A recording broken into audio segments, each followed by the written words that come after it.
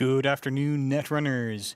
We return to the Crown of Server tournaments here at Worlds 2024 in San Francisco. Bit of a late start to round 3. We had to re-sleeve some cards, but we see an odd radish on the left. One second. We got the wrong thing, so White Blade's currently running.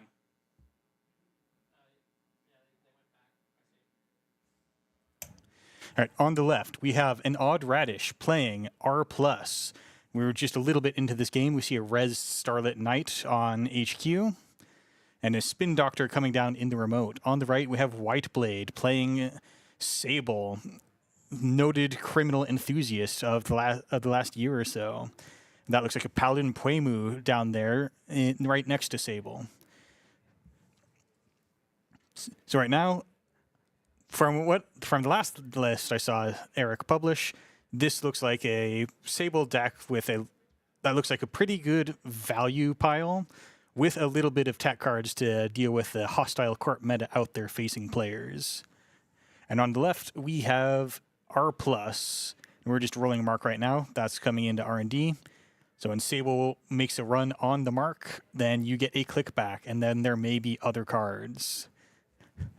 Eric's not going to check R&D right this moment. Just play Zaya, or place Dr. Nuka, draw 3 cards. So looks like we're not being aggressive after that first possible face check into that Starlit Knight. And then that is a bankroll coming down. That'll be a lot of credits eventually. And turn ends, we do not make a challenge to the mark. So one face down card in Archives could be an agenda with that Spin Doctor covering it. Then we have Radish playing Your Digital Life, and this looks like the illegal Your Digital Life alt art from Run Together. But this is a casual level tournament here in the Crown of Servers, so we're not enforcing alt arts that have to meet the clarity standards. And follow that by Hedge Fund, also from Run Together. So that's just a lot of credits coming in. R+ all the way back up to 10 credits. That's a lot of credits. They res all their ice very cheaply.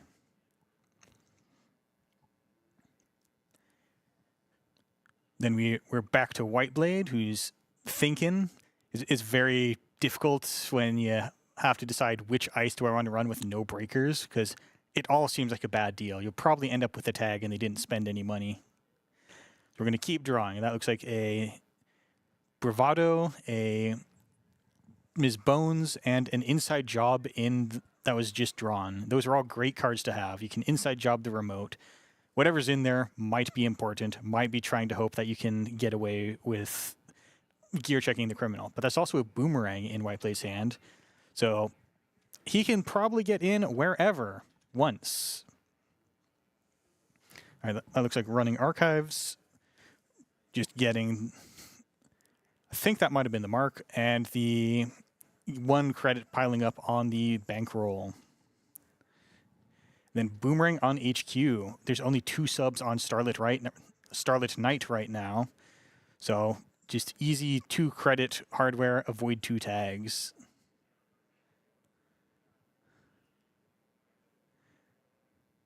And that was, I can't quite see that, but I'm going to guess that was a diversion of funds. There was no access.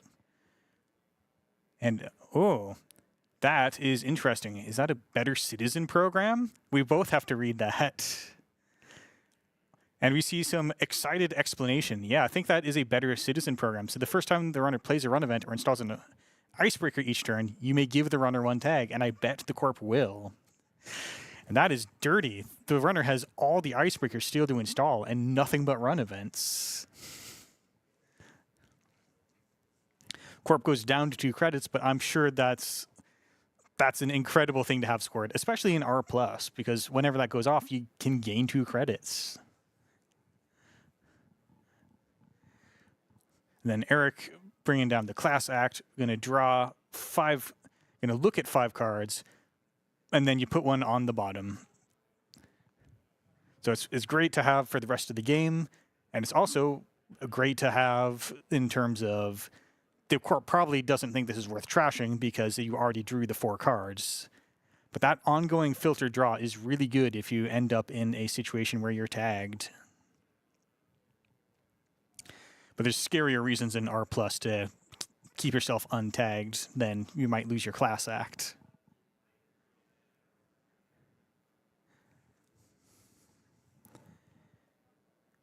And it looks like, yeah, I think it's on to the corp turn, and we are just thinking, drawing a card. There's not a lot going on yet. We got away with the crime of the century, getting a first agenda Better Citizen program. Take a credit, new card in the remote. Could be a lot of things. A Rashida is probably what you're hoping for. And Eric's checking the Better Citizen program again. It is the first time each turn, so you probably want to install a breaker and play a bunch of run events. It looks like we are discussing that strategy. All right, Amakua comes down. Runner takes the tag. And it looks like the corp opted to take money on R+. Now,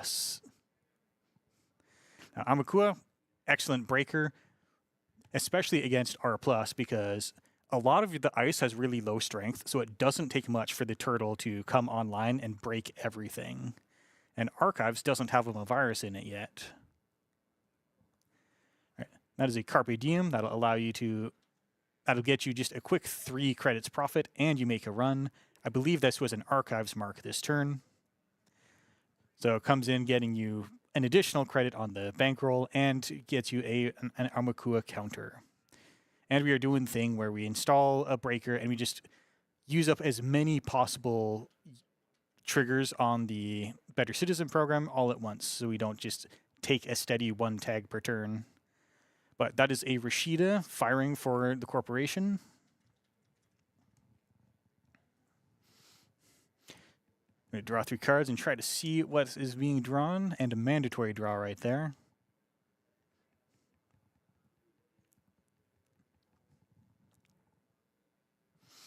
And this is a scary looking board. We saw a wraparound pop up in the corner there. I'm not sure if we accessed it or we just saw it. But even a wraparound is going to get broken by the turtle pretty soon. Then we see Your Digital Life going off for clean 5 credits of profit.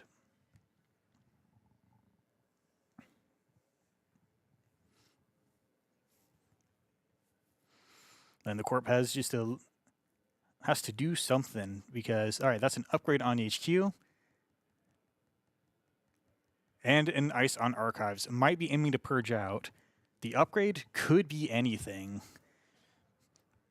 For example, I don't know if this is a popular choice, but Trojan Horse is an upgrade that when you access it, you can trace to give the runner tags. That could be placed on HQ. Oh, I'm sorry. That's the operation. I'm thinking of Forced Connection. Very sorry to Ducato, who's bringing up these card lookups. And that looks like a degree mill.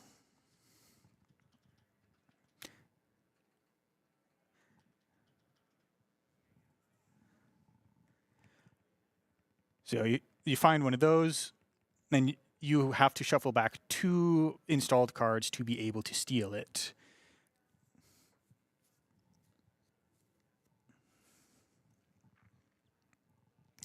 We're not stealing that though. We just see it.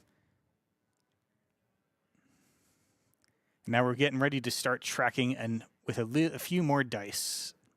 Dice are legal to use to track counters and many things, but we ask that you use them in multiples of 5. So that bankroll with a 6 on it, currently criminal. Got to live up to the faction name.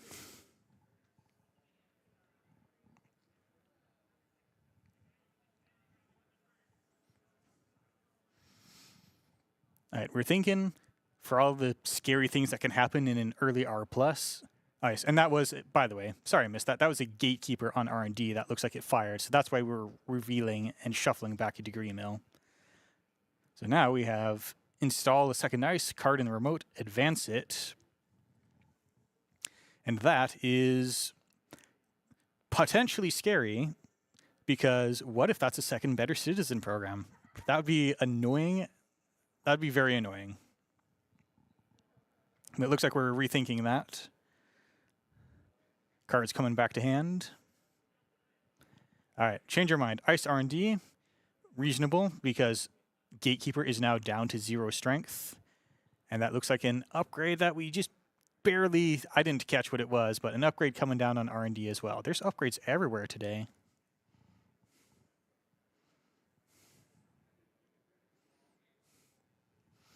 And we're starting to run out of space on the playmat. We might have to start putting them onto the runner's playmat if the server gets any taller.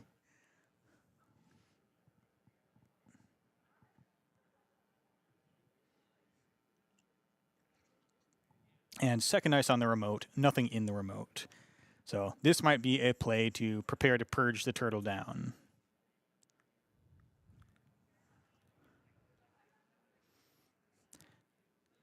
I missed what the mark is, but we're doing a class act to draw. One at the bottom. I think that looks like a sure gamble was put into hand. Yeah. There's a sure gamble. You do need money, and you do need to... You'll eventually need to pay to bring online some of your breakers and clear all the tags. And then no free lunch hitting the table. This will allow you to clear a tag at paid ability speed.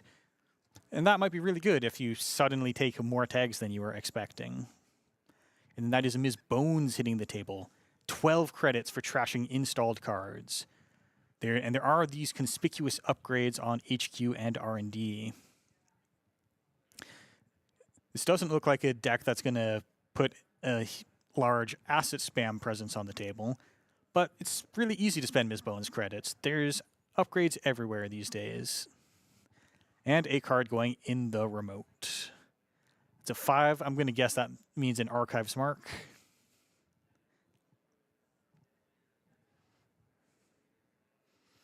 All right, Kurupira coming down, spending that Paladin credit, and that should trigger Better Citizen program. It's a little hidden by the Kurupira text, but that looks like the corp is taking 2 credits on the Reality Plus trigger. But as annoying as Better Citizen program is, now you can't trigger R Plus again this turn, so we're going in for the run. It's a big Gatekeeper. No way through that. That's just going to have to fire. Corp draws a bunch of cards and doesn't seem to shuffle anything back. And now we have an inside job on the remote. That'll bypass the first piece of ice. So we do have a way through that Gatekeeper, but now we get to see what's that second ice. Is that going to cause any problems? The corp is thinking because they don't have a ton of credits. All right, no res, and runner gets a degree, or gets a, not a degree mail, gets a tomorrow's headline. And a second tag, because that's one of the gateway, will limit 1 per deck, 3 2s. When a scored a stolen, give the runner a tag. Now Eric has 2 tags. And we're popping the no free lunch to get rid of that tag, and using the basic action for the other one. So, fun turn. We're only have 2 points so far, so Oppo Research can't be too big. And that looks like a public trail.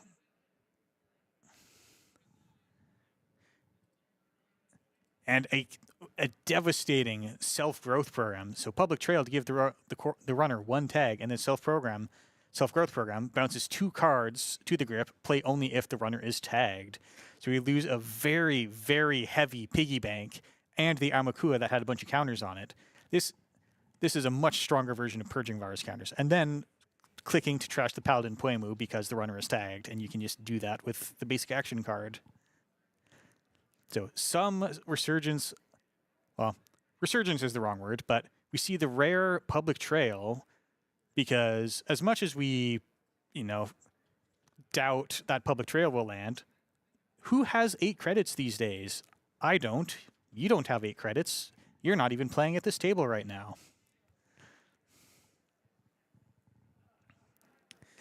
Now we get to Eric's turn and have to decide what do we do about that tag. And worst of all, when you go to reinstall that Amakua, you'll get another tag from Better Citizen program.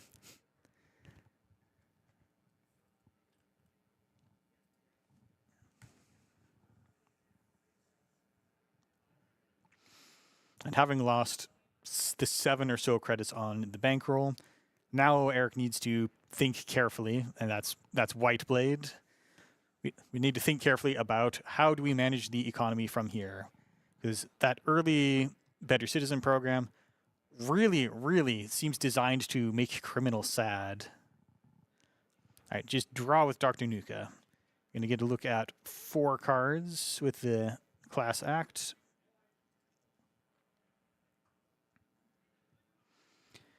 Believe I saw a twinning in there. Probably keep that. It's very vulnerable to this matchup, but it is an answer. It's multi-access that you don't have to run to build up. We're bringing back the bankroll. And it looks like is that discarding to hand size? 2 doofs. And a pinhole threading. 2 diversion of funds and pinhole threading discarded to hand size. HQ looking like it's not the server we want to hit, especially not now that we have to find something to deal with the Starlit Knight and then possibly have an upgrade stop the joy.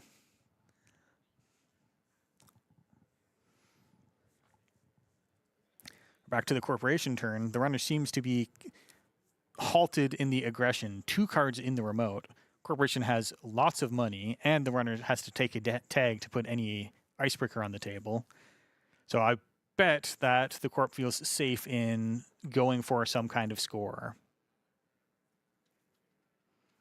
And that is a wraparound on archives that I'm not sure why we're turning it face up. Did we miss it at some point?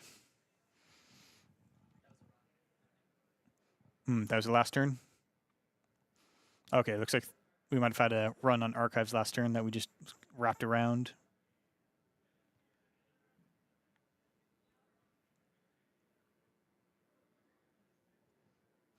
All right, Hollow Man moving into the remote. So, silly me. What would R Plus put on HQ? I probably should have assumed Hollow Man. Nothing has been installed this turn, so you can pay 4 and put 3 advancements on something, and this will allow you to score something. This will allow you to never advance up to a 5-3 from the table. But instead, we have another Better Citizen program. And in the remote, that looks like possibly, is that the Tranquility from this year's H2? I think that might be the Tranquility from this year's half 2 circuit opener kit. And we have the very nifty alt art available to us. Eric taking a draw, and now you're really in trouble now that everything you do is criminal gives you 2 tags. Chesva coming down. That's 2 recurring credits to run centrals. Kurapira coming down. Just taking the 2 tags.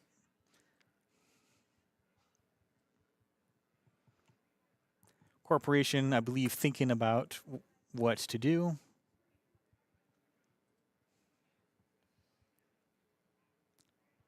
I think that was a run on archives for 1 credit, getting the bankroll up there.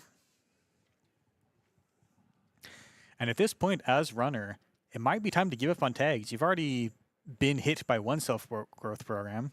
What are the odds that they've got another one? And this is a Rashida firing for the corporation, drawing a bunch of cards. If they're on more than 1 piece of tag punishment, then chances are decent that an odd Radish has it.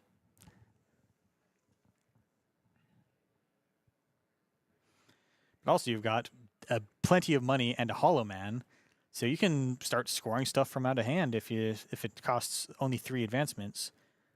All right, second ice going down on archives. And assuming that was a run on archives with the Chesva, I believe that they have missed a counter that should be on the Kurapira. Once you have 3 of those, you can spend 3 counters to bypass a barrier. It's not a huge economic gain against R+, because all the barriers tend to be pretty small, but you'll take it. Every so often you get 1 credit back going through a barrier. And There we go again. Self-growth program is back. We're bouncing the Kurupira and thinking about what else to bounce.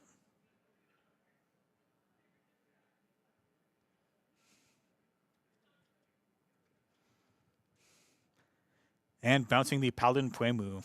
No more rebates on installing stuff. The corp still doesn't want to click to trash anything. This is a brutal place to be fighting through the runner, especially when the corp has found a way to make you keep taking tags on self-growth program. But I'm going to guess that we aren't going to bother clearing tags anymore this matchup. Click for credits, sure gamble. And one more credit. Discard Paladin Puemu, betting. It looks like we're not going to try to get any value out of that this game.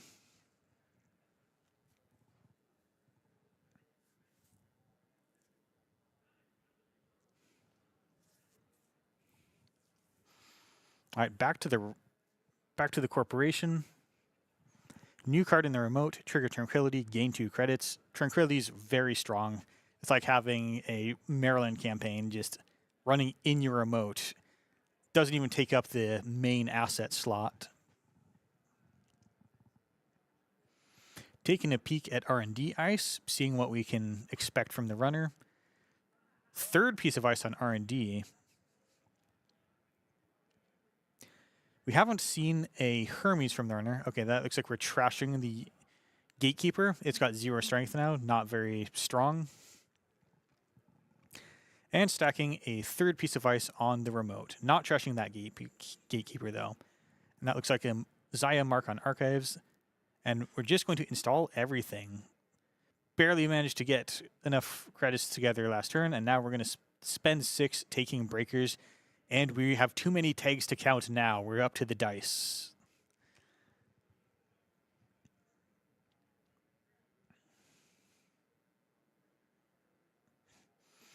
We're taking a look at Archives.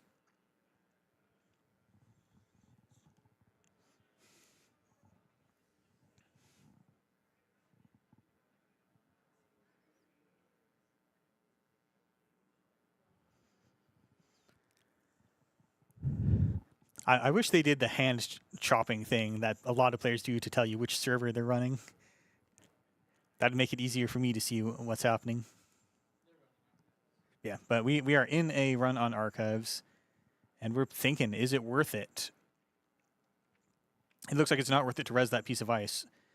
But there is an off-world office found in Archives, getting through it for 1 Chesva credit. That'll get you another bankroll, and that should get you a Kurupira counter. Someone ought to remind Whiteblade that Kurupira has text.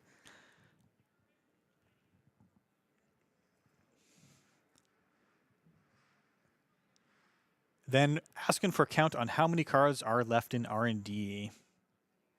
It's not a ton, but the corp is doing a respectable job of scoring.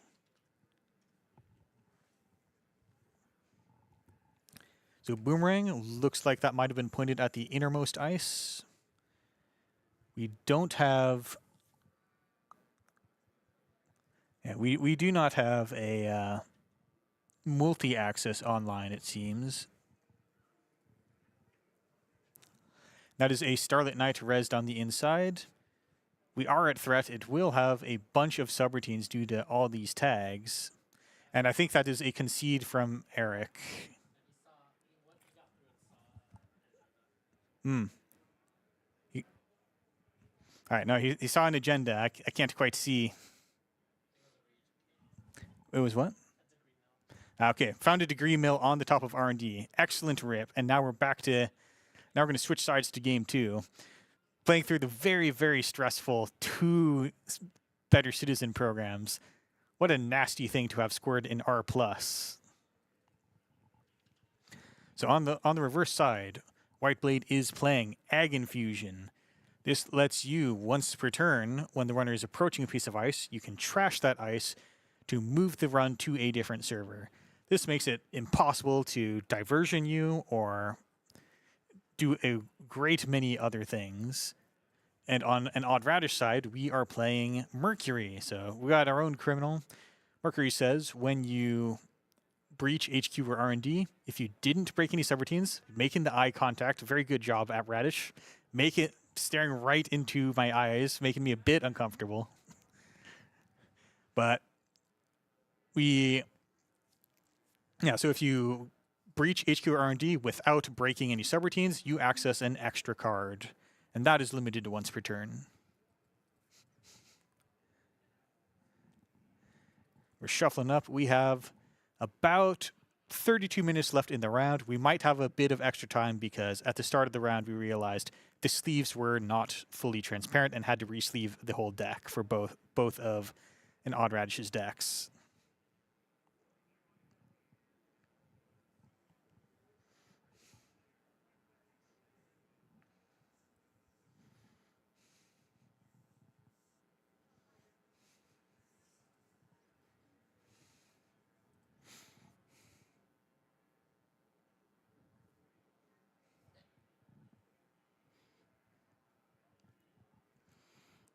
All right, and we have the friendly cut. There's a number of options for this. You can just cut right down the middle of the deck. You can put the top card on the bottom, let them know that their best card is probably going to stay there all game. But as we open up, we see a twinning in the runner's hand. And that looks like both players are taking a mulligan. Corp has to mulligan first when we are making these decisions. And as the runner, you probably, if you're in any kind of tournament, you want to wait for the corp to make their decision, even if you'd informally just take your mulligan if you know your hand's bad.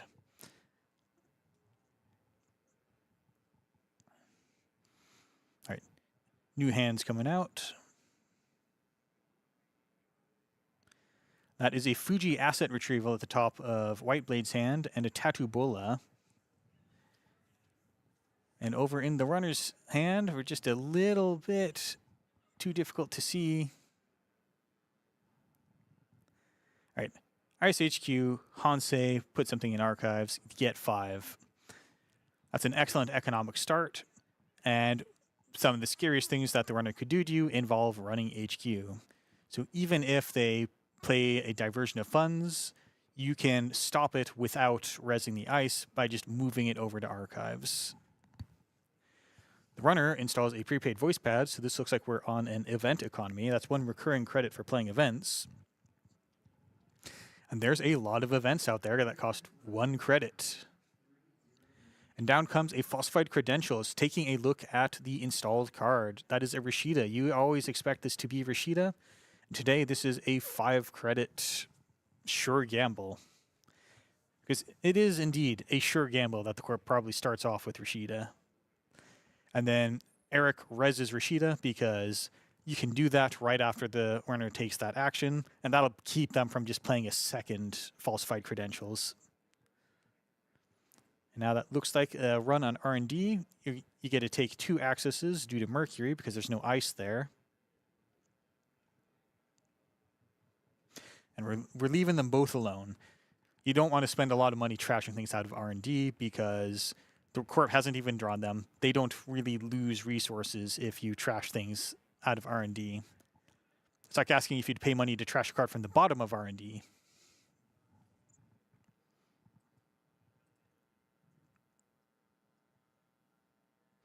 And click for a credit.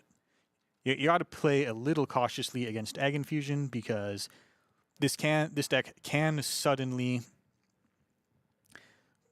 create servers that cost you a lot of money. They have big chunky ice and they have an ability to end the run on top of it. So it can get expensive to get into servers really fast.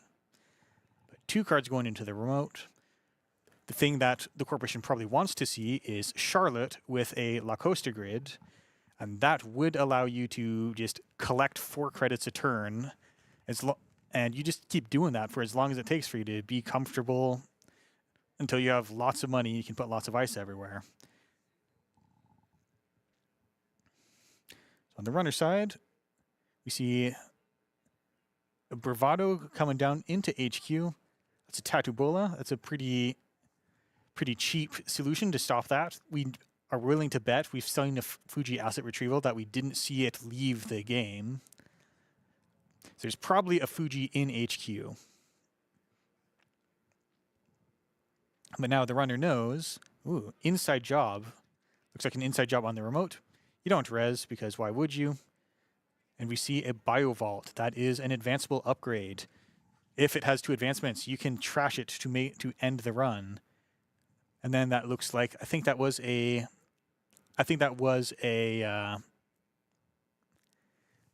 La Costa grid. That gives you 1 free advancement on another card in the root of the same server each turn. And of course, when you start advancing the Biovault, eventually you have this end the run ability available on demand. But La Costa has a very large trash cost. That's probably why the runner left it there. You want to either get him his bones down or at least make the corp pay money to res it. And that's a Spin Doctor res, taking a look at some more cards. Click to draw, and we see a Nisei Mark II in hand. So that's a 4-2. That's an excellent agenda that you would like to score early in Ag Infusion.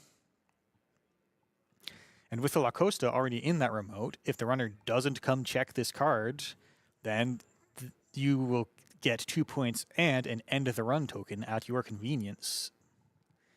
The runner over there, still just a prepaid voice pad, and now the corp is starting to pile up upgrades and ice and money. You gotta try to find some way to play the game.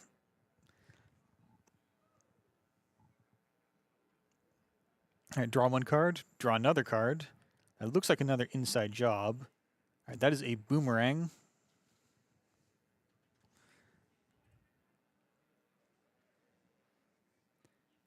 And that looks like a Boomerang to come into HQ, and we do not swap Tattoo Bola. And finding the Nisei Mark II right away, great grab, and then Boomerang gets shuffled back into the deck, because if you successfully make it in, then you get the Boomerang back.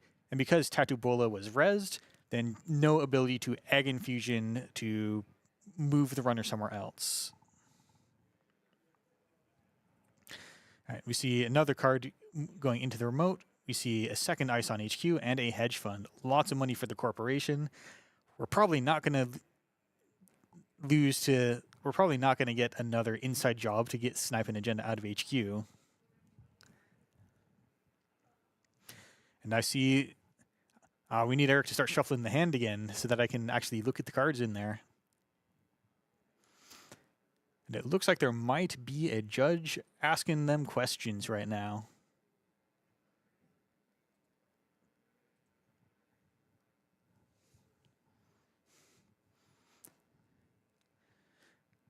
All right, we are thinking. Still very little on the table. That is a rejig. So that will let you take an installed programmer hardware, pick it up. Oh no, is that just a discarded rejig over there? All right, looks like we're making a dirty laundry run somewhere. Very interesting to see a rejig in a Mercury list. That could suggest that you're on Femme Fatale and you're going to cheat that out somewhere and then rejig to keep it. But dirty laundry running into archives, and we see just a discarded La Costa grid.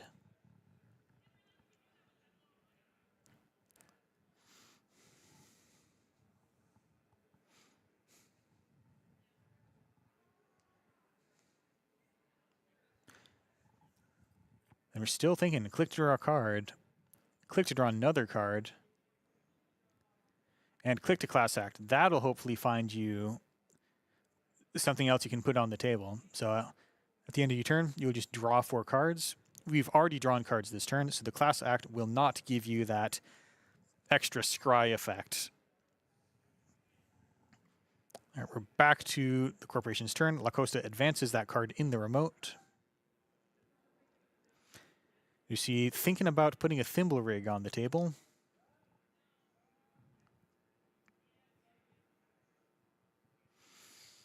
The corporation probably looking to,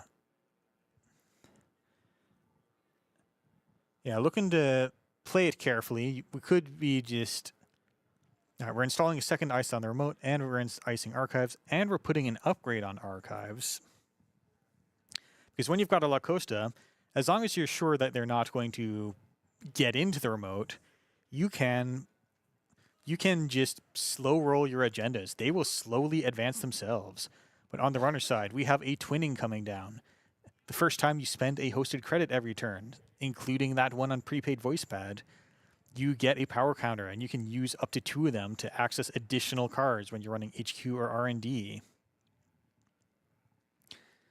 And that's a Hermes coming down, very strong card. And then that looks like an Earthrise Hotel in the bottom corner.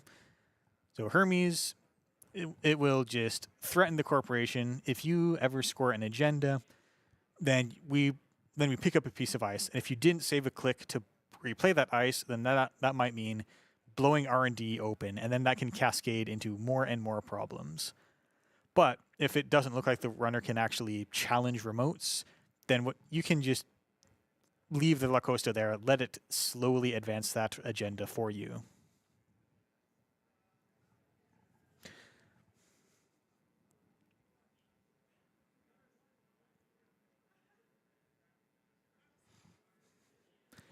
And that looks like we're playing a sure gamble with that prepaid voice pad. We've got a second twinning counter coming down. Then we have inside job. Where are we going with the inside job? We're going into R&D. So we do have the option with Ag Infusion, or we just res that. We just res that Bio Vault, and it already has 2 advancement counters, so we just end the run. We don't have to worry about the runner doing anything.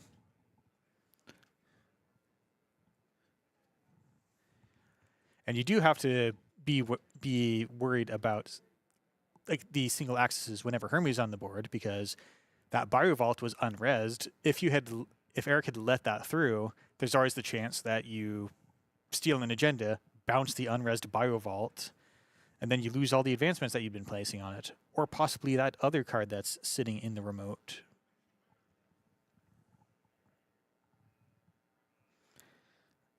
All right, runner draws, we end the turn.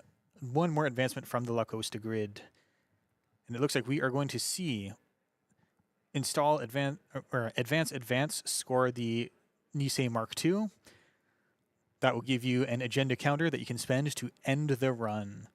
Very strong card in an ID that already has a soft end the run by moving you to a different server. Having to fight through 2 of these effects can probably get any other agenda scored. And that's what the corp is counting on. But we see Hermes is going to fire. All right, I must have missed it. I don't see what the Hermes bounced. But perhaps the corporation just used the last click to put it back, because they did have 2 advancements on it at the start of the turn. So you advance, reinstall whatever the Hermes bounces.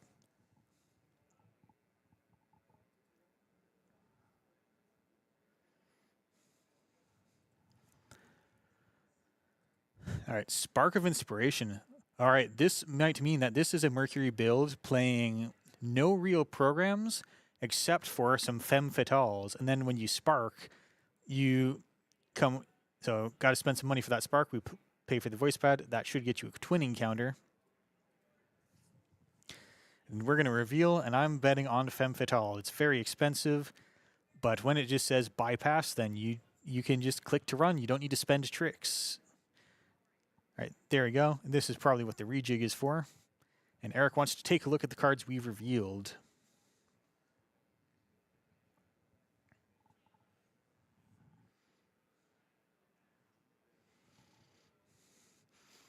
And we'll shuffle those back. And then from now on, Femme Fatale is going to be pointed at a particular piece of ice, and when you encounter it, you can spend credits equal to the subs on that ice to bypass it. Now, this isn't going to work great on every piece of ice. If you hit okay, that is a Boto, and we are paying to res the Boto. Not using up Ag Infusion to bounce that anywhere. We just want to cost them 3 credits every time through it. And we are spending twinning encounters, and we find an agenda, and that is going to be a Hermes bounce. Bouncing the HU ice. So we're doing we're working on the very dangerous possible cascade of Hermes bounces as you find an agenda, bounce a defense somewhere else, run that place now that's got less defenses, possibly find more agendas, because we haven't seen a lot of agendas so far.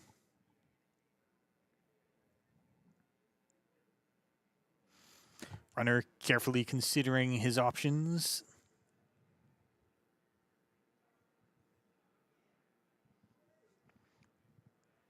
With only 3 credits, the 3 credits you're paying for Boto can actually be a significant cost.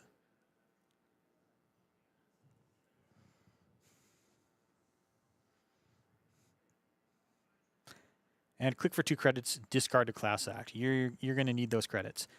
La Costa, notably, is not optional. So even though there's no reason to have an advancement counter on the La Costa grid, you must advance the La Costa grid if there's nothing else to put advancements on. Eric installing another piece of ice on R&D. No, not letting you in for 3 credits. Now you have to worry about whatever this additional piece of ice is, even though the corp does only have 5 credits to threaten you with.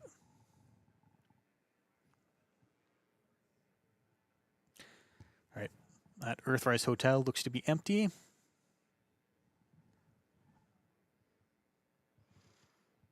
start off playing falsified credentials, and that is an asset. So, corporation, low on credits. You're pretty sure that they're going to install something that takes them money rather than taking a risk on an agenda. Now, Charlotte gets rezzed because, again, they already know what it is. Just got to prevent them from playing that 3rd falsified credentials.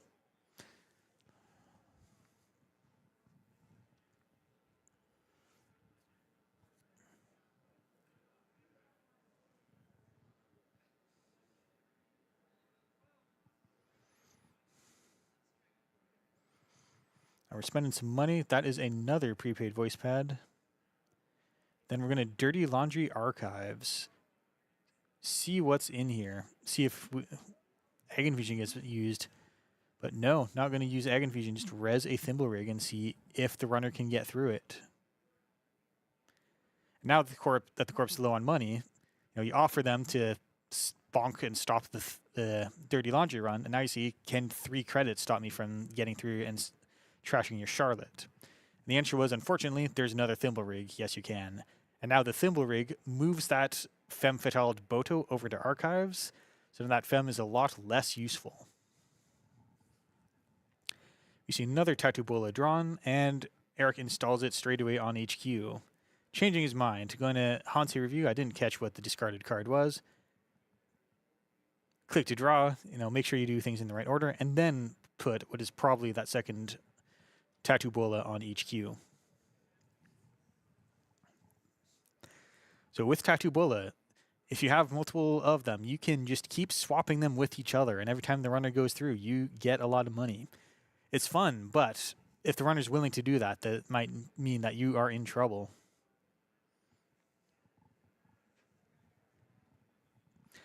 All right, Courier Faring and Earthrise Hotel. Very cheap source is 6 cards as the turns go on.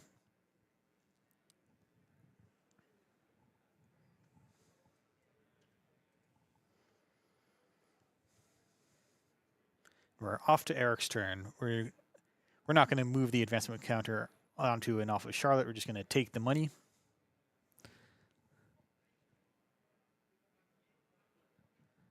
Overriding the Charlotte. New card in the remote. We are done collecting money. It's time to do something. And Hansi Review, discard another card into Archives. Archives isn't safe, but at 3 credits, it's probably not worth it to go check the things that Eric was willing to discard.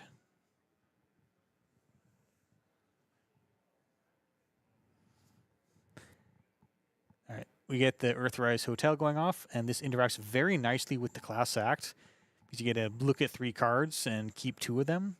So Earthrise Hotel is incredible when it looks at 9 cards over the course of its tenure. 1 card going off to the bottom.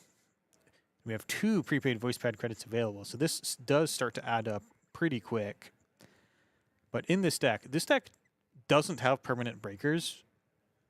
Or at least not ones like the conventional Breaker Suite. This deck is probably just using 3 Femme Fatales and a limited number of bypass tricks, trying to just win before those run out. So these thimble rigs are a rather serious problem because normally you play a Femme Fatale and you hope that a problem is dealt with for a while and that you can have an opening to get into R&D. But here we have one more trick coming down. That is an Eru. And yet we got to come read it. Eru says that you may click and take a tag to run archives, and that'll let you sneak and instead access R&D when you do so. And now that we are at threat 3, you will get to access additional cards. However, the Villainous Corp plan is revealed, and there is a Crisium grid on archives. So you cannot declare the run successful.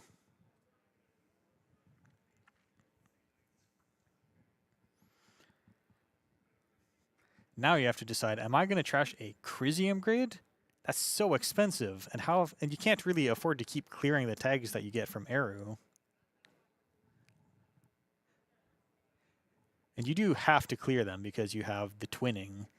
And that's one of the most important cards that you really, really need in this matchup.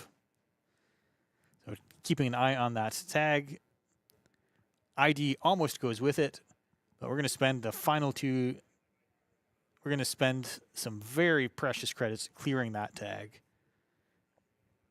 Because the Corp trashes twinning in a heartbeat, and the game's over if you do that. If you remain tagged. Now the corporation can just let the La Costas advance stuff slowly. That looks like advance, another ice on archives. Because technically the Boto is vulnerable. I think if you could get rid of the Crisium grid, you'd be willing to pay 3 credits to land an Eru run. Corporation looks in control. These thimble rigs and tattoo bolas that normally fold once they install the regular breakers is now a serious problem because there are no regular breakers. These don't fold. These are just ongoing taxes to your temporary tricks. But that's a Sei Dobrado, and that lets you run a central and bypass the first piece of ice you encounter, and with threat, you can bypass a second piece of ice for a click. And so that looks like Ag Infusion is spent to move the runner off of R&D, make sure that they can't access anything. And that was spent to move the runner to archives, so we get to see that there's a Bran on archives.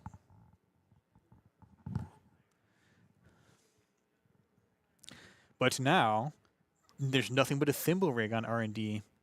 So now we can inside job R&D. And we are swapping to put an unknown piece of ice. We're thinking about where to put the thimble rig. Okay, new piece of ice that was on archives, moved to defend R&D, and now we're going to access cards. No, we're not. That was the start of turn thimble rig.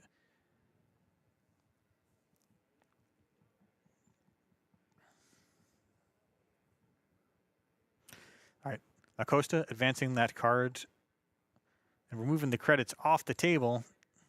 You can't do that. That playmat's there for a reason. And remembering that the twinning should have gotten a power counter at some point when we did that Estebrado. All right, clicking to put another piece of ice on R&D. Just the plan is clear. Don't let the criminal get away with anything. If there's ever an unrest piece of ice, you can divert these Estebrados over to archives and keep them from getting accesses.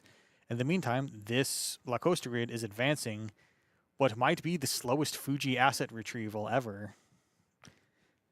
But if you are going 1-for-1 to keep the runner from accessing centrals, then getting these free advancements every turn is huge. And the runner may not have anything to get into this remote. They may just have the inside jobs.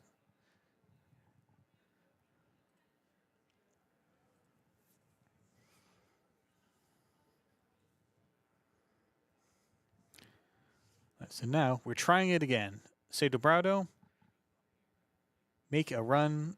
I'm going to guess on R&D to try to find stuff.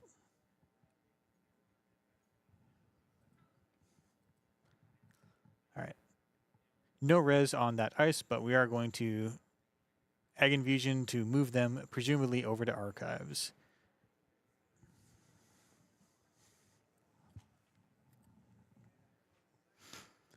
So now Egg Infusion is used up, and this looks like this was a quick run back into... This looks like this was a click to run back into R&D because that's where the points are.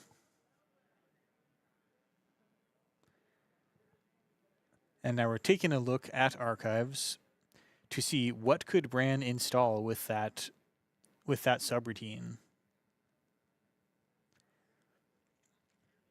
And Bran and Egg Infusion is a serious deal. That subroutine, if you let it fire, you're just letting them get an Egg Infusion trigger in the most valuable spot imaginable, right behind an extremely difficult to break piece of ice. All right, so that looks like we allowed it to fire, and I think, okay, it looks like Eric assumed that the runner was going to click through the Bran. Okay, it looks like we did click through the Bran, allowed the install to fire, and then continued and ran into the second Bran, which the corp res. That was allowed to completely fire, installing another piece of ice on the inside. R&D looks monstrous right now, and whatever's in the remote is all the way up to 5 advancements. Completely clickless scoring of a 5-3 is available here.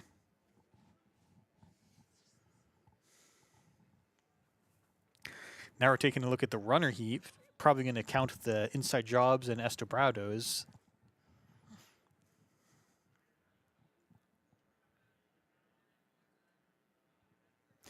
But R&D looking really locked up right now. And indeed scoring the Fuji asset retrieval. Using a boomerang and a career fair. The boomerang is a good card. And that might be something that you need. It's hard to tell where you can run because R&D looks like we're done with R&D. We res a Spin Doctor. We're probably looking to just finish the game by installing another agenda.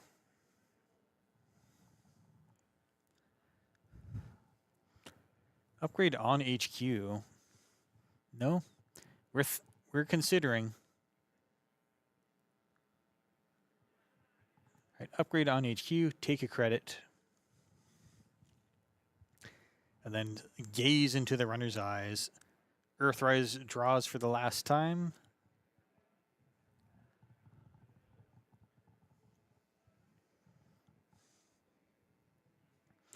The runner has a very fully loaded twinning, but it's so hard to go access anywhere.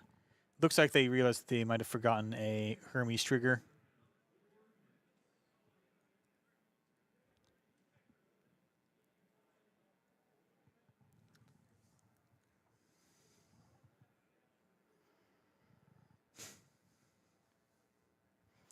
So you can call a judge in this situation. What might happen here is that they will say, an entire turn has passed since this trigger. If you forgot it, then it was missed, and we're not going to go back and make it happen. Especially in a casual tournament, we try to keep the game going, but we're not. I don't think we can allow you to do that kind of rollbacks. That is a femme fatale coming out. I think. What was that?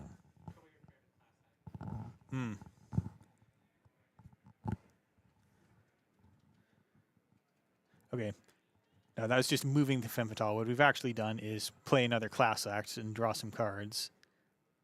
But life is tough for the runner right now. There's ice everywhere. Ag Infusion can turn off any run event. And there's something in the remote ticking.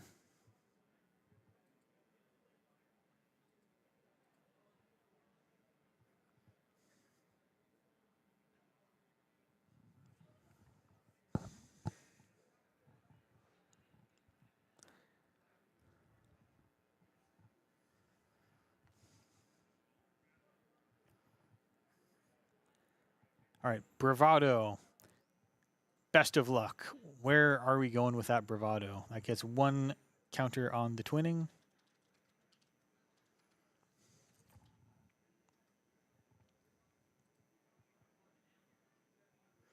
Looks like that might have just been to bounce off of the Thimble Rig to gain the credits, and then Estebrado into HQ. All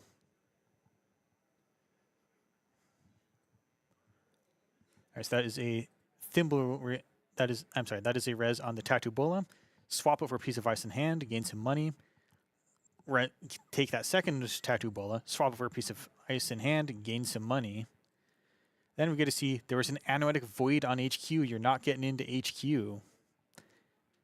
Discard some cards, pay some money, run ends.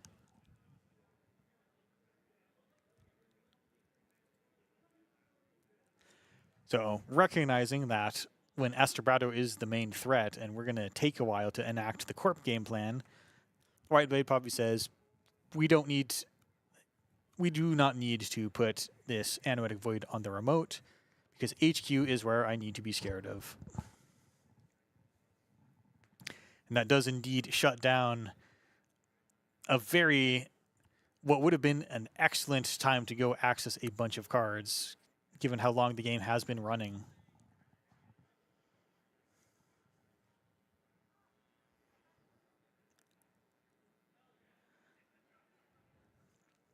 Looks like we have around a minute left in the round. Probably with an extension due to the re-sleeving. And now we're staring at a very, very difficult set of choices. Because there's some decks out there that are all sentries just to make life difficult, but here we face no sentries, a femme fatale, and nothing to break with it.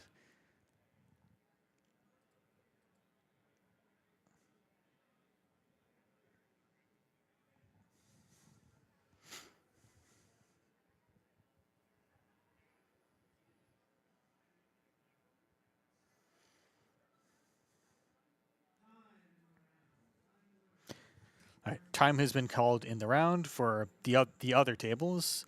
I'm betting we've got a little more time on this one.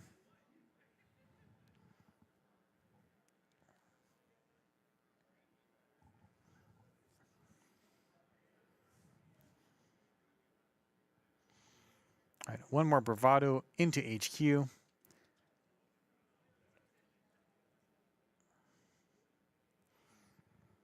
And we did indeed put back a Tattoo Bola, and no way to break the Tattoo Bola that I can see. So you get a decent payout for passing that one piece of ice. And in the remote is Charlotte. We will just take the 4 credits and draw 1 card.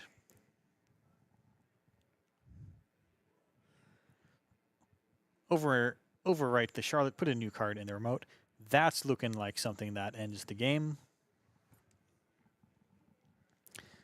And now, just in case, they've got one more trick. Install a piece of ice on the remote.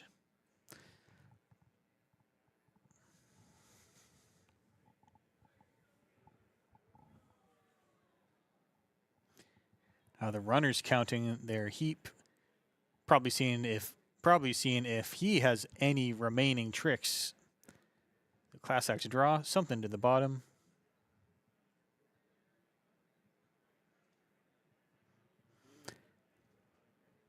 We are talking through what is about to happen. Sure gamble.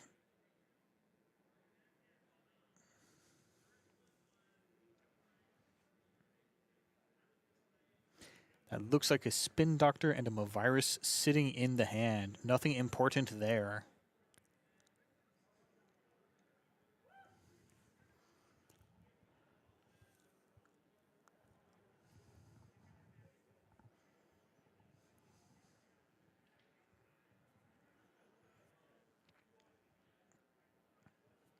And Andrade has tons of money, but I can't figure out what you would spend it on here. And click for 2 credits. And it is an agenda. The runner just couldn't get in, so we closed the door, and it looks like we are discussing a possible play with maybe trying to femme fatale through 2 brands. Very, very tough matchup to try to get through Ag Infusion every turn. But that was round 3 in our Crown of Servers team tournament. So this is a team tournament. You get to talk to your teammates and ask, hey, what do you think I should do here? But in this case, we have kidnapped 2 of the team members to play on stream, so they don't get to talk to their teammates, but maybe they were just off camera. We will get back to you soon with round 4. I'm gonna go off just real quick.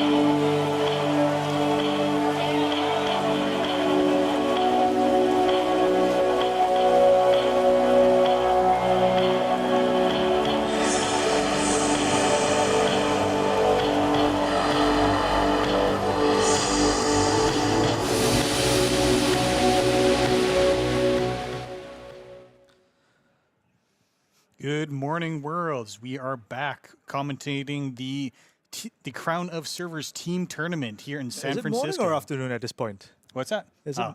Oh, it's morning somewhere. That's the correct answer. Good afternoon, worlds. Good afternoon, Netrunners. I am Cephalopod Wizard, he, him. And I'm Jai, he, him. Yeah, and we are here to bring you the latest and greatest of round 4. Yeah, and I think this is going to be pretty greatest. Hmm? Sorry, which time was which? I think Fox is on Crim. We're just clarifying which player's playing which side. Yeah, and I think we have a pretty spicy matchup lined up this round. It's going to be Ion Fox. Maybe some little bias there because coming from the same country as I am for this Worlds, all the way from Singapore, against Benvelopment, who some of you may know as B Blum. There we go. And it looks like they're starting off with Wayland into, is that Steve Cambridge? That is Steve Cambridge. Absolutely. There's been a Steve deck out there. Usually you don't start with Steve. Usually you find DJ Fenris, and then you just start getting back your daily casts forever. But some people start as Steve because they are playing Banhar, which will let you just take net damage to go through a piece of ice. Yeah. And then they play Steve to get back their Steelskin scarrings. And whatever else that they put in the heap, to do to the Banhar, and then because you're Steve, you're playing all these HQ run successful triggers, and then when you make a successful HQ run, all the alarm bells go off, and the JNet text box gets a little bit cluttered, and that's how it is. But we'll see how that does against Benvelopment's, I would say, signature Op Super Heavy Logistics. That is a very nice ID, by the way. Yeah, we see a little boat pillaged from some board game somewhere. And I can't quite make out the art on the card, but that is Super Heavy Logistics. The first time once per turn, when you trash one of your rezzed cards, you may search for a 1 credit cheaper card from your deck and install it and res it. Yeah, and it looks like they're off to the races already. So Benvelopment going, looks like Ice Cred, and we see a Bravado, click 1. Yeah, and then we run into a Tithe. So you're going to get through that. You're going to lose 1 card, and this could be net damage rig shooter if we hit a program. No, it's just another Bravado.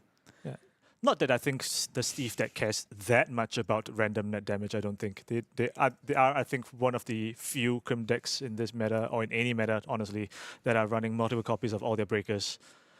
Now, do you think Tithe is in there for a reason other than just costing 1? Being a 1-cost ice has its own value in op. Obviously, you have like the extract plays, the Azif protocol plays. Anything like being a specific cost does have like a lot of utility in this deck. And when your options are between Tithe and Ice Wall, I mean, sometimes you like end the run, but sometimes the Tithe, you face check it. It deals like some minor amount of damage, and you get a refund. And we do see a Cat's Cradle getting installed, probably in response to seeing that net damage is on the ice. Mm-hmm. And a Boomerang. I think we are seeing. And with exactly 2 Bravados in the bin, I'm going to take a guess at what Steve is bringing back. Okay, we are hitting a Winchester. It's the perfect HQ ice. Absolutely. And we looks like 3 subroutines. Not sure which is the one being. We're breaking. Oh yeah, there's no hardware, of course. Yeah, there's no hardware. Yeah, so of course we just break the program and end the run. We just grab a Bravado, and we're getting a HQ access. Spin Doctor is the Spin Doctor. Padding out HQ a little bit. It looks like. Yeah. How many cards is that? Maybe 5 or 6. Can't tell. 1, 2, 3, 4, 5, 6 cards in HQ. Perfect. Get the D6. Number 2, and it's in Azef Protocol. What a rip! Yes, I bet that's why we had to raise the Spin Doctor. Yeah, I mean, there we go again with that air horn. Yeah, I mean, I would say this is just classic early game criminal aggression. As you know, the op an ID that tends to thin its deck a lot, and agendas start ending up places you don't necessarily want those places to go, or the agendas to go, I should say. Yeah, you pull about 10 to 15 ice and assets and upgrades out of your deck, and then suddenly you draw a lot of agendas. Yeah. Of course, it's still early days yet, but a snipe is a snipe at the end of the day. But yeah, Steve off to a pretty good start, I would say. Yeah, we got the breaker down. We got points. We got another bravado ready to be played later. Yeah, and I'm not sure exactly what we're seeing. I think I saw an eminent domain in Ben Velleman's hand, and SDS drone deployment. Okay, that is not good news if you want to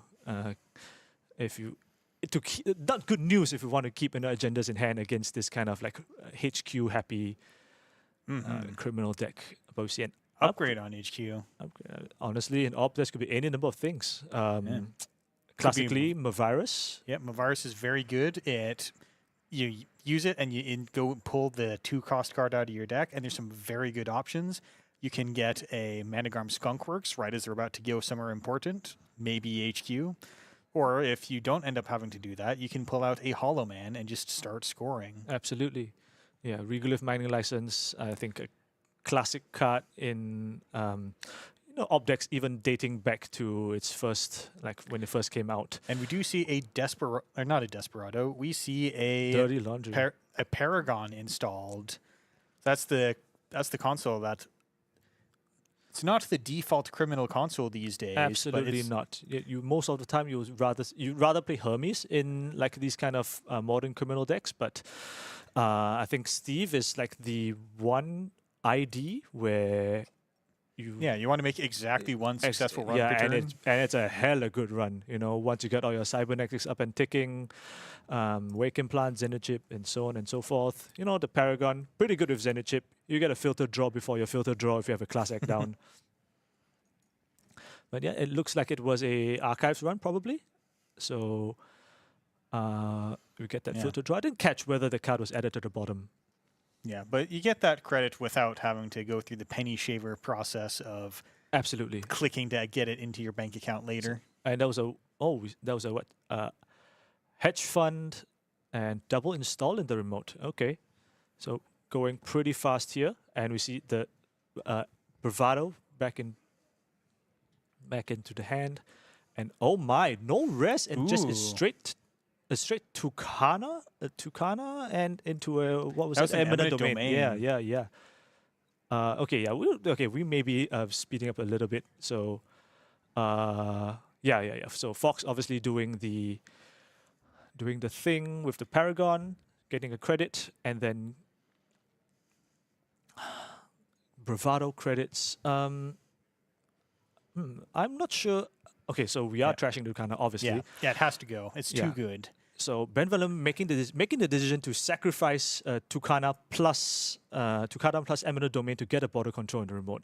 I'm not sure what this says about the state of their hand. We know that there was an SDS in hand. It hasn't gotten shuffled back with the spin yet. But that's a lot to sacrifice to get a border control. That's a huge potential value. Yeah, we didn't even res that ice. Exactly. I mean, considering that the ice wasn't resable, I don't know what does it say about what that ice could be. Possibly, code gates in this kind of rush style op. Maybe Hortum, maybe Descent. You sometimes see Afshar or... There's the Steel Skin scarring, so maybe Banhar has just not been found yet. Yeah, that's true. And Banhar, notably very good against this... against one ice servers in general. I was going to say remotes. There's no one ice remote in the game right now. Yeah, it's inside job on every single server. It's pretty good. It is excellent. But yeah, looks like a bit of banter between the players. But yeah, so I keep on coming back down to So Ben Velleman, surely has a plan for this 2 ice remote, right? They forced through, they brute force this border control res, so to speak. And there we go, Revolver comes down. That's going to go through Winchester at least a couple of times. And Yep, it'll get through pretty cheaply too. It's exactly boosts to the strength of Winchester, Yep. which normally that 4 strength on Winchester is a very awkward breakpoint. yeah, and I mean, it's interesting. We will see what other kind of like HQ trigger effects that Fox is going to have in the coming turns. But for now, I'm pretty sure that Benvelement wants to be shoring up that HQ again, considering the agenda situation. And it's going. Looks like Or they're you can going shore up click HQ onto. by I putting them in think the that was remote. another eminent domain. Okay, extract coming out. Yep, For go get Tide. a 0. 0. Look, Spin Doctor's already res on board, so probably getting a Rashida him. There we go. Yep. Safe for the moment behind that border control, and of course, back on the runner's turn, you can pop that border control if Fox has some kind of like temporary solution, like a Boomerang exactly. or just an inside job. That kind of thing. So this Rashida probably going to go off unless we see some kind of pinhole threading from the Crim player. Pinhole threading is a good card. I would not be surprised to see 2 of it in every single deck. Mm-hmm. And you're in blue anyway, so that doesn't cost influence. Yeah. Okay, so that was, I believe, click 1, draw, and click 2, extract for Rashida. And now Benvelement has to decide how best to approach this incoming pressure that we are likely to see. That was 3 credits from... Yeah. And Oh, no, it's Fox's turn already. Okay, we're just running HQ. There we go. Yeah. Checking for any res on the upgrade, I expect. If not, we are going to go straight for a Steve trigger. yeah, if that's a virus, then you want to get rid of that. You don't want them to just be able to pull out a 2 whenever they want. Yeah, and I think probably Benvelement is thinking about firing. Yep, Yeah, that's it is Mavirus. it's a very nice math promo. What is that from? Do you know? Oh, it's... Is it this year's Continentals or last year's? Something to that effect. Yeah, I but don't anyway, know. There's a chart somewhere. yeah. Mavirus, like very, very, very common splash in oblists for obvious reasons. Yeah, A 3 trash at paid ability window speed, getting a bunch of 2s, and we'll see what. And no one's sure what the text does, but it just trashes itself for 3. Yeah. Purge virus counters. You're always allowed to purge virus counters. Ooh, and Arella Salvatore. This is the Benvelement special, I do believe. Right. Going for that kind of like not necessarily fast advance, but definitely advanced chaining or agenda chaining kind of plays. It's a little like if you squint a little, it's like a backloaded seamless launch. Yeah, if you can put this together with a San City Grid, that can square agendas real quick. It is scary. Yeah. Okay, Fox picked up the deck for a second there. I think that's to put the Paragon card at the bottom. Have we? Okay, yeah, we have it. Yeah, we're doing the Steve trigger now. Yeah, so no two same cards in the heap right now. So there's actual decisions to be made. Yeah. Steve Bravado's gone. at his most exciting. Yeah, so I mean that really was just dirty laundry and the cooler dirty laundry pick there. I think not a different. Oh my Ooh. gosh, that is not a hit you want to see if you're a fan of Benvelement. I mean, Okay. I don't know. Yeah, Development. definitely trashing one program. It looks like the choice is Cat's Cradle. 6-0 now, and I think Fox in a pretty commanding position points-wise in this game. Yep, the corp is definitely sweating. Yeah, in any one random access, you end the game on the spot. And yes, the corp has an Arella going, has a Rashida ready to cook. But and something's got to stick for that to work. yeah, I mean, it isn't. You can't score agendas if they keep getting ripped out of HQ. And yeah, which click was this? I wonder. I think this was click 1. Wasn't really tracking. Oh, yeah. We got those click trackers, but we're not tracking them. Okay, so that was click looks 1. like that was click 1. Okay, I mean R&D's wide open. I All don't right. know. Philosophical question. Do you turn the click tracker over and then do your click 1? Or do you do your click 1 and then you turn the click tracker over? I feel like you should be turning the click first. It's like paying a cost, right? Yeah, I agree. And the rules agrees. You pay the costs for things before you do them. Absolutely, and you know better than most people. Yeah. That's right. But yeah, is something happening? I think seems like we're talking to a judge or someone off camera. Yeah. Yeah, we'll see what the issue is. Looks like a normal 5 cards in hand. I don't think we forgot to discard. Yeah, I mean, it would have been. I think there were 4 cards in hand, and then one got added from the Steve trigger, which would have been the Dirty Laundry. There's one Dirty Laundry in hand right now. So looks like they're continuing. Click 2 is Steelskin Scarring, drawing 3 cards. I see a Strike Fund. Oh, Sneak Door Beta. That's very interesting. Yeah, it's great for when we say all the alarm bells go off when you hit HQ. Yeah. I don't know if Fox is that interested in like slamming a Sneak Door Beta right now, especially since there are still revolver bullets left. Sorry, apologies. Yeah, you wait until they overinvest in protecting HQ, and now they have to protect archives. Yeah, and there we Just go. run an Single RD. access. What, did you see that card? Okay, it Was that looked like it might have been a gatekeeper, but it Yeah, wasn't. that was a gatekeeper. Yeah, very interesting splash. It's very strong, and you're happy to sell it off later. Yeah, and I mean, I think Ben Velleman would have been very happy to see those agenda filtration effects before 6 points got ripped. Probably. Yeah. And we're just playing the strike fund. Yep. There we go. Going up to 16 credits, extremely healthy amount for the criminal. Of course, we're still yet to see any of the HQ alarm bells going off. Just the one Paragon right now. Just Paragon and Steve. Yep. But Rashida going off. We see another Eminent Domain and another Rashida. Looks like Sandstone and the Gatekeeper or the other ones. Yeah, I mean, I'd like to score all those. Mm-hmm. And I think your remote looks as good as it's ever going to look. Yeah, I think you want to get this down before like the Steve shows with like the Tremolo or the Kurupura, whatever. Do you think it's Tremolo? I mean, I think it's just Blue Cleaver. You're playing Cybernetics, your Zenith, your Wake, your Panweave. I mean, this thing just kind of slaps when you have those down.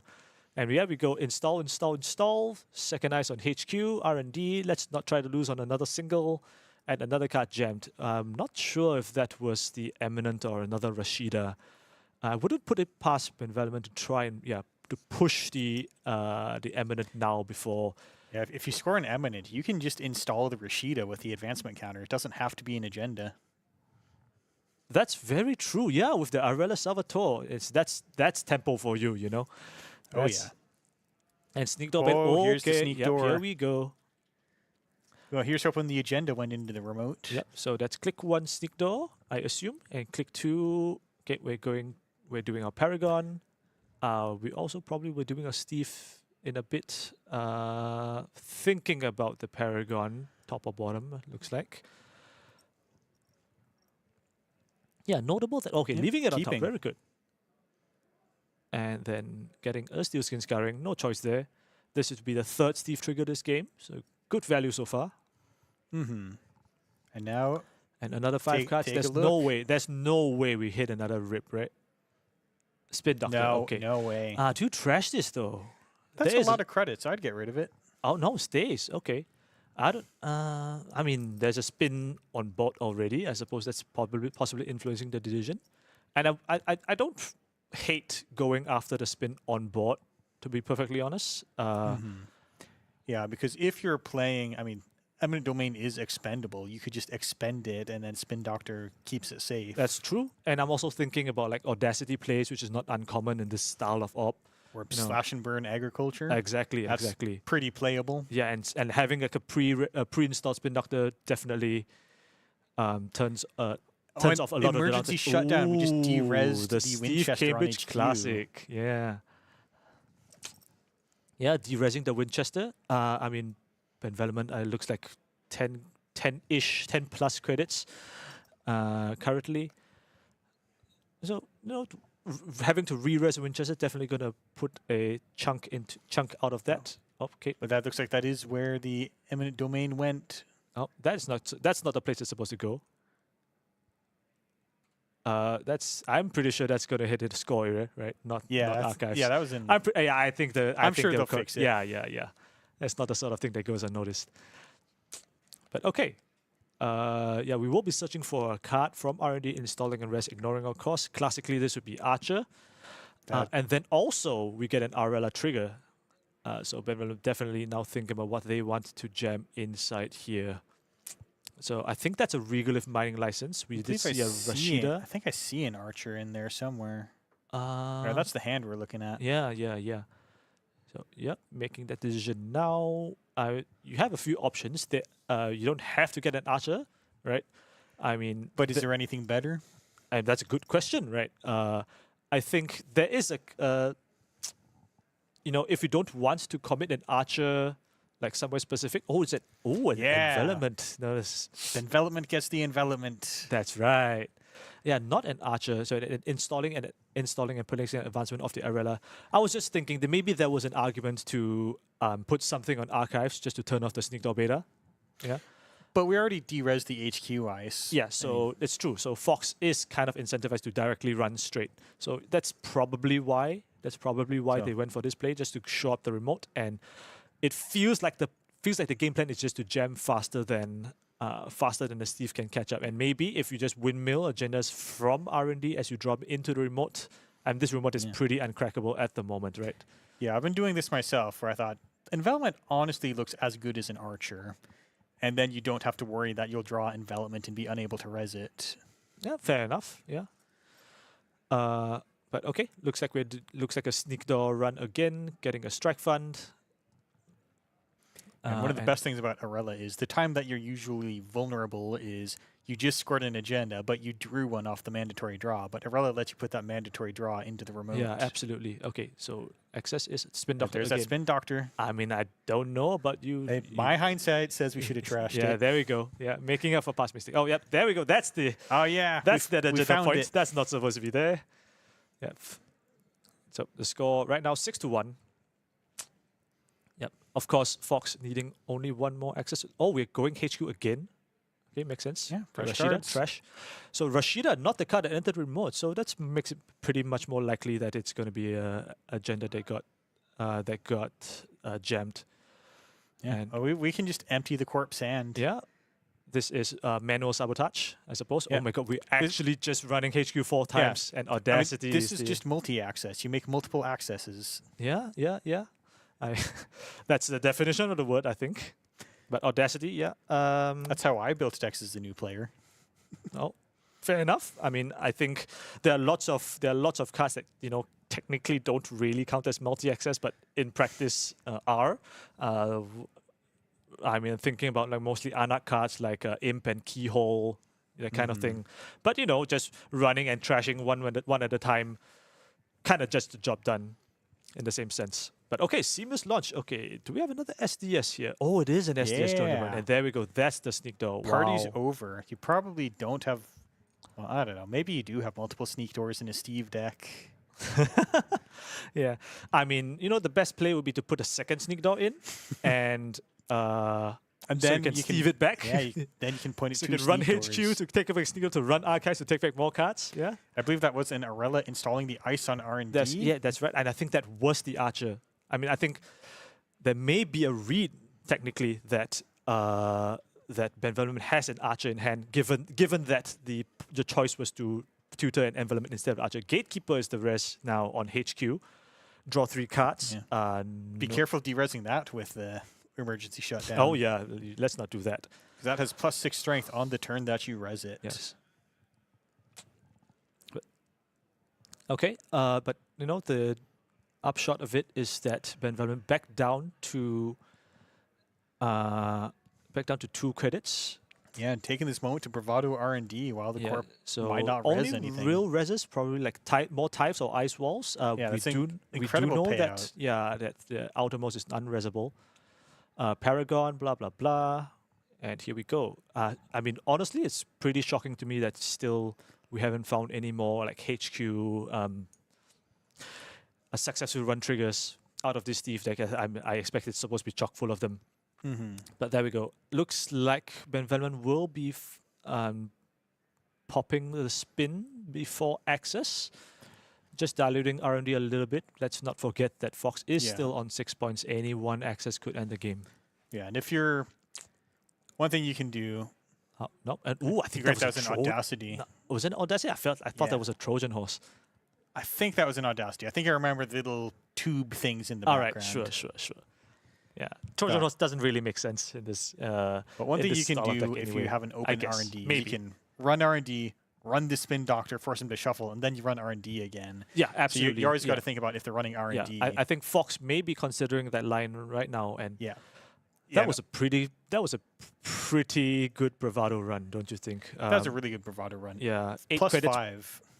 Yeah, not just the +5, +6 if you count the Paragon. Yeah. Yeah, and a filter draw. Okay, we are popping the spin. And okay, something's happening here. Okay, so pop spin. Okay, we're going Regolith directly. Yeah, we're just saving some shuffles because. Yes, so this was click 1 extract into double Rego 4. Oh no, it had to be credit. I think it was credit extract, click a Regolith. I think that's what happened here. So that would be +1, +6, and +3. That's 10 credits. Yeah. So that is a 4 on the Regolith. Yeah, math checks out.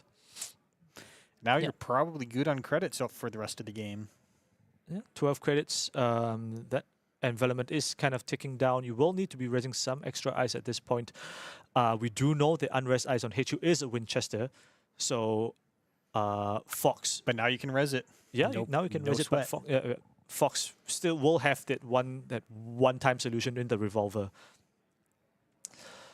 and we'll see. Again, like we still haven't seen any HQ pressure pieces other than this Paragon, like for the whole game. And I think Fox really wants to get those down, at least one more of them down before. Okay, no, never mind. It's just going to be a straight HQ run.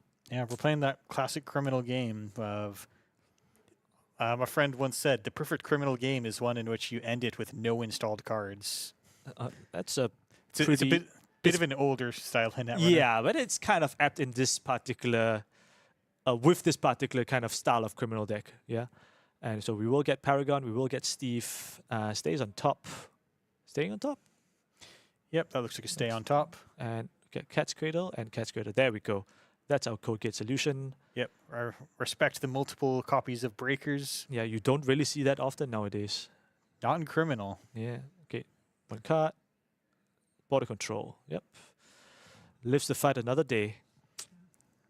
But yeah, so that's the thing, right? That was the last HQ run that we're likely to see from Iron Fox for a while, given that this is the last time that Revolver is going to be able to break efficiently.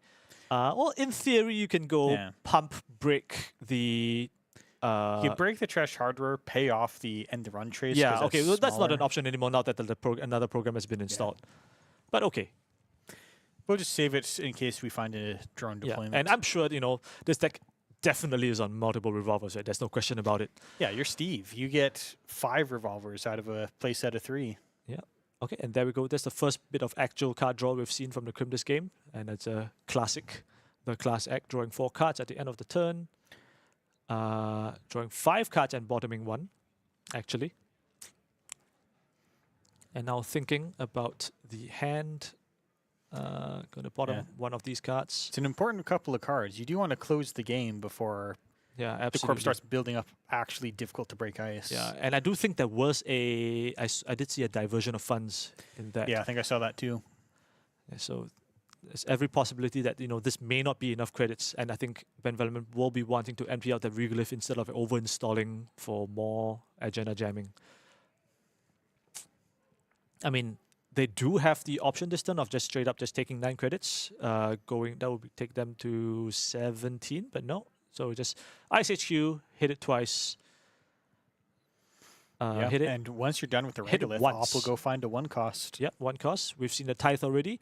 And it would not surprise me one bit that they'd be playing cards like Malapert Data Vault, more cards on successful score, that kind of thing. We've seen the Tucana already. Yeah, Malapert is pretty strong, especially in an op deck. It's easy to find something at 2. With 1, you do have to kind of make some decisions. So sometimes you search for powers that be, but you really only want to get that when you're summoning it as part of scoring an AZEF protocol. Because if you just empty the Regolith and put a powers that be somewhere off, it's just going to get blown up. Yeah, it doesn't do anything. Yeah. But okay, we see another Steel Skin Sky. I believe this is one that was returned previously. And there's a little more HQ pressure. Yeah, looks like Fox just setting up. There's not much you can do on this board right now until you find more breaker access. I think specifically, you definitely need Fractor, right? Some kind of thing for this. Well, the envelopment isn't really doing anything anymore, but the border control at the very least. Yeah, but if we hadn't already done it, now would be an incredible time to draw a Sneak Door Beta. Absolutely right. I mean, there is one Eyes on Archive, so not necessarily the be-all, end-all solution. Okay, we see Benevolent finally emptying out that Regolith, just taking that Titan off, up to 19 credits. Now I think we're safe from diversion. Oh, no. No, then we get a /undo click. One. No, just click twice. You're going to find something to do with the last click. Yeah, because if you trash it with your last click, now you have to do something like put a Malapert there without any follow-up. Yeah, I mean, it's also possible that there aren't any more eligible one-cost targets in R&D. And I mean, maybe Malapert's in hand. Who knows? Like we've seen a Typh extract out already. And it's an over-install. Okay, we are not emptying this thing. 16 credits. I mean, we do have a border control on the remote and no Fractor access. So, yeah, and if you run through that envelopment and let it fire, you get another border control. Yeah, absolutely. And let's not forget that envelopment has pulled this back to 4 points, right? So in theory, this could be the game-winning agenda if it's like another. Yeah, when you're playing this kind of there's Tremolo. I guess you were right. But when you're playing this kind of short-term, I'm not going to say short-sighted, but focused on the current financial quarter kind of breaker suite. Yeah, like the corp installing a bunch of ice is a huge problem and could be just you run out of steam. Yeah, and I mean, I was gonna say the score is 4-6, but Benevolent could very well end the game next turn if we have for example another seamless launch. Okay, and Tremolo, that's a reader. Not many people have seen this combination in action. I think the Banha's defect was quite fun, I dare say, but it is a lot of fun. But not necessarily the most popular deck or even most popular criminal deck. I think we are much more likely to see your Rec Sable 419, pretty popular recently. Zaya. Yeah. A lot of people say Kurapura is good enough and honestly better than it looks. Mm-hmm. Yeah, and I think looks like we're just making the run actually. Nope. Corp proceeds to draw. Oh, okay. Oh no, yeah, not making a run. Obviously, just installing and passing the turn. All right, click to draw. Yeah, whatever that was installed last turn didn't do anything with it. Yeah. So another class Ecto. Okay, I think we've finally seen the card that's the deck's namesake, the Banha. I think we caught a glimpse of the Banha in the corner there. Yeah, you're late to the party. A little bit late. Yeah. And I do wonder, and that is kind of like an interesting, interesting point of note that Banha. I mean, obviously, we've discussed this card already. Pretty good against single ice servers, good against invalidating outermost ice on servers more generally. But we see that envelopment sitting on top of the remote. It's not doing anything. It only has a trash itself subroutine, right? But what it's currently doing is forcing a Banha encounter, and sure, you get to make sure that Banhart doesn't just walk through the border control, and that's as good as having an ETR on the envelopment. And it's just good enough. Okay, but looks like we are going for HQ run finally. Oh, and we are boomeranging the outermost ice. Yep. Looks like boomerang the outermost. Then we're gonna break one of the subs and let something fire. Yeah, something's gonna fire. I'm not sure what's happening here.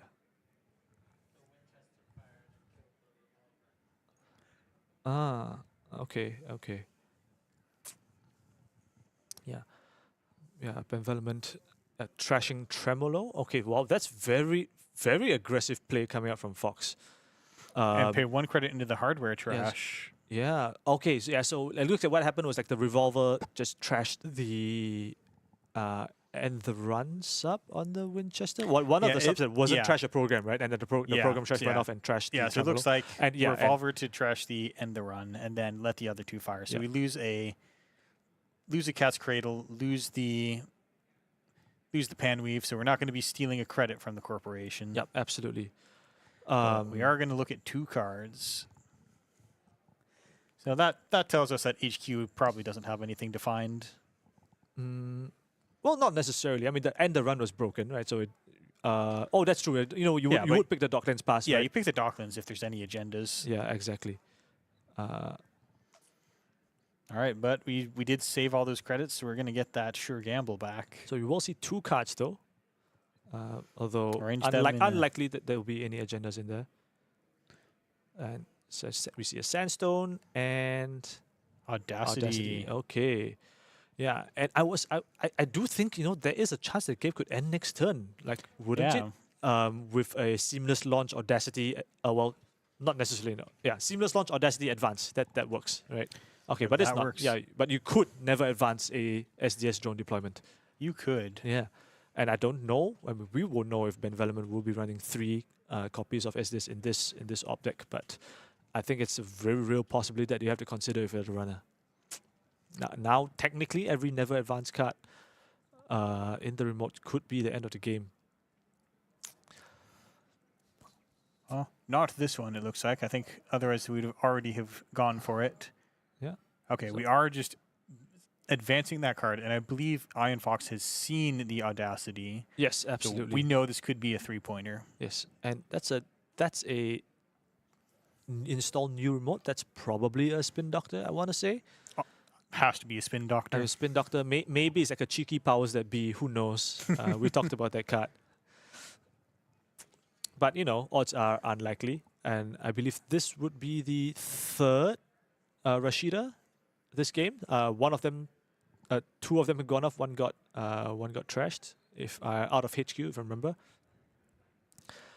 But okay, so Fox has some decisions to make now regarding Banha. Looks like Banha will be on R&D. Yeah, we could rip some singles.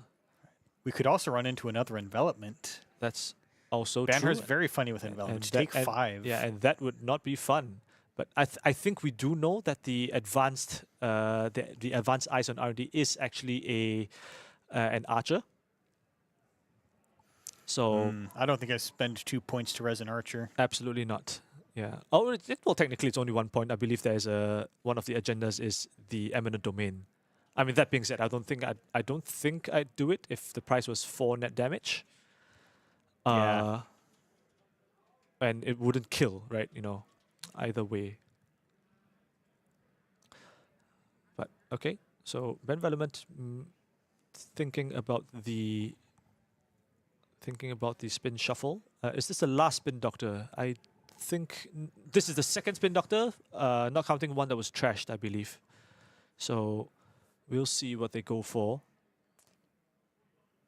It's a Gatekeeper plus something. Yeah, yeah, yeah, yeah. We've got 26 minutes left. Little more than our timer says, but there we go. Yep, our Perfect. our backseating technician Kato on the job as always. Excellent stuff. But yeah, I mean, did you expect after the Crim going 6-0 up, ended up stalling for, you know, I want to say 40 minutes? I didn't think we'd get this far, to be perfectly honest. It can happen. Like you do have to play carefully and not get got. So we did see ice popping up everywhere. Yeah, and speaking of getting got, looks like this border control is going to eat a dirty laundry. And a boomerang. Yeah, that's pretty rough. And you can still make them go through the Winchester and have to deal with that before you. Yeah, absolutely. And you do you think this is the win in the remote? We do know there's an Audacity in hand, and what probably that means you can go advanced Audacity for the. I think if I had that available to me as the corp and I got the 3-pointer, I would be looking for that. Yeah, and this remote looks pretty uncrackable with the envelopment and border control. Yeah, I mean, with having dodged that 7th agenda point grab for the runner this long, yeah, you gotta push for that kind of win. Okay, ooh, an archer rest. Okay, Archer, they go for it. okay. Gotta lose a point, I think. Okay, so that's not looking good for the for the Steve. Okay, so that's at end the run. What happened? That was here? a Banhar though. That was a ban. I'm just wondering why the Mavirus was okay. still It face looks up. like we have 3 cards in hand to do 4 net damage, unless I'm wrong. Oh, wait, what? Wait, what? Hold on, what happened? Oh, it was just a flat line. I think it was just a Banhar flat line. So no steel skin scarrings in hand. Just straight up 4 net damage. And then if that wasn't good enough, there's an Azef to follow yeah, up. absolutely. Yeah. And then I think Ben Velman was showing off. I think they had the win in hand next turn with a 4-point combo from hand with the Arella. Looks like it was going to be advance score, and then Arella install and advances, and then Audacity closer for another 3 advance. So that's a very very nice line that you probably only can get with that. It's probably unique to Arella Salvatore. You probably don't get that from any other install because nothing combination in else the lets format. you get that extra 2 actions back, the install and the further Yeah, advancements. exactly. Yeah. Yeah, I mean, good stuff. And I think we're going to be moving into our game 2 now of that set. And here we have Ben Velament on screen. Yeah, really nicely played, coming down from a 6-0 deficit in the early turns. And then Iron Fox, did try to push, but masterful defense by the odd player. Never forget. And You can I'm pretty sure that's not White Blade. Come on now. You can always lose to net damage. Keep that in mind. That's right. There's always another way to die. Yeah, there we go.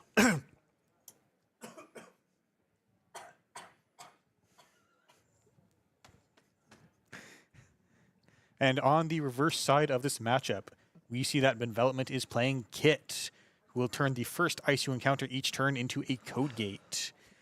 Versus Built to Last, you get 2 credits after you advance something that didn't have any advancement counters. How do you know all these ID abilities? Have you been memorizing them? I wrote half of them. Well, Really? At least I had to go be on a committee that thought about the rules text on half of them. Right, fair enough. Soon it will be all of them. Yeah. Rotation is coming eventually, folks. Soon TM, right? Soon TM. Right. Next year. Hype for Dawn, I think. And okay, we're off to the races. 20-ish minutes left in a round.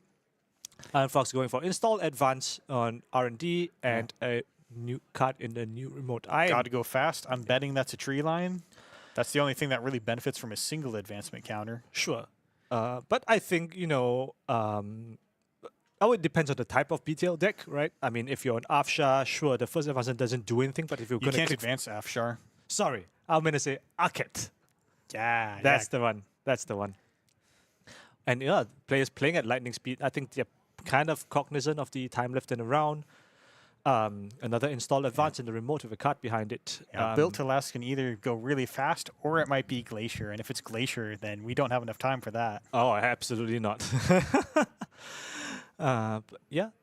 But what were we saying? Like just no drudge work. Okay, I think we know what kind of BTL deck this is now. Yeah. All right. So rest drudge work. Reveal a 3-pointer. Yeah, there we reveal go. a 3-pointer. STS drone deployment.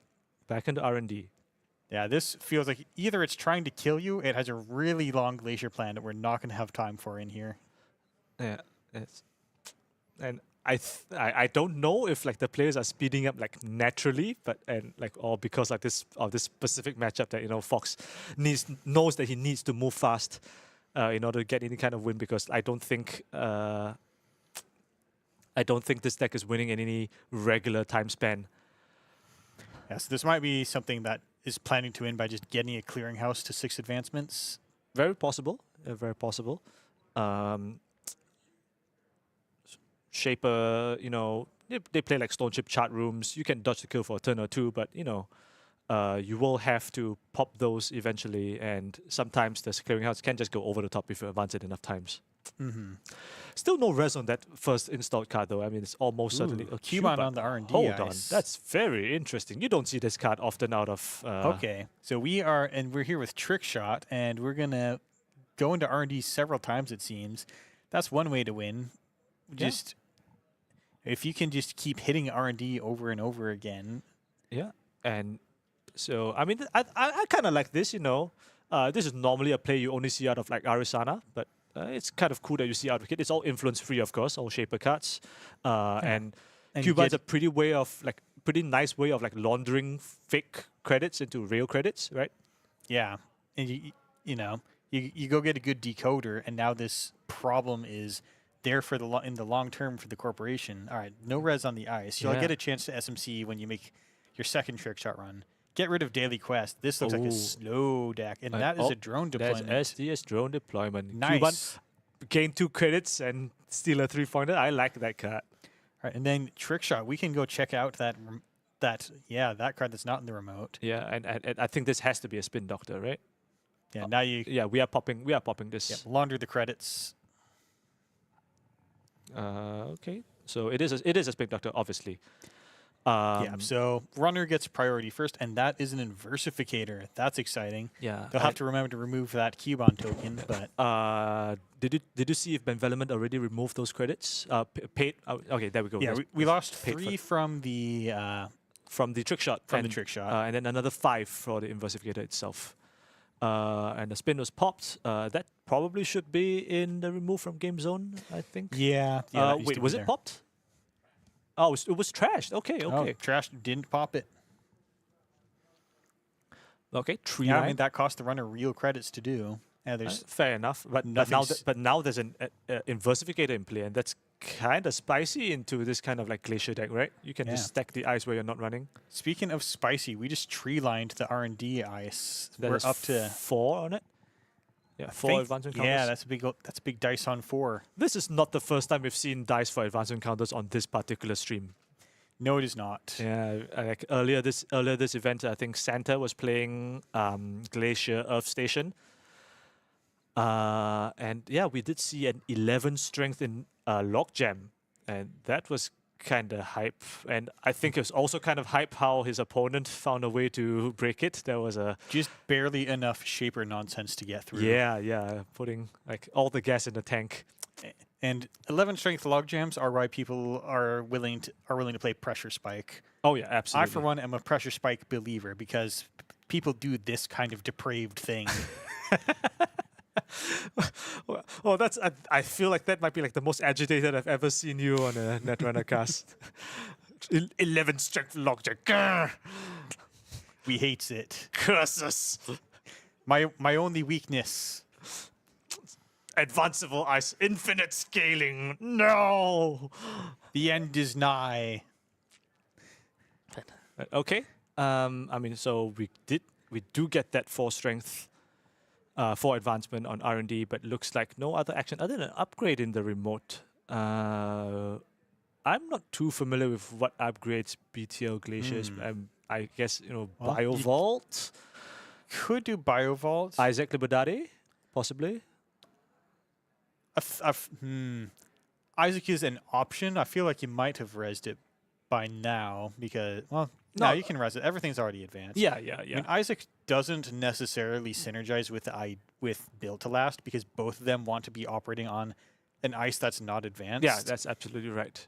I mean, who knows? Maybe the 2 strength hits certain breakpoints. I mean, it definitely does. Logjam feels pretty bad if you have a fair amount of advancements. Like you have 2 or 3 card types in archives, and you get 3 or 4 credits, and it just falls over to Cleaver. Absolutely. And, like Isaac is a little bit, would you like some sides with your order? With some fries with your burger? But drudge work means we have to be suspicious of someone who's really up to not scoring and trying to somehow make life very difficult for the runner. Absolutely. That could mean something like forced connection. You just put that in, and then it's like a behold on an upgrade. Absolutely, yeah. And we see Cataloger coming down, Cataloger and a Propeller coming down for Benevolent. Yeah. And I think this is kind of spooky for the BTL right now. There's only one single ice on R&D.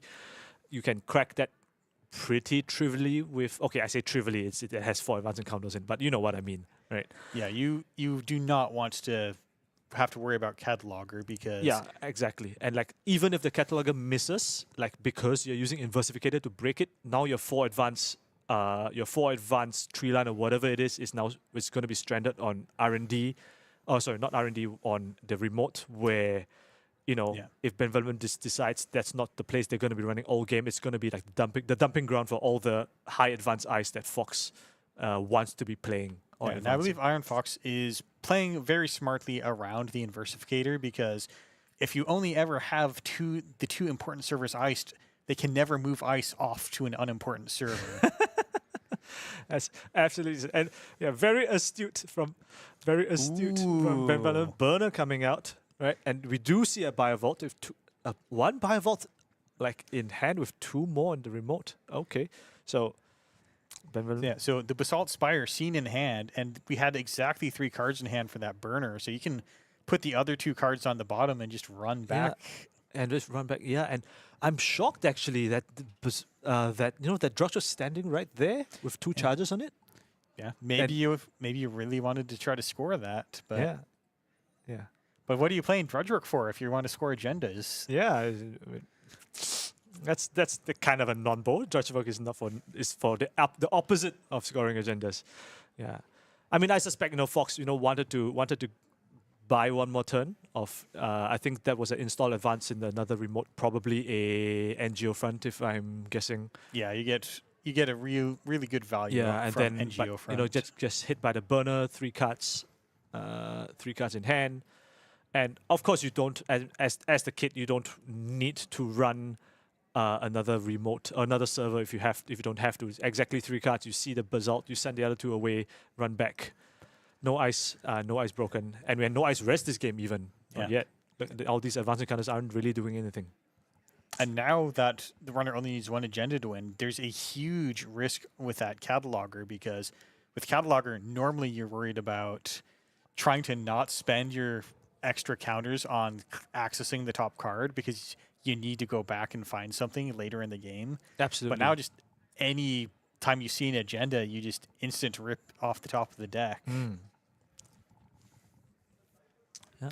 And that card out in the not behind any ice, definitely looking like an NGO front now. Yeah, and yeah, I think I mean it's not safe, right? This even if Iron Fox just slams the Drug Strike the moment that he sees any agenda drawn from mandatory draw or otherwise, I think the fact that this Cataloger is just sitting around with only a single ice on R&D, like very, very unsafe from this Inversificator Propeller combination that Benevolent has going. That's scary. Yeah, and I was this close to putting a Hush into one of my decks. I didn't end up doing it, but someday someone's going to play Hush in a non-Aersana deck. I kind of feel that that should be happening, or at least I feel like it did happen more often before like all the cool new Trojans came out in like Rebellion Without Rehearsal. I feel like once like Physarum and Tangler came out, people just collectively decided that I guess Trojans are Ari's thing. We are not going to touch them anymore for whatever reason. Yeah. Okay. Oh wait, did the Drudge get trashed? Hold on.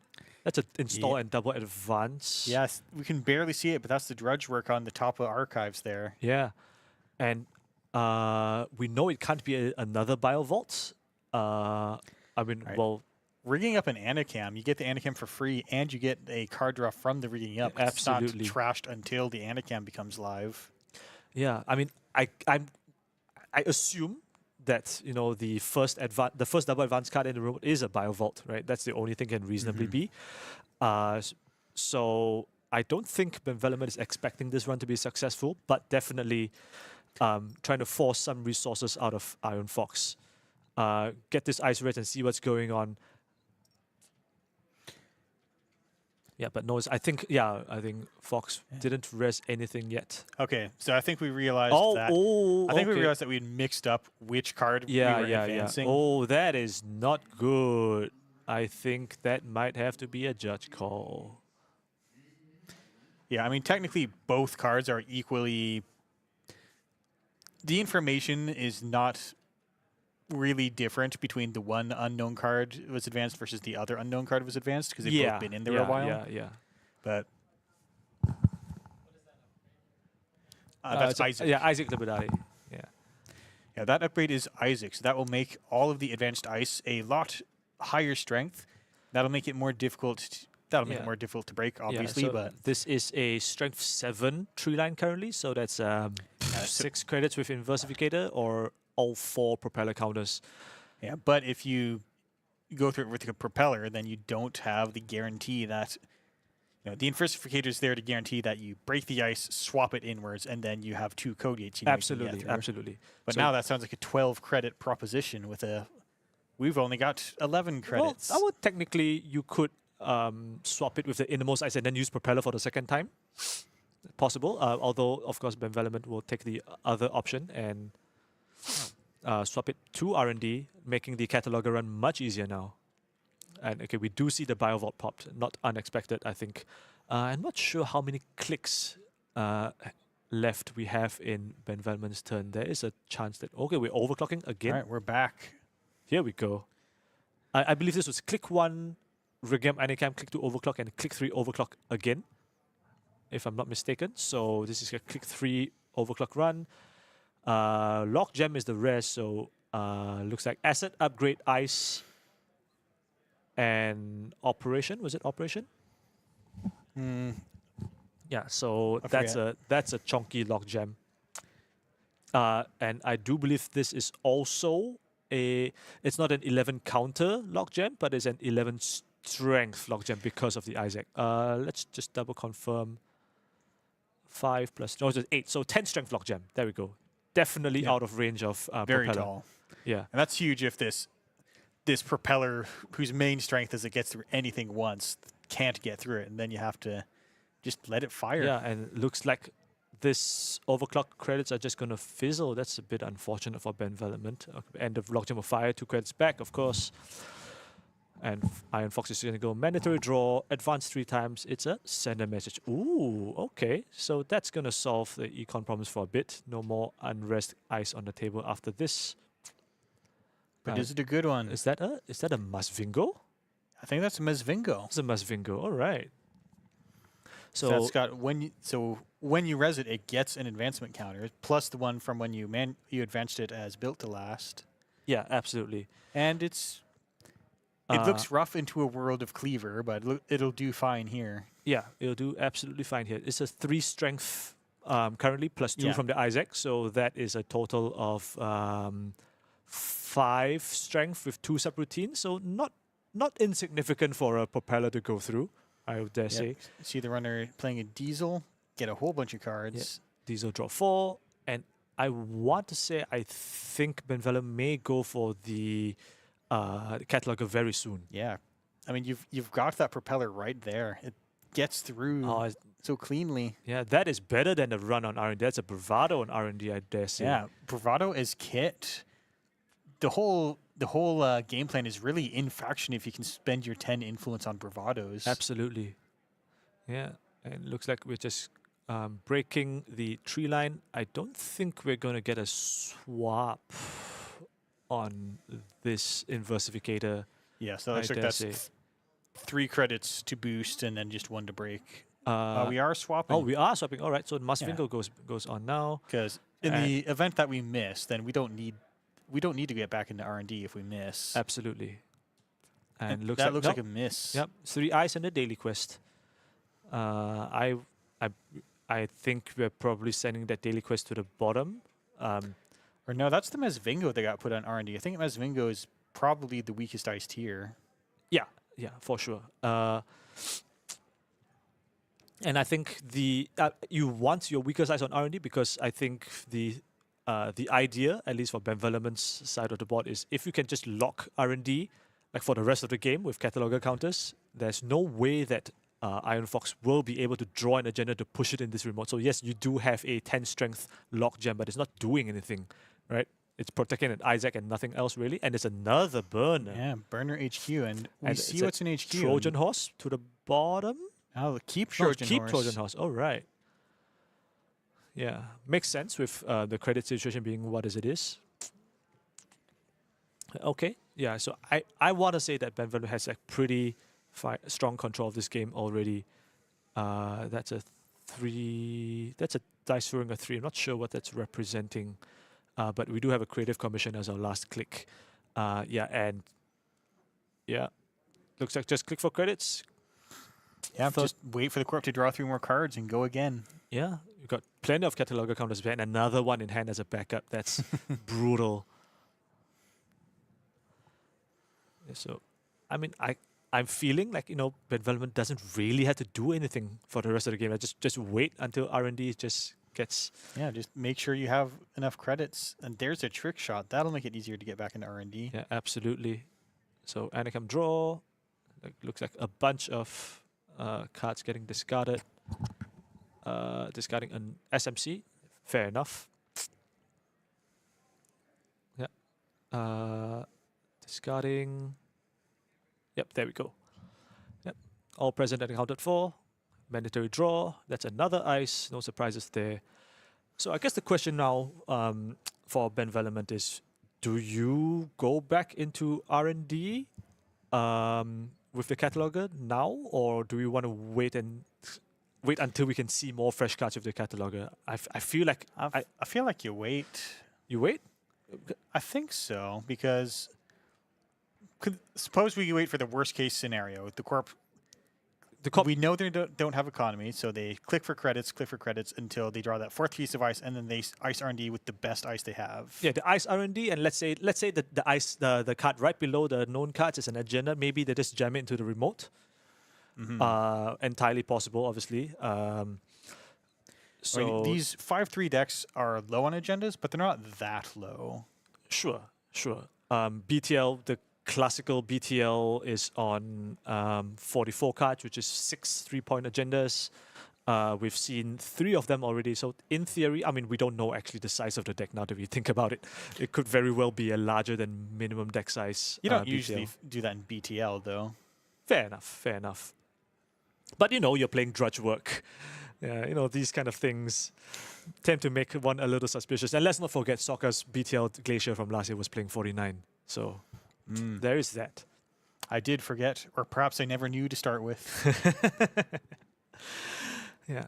But okay, so, I mean, Fox looks to be taking the approach of icing R&D instead of trying to draw through the R&D lock. So we'll see what the choice is. I think, yeah, it looks like they are continuing to just settle with another SMC and a simul chip. Not sure what this SMC is for, actually. It's probably in case somehow you need a sentry breaker. Yeah.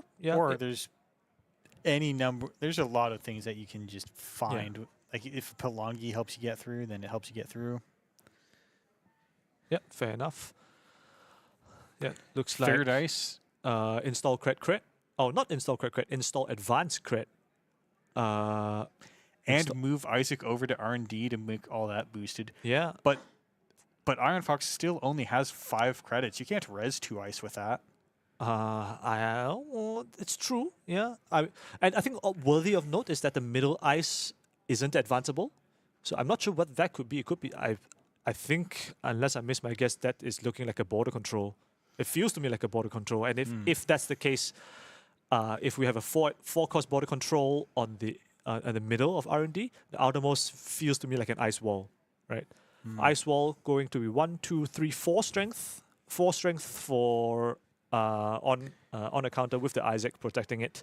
I mean, if it is a border control and you suspect that this is ice wall into border control, you can inversificate and make sure that they're never allowed to res border control unless they choose to just only res the border control. That's very true. And I think if the border control isn't like fired on approach, right? I think Then you can swap it off to the remote, and then they can't border control you. So there's a lot there's a lot on not favoring even a border control. absolutely. There's a trick shot. We got 4 fake credits to go try to get into R&D. So the question is, oh, timing around is called. That is not good. Yeah. Yeah, I don't think you can get 3 more points out of this way. So yeah. no res. Let's just see if you got it. Oh, he got it. He got it anyway. Yeah. So, congrats to Ben Development. Yeah, they take this set. Very convincing sweep over Iron Fox. Yeah, barely hanging on as getting Yeah. coming up from 6-0 against the criminal opponent, and then And coming here just this was fighting very through the convincing. I glacier. want to say the kid into BTL. Yeah, congratulations to them, and well played. And of course, well played to Iron Fox as well. Oh, my hat. Oh no, the hat is going no. to come on. We've got blindsided. Come on now. Oh no, my Yeah. beautiful face. Yeah. And Alright, I so- believe this is our penultimate round of Crown of Service. Yeah, I believe we have 6 rounds total. This was Oh, round 6 4, rounds? right? I think we got 2 more. Oh, we got 5 or 6 rounds. I mean, I don't know. I've been drafting all day. Yeah, what was it you got in the draft? What terrible things have you done to the rest of the draft? Okay. So, my corp side was like kind of interesting. I got like a bunch of I got like 6 Nyx ice. I got like Nyx silver, Nyx bronze, and I got 1 mother goddess. So that's kind of fun. A bunch of like 4 advanced agendas and a Jeeves. So that's okay, right? Though my runner side a lot more interesting. I did get like 2 eaters with like some cutlery events and keyhole. So that's kind of fun with 2 stim hacks and a personal workshop. So I think that's pretty hot. I mean, I did have to like let go of a couple rounds sitting down here to cast. Not that I mind. It's been pretty fun. But I think after this, I'll probably be heading back and seeing what's up with that and what my score is now. I don't even know what my score is now. Yeah, got to crush them. And yourself, you'll be here for the rest of the day, I assume. I'm here for the rest of this tournament, and then after this will be the Jenks Giving tournament, Hell yeah, Where Jack's giving. where you get a random ID and 3 random cards, and you have to play 3 copies of each of those. Yeah, and all proceeds go to charity, yes? And all proceeds go to charity. Fighting, hunger, somewhere. I think the winner chooses which charity. That's pretty hype, yeah. Picking a charity. I've never done that before. Yeah, I don't expect you to win, but Come on now. Yeah, but anyway, it's been really fun. And if I don't see you next round, then see you around. all right. And I think that will be us cutting to a break until round 5 starts. Yeah. Thank you all for watching. We'll be right back. And always be running.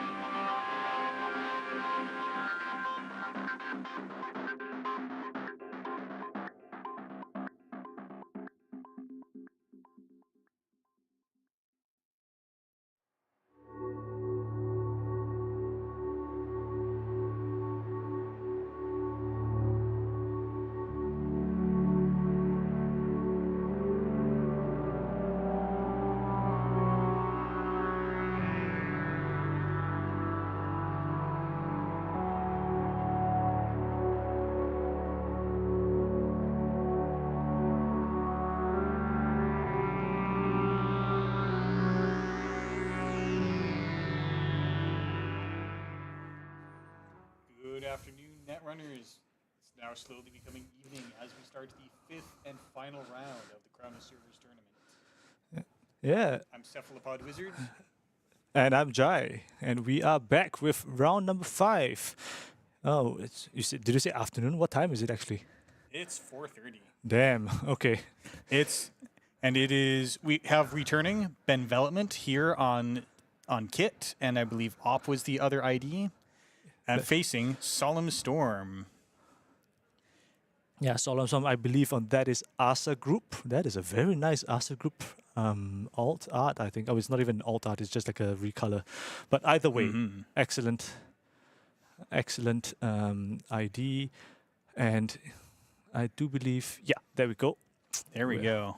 Very shiny. Yeah, the round, I believe, has started. I'm not sure what's up with the mulligans, but we are good to go. Yeah, Asa Group. Yeah. Why don't you tell me about this ID? Yeah, so Asa Group, the first time you install a card each turn, you may install an additional non-agenda card. Yeah. So this has some technical implications, but for the most part, you just install the card and you get to drop another ice or upgrade on that same server. And this helps HB put together some remotes very quickly. You know, everyone wants that turn 1 Rashida behind a piece of ice, and you get to do that in one click on the most crucial turn of the game. Absolutely, yeah. And you get to keep doing that, which makes the card like fully operational, very powerful. You can trivially have 2 or 3 servers that let you make 4 copies of gain 2 credits or draw 2 cards. Yeah, that's pretty good. And wow, okay, that's a lightning fast opening from Solemn Storm, I want to say. Just so 4 installs in one turn. You don't get to see that very often. Only, I do believe, Asa and Atea get to do that. Yeah, installing's the best action in Netrunner. Very true. And yeah, we see Benvelopment taking a mulligan. I do believe that was a mulligan. And, okay, that looks like a sleeve. Yep. Sleeve, yeah. Always a good idea. That's ripping the sleeve. Rip it off, flip it. Demonstrate your might. That sleeve. Go get him. If it betrays us, we must betray it. What was that? Better for me to betray the world than to let the world betray me. Don't know if you read Romance of the Three Kingdoms, but yeah, that's a tidbit for you. Anyway, enough about historical Chinese things. Well, Runner has an equally fast turn. Nuka, draw, put down an Anacam, and creative commission. Get those credits right back. And there was a click to draw. That was not a Nuka draw. That's very important, considering that Anacam would have given the draw as well, and would have forced the discard, I think. But anyway, it looks like Benvelopment did mulligan. They did mulligan into a pretty reasonable opening. We also see an Inversificator in hand, and I don't know if this is a deck planning to spark into that, or I don't think this is a spark deck. So. we did see last round, right? They were on SMC. Yeah. SMC, I mean, it is a kind of a pretty penny to SMC, but you do have so much fake money in OB anyway. So that's no fake money to install this. No fake money to install this Inversificator. Yeah, absolutely. But when there's very little ice on the table, choosing where the ice goes instead of the corp is very powerful. That's very true. And but looks like no reses on any of the cards in remotes on Solemn Storms. Then we are just going draw and another install with no ESA trigger. That's very curious. I mean, we still have no idea what any of this ice is. I doubt that Benvelopment is willing to face check this early in the game, although I could be completely wrong on this one. What's the worst it could be? The worst probably you would see classically you'd see out a Gatekeeper out of this kind of like HB mid-range deck. Yeah, Gatekeeper is rough, especially because it fixes the flooding if they were to be flooding. Too many, absolutely. Drafter not that great on this boss deck, given there are no cards in archives to recur. So that shouldn't be that big of a concern. So maybe it's good enough to send somewhere. But okay, looks like nothing doing. We are just going for more setup. SMC, telework contract. Now that's something you can use your fake money on. Mm-hmm. And still nothing happening really for the Acer side. Looks like we may be making another server now. Oh, no. Now we're doubling down. Something is happening. No ASA install. Yeah, we just have another naked remote and a third card in server 1. All right, so we haven't seen Solemn Storm on camera yet. Do we have any idea what they're up to? I don't know. I mean, like I feel like my guess is some kind of Warwick tracker, possibly. Could be worried. Warwick Hollow Man's very popular. Yeah, Hollow Man. I mean, I'm just thinking like, what card would you want to like multiple of in a remote? I'm thinking, and like to be perfectly frank, most of the options in Hasbro are pretty sicko options. We see Warwick tracker on screen here. Another option is Mr. Hendrick for some core damage action. Yeah, I mean, but who knows really? Okay, Time to find out. We are just straight up going for Inversificator and run. Something is going on here. And that's no fake money. That's a Gatekeeper. That's a Catchen Gatekeeper. Excellent alt art. Yep. Really love the Catchen alts. And it looks like we're going to just fire because no one wants to pay the 6 it would cost to full break that right now. Yeah, good math. Yeah, 6. I was just going over that in my head. And looks like no shuffle back from Solemn Storm and still nothing happening in that remote. I'm very curious now as to what's happening there. Wage Workers. Ooh. Okay. Probably 3 credits. And so this Wage Workers is kind of like a pad campaign, you know. Well, not necessarily. Yeah, it's so much bigger than a pad campaign. Well, it does certainly have that potential, right? And yeah, sometimes like, you will. Yeah, some games it's really good. Some games it's like, there's a credit here and there. Yeah, so it looks like that was 3 credits and install a card. Yep, and a double install. That's more of that classic HB click efficiency. And yeah, now so Gatekeeper drawing that many cards it's extra good for Asa Group because you can actually just put them onto the table so much more quickly. That being said, we do see that there was one end of turn discard from that last turn, so worth noting. And we see a Bravado now. Bravado. Now we could go through the Gatekeeper. Okay, we're going to the new remote, not the Gatekeeper one. Another Gatekeeper. It's another Gatekeeper.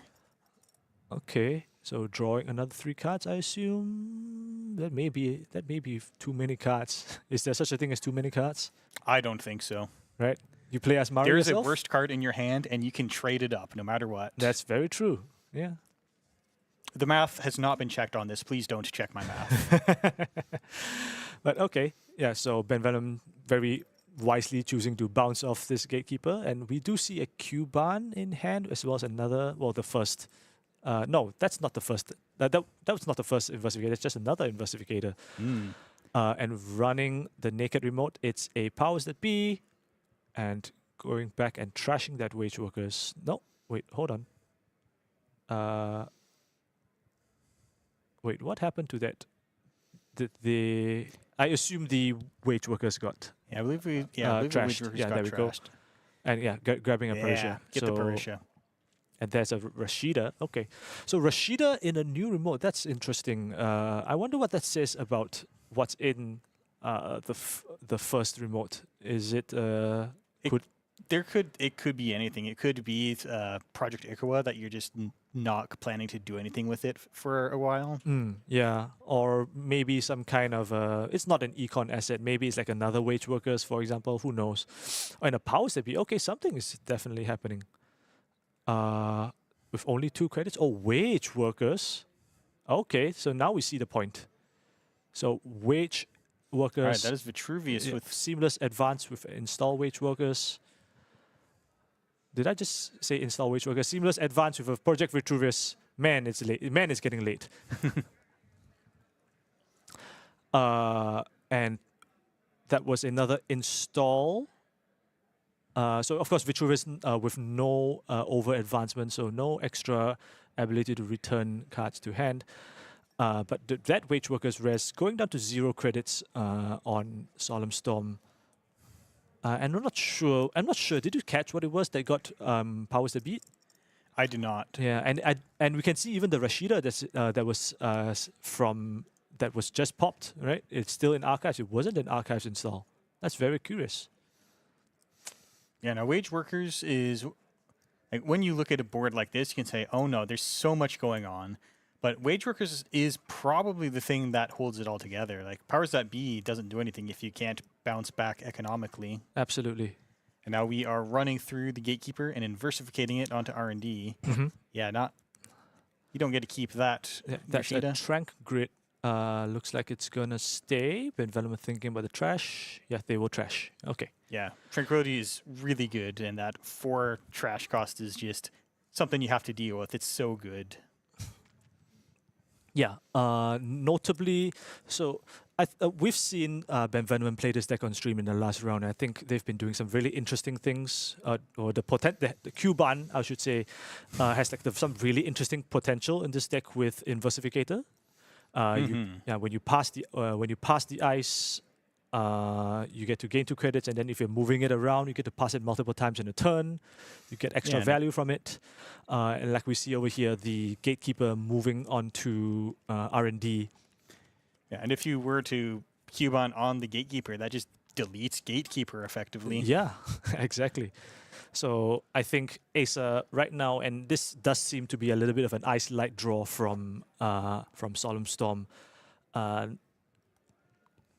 That's really the kind of scenario as you talked about earlier that this kind of Inversificator can really take advantage of.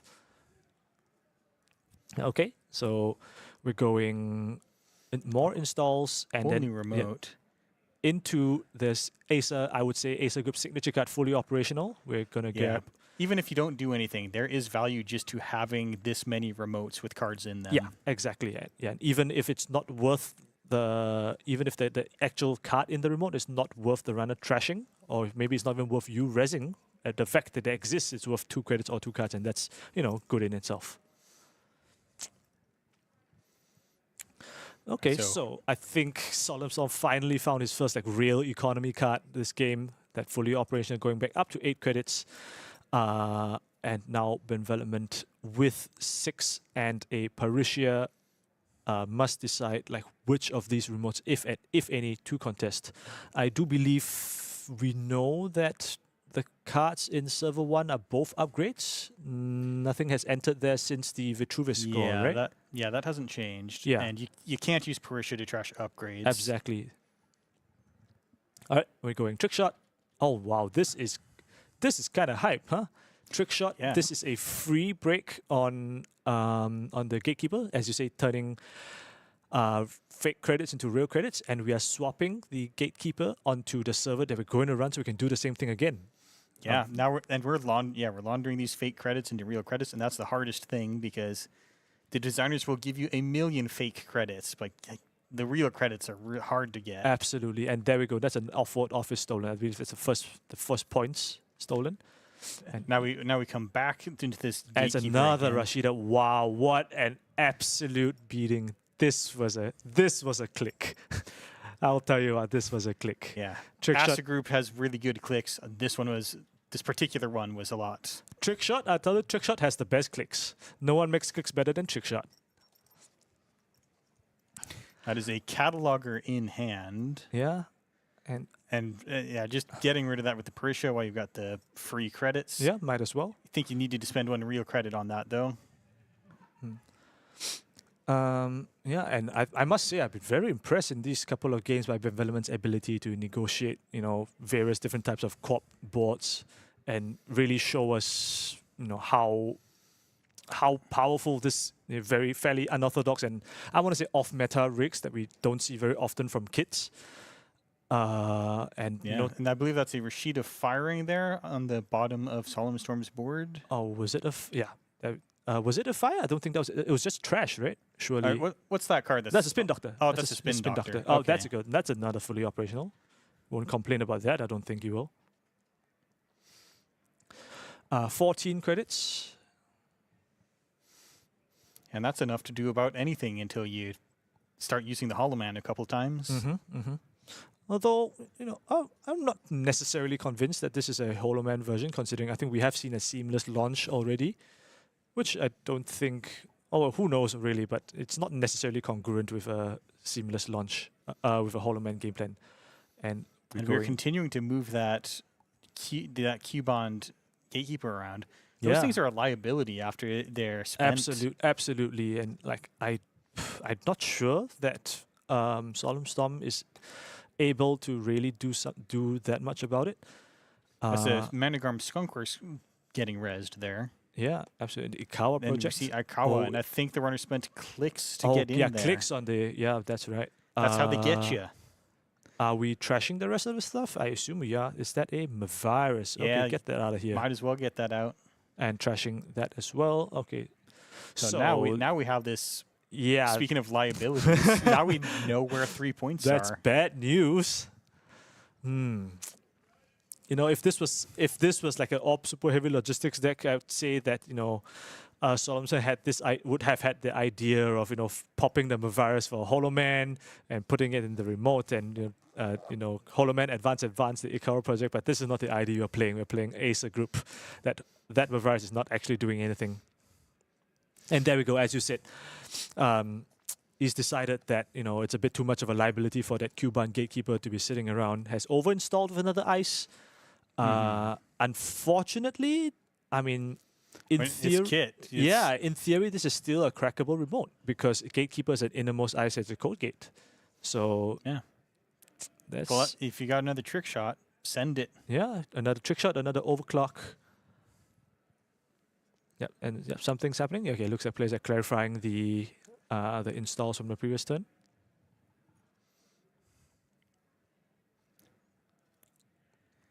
Let's see what we can see. I see a DJ in hand, another SMC.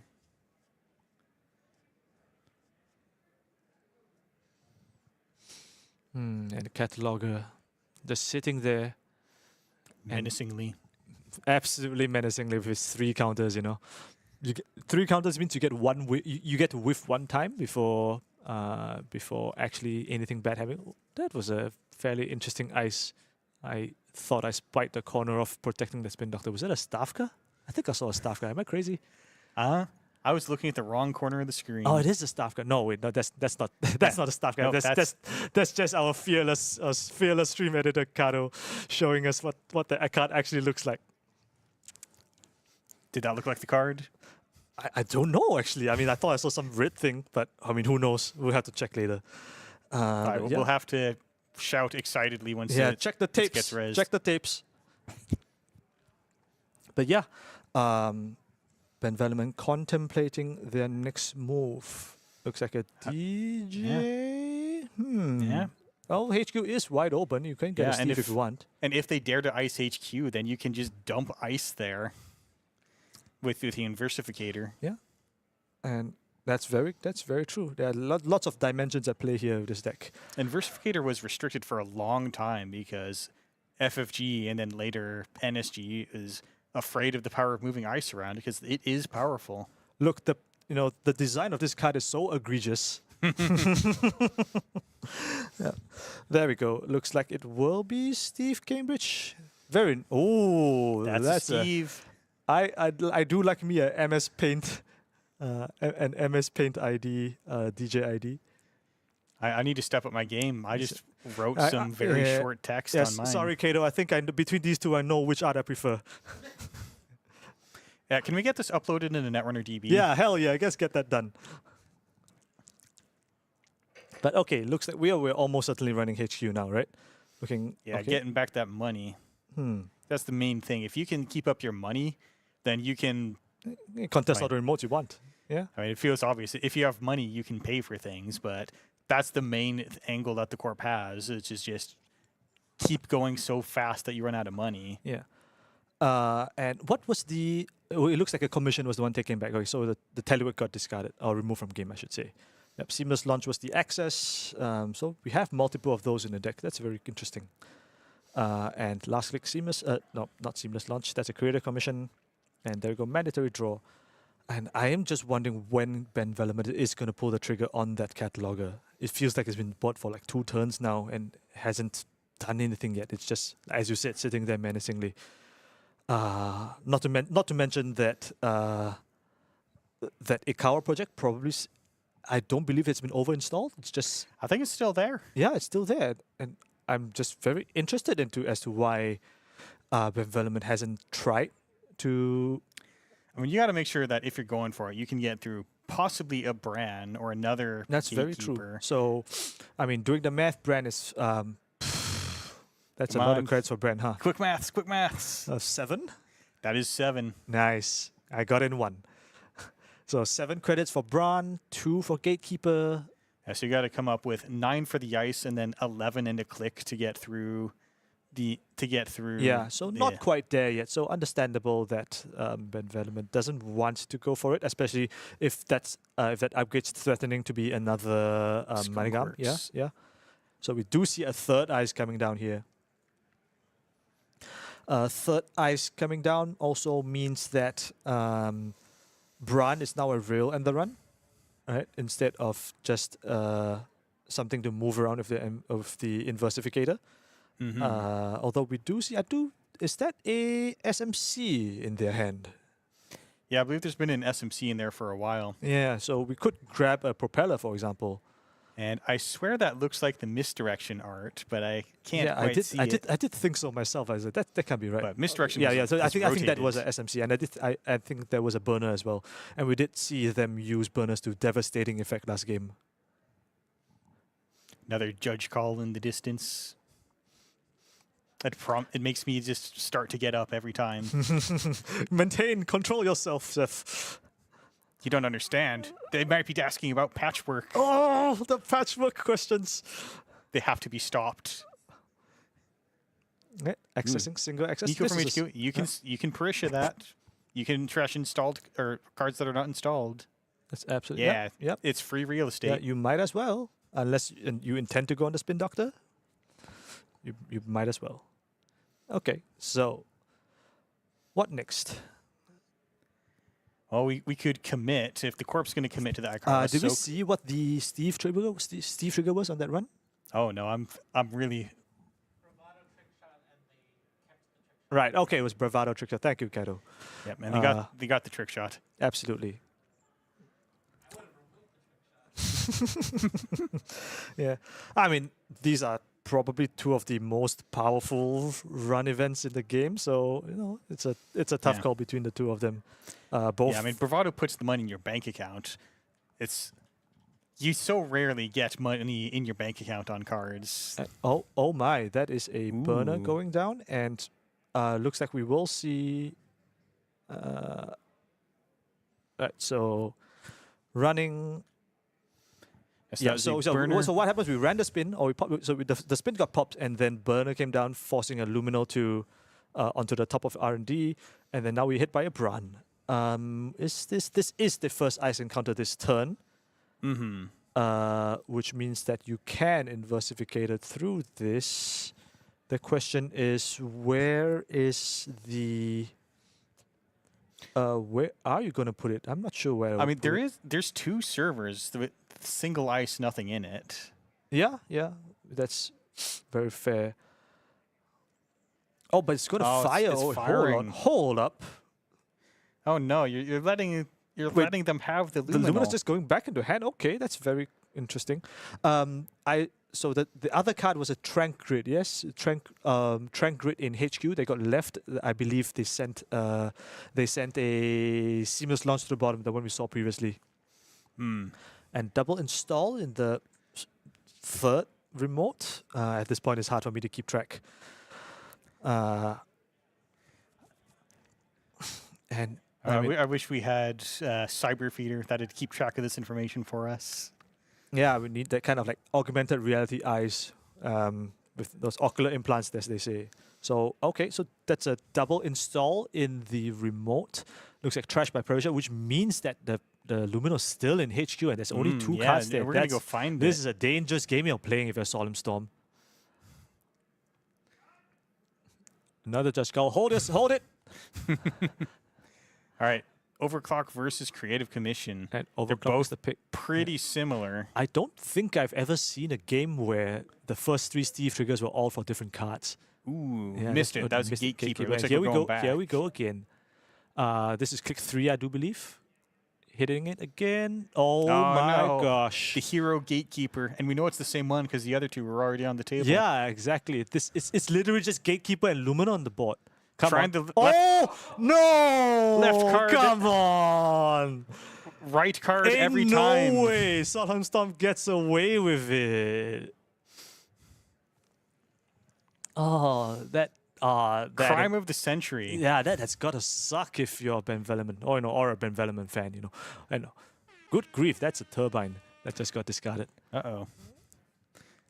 And there's some good stuff out there to Turbine. I mean, what's the last time we won 3 coin flips in a row? Because that's just what happened. I mean, it's not... It's unlikely, but it's only 12.5% unlikely. Yeah.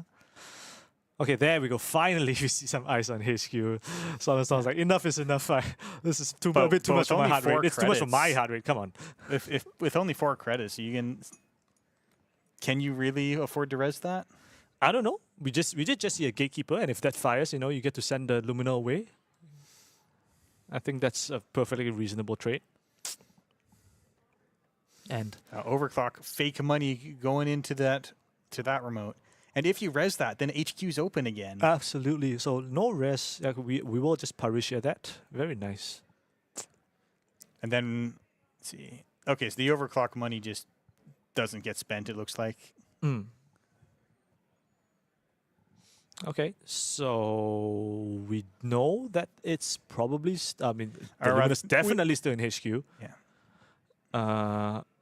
That being said, there is a Gatekeeper now, and I do believe Ben Velleman is a little bit too poor. So we know where 5 points are. That's got to be stressful as the core. Yeah, let's not forget there is an Ikawa It's- project. it's just it's like sitting being around. tagged. Yeah, like ugh.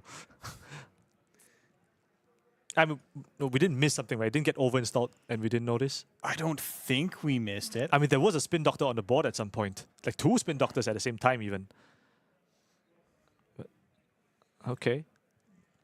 I mean, this game has just been so wild. Like the cataloger is sitting there unused, the Ikawa sitting there, and like no one is even attempting to go for it. Not even the corp, right?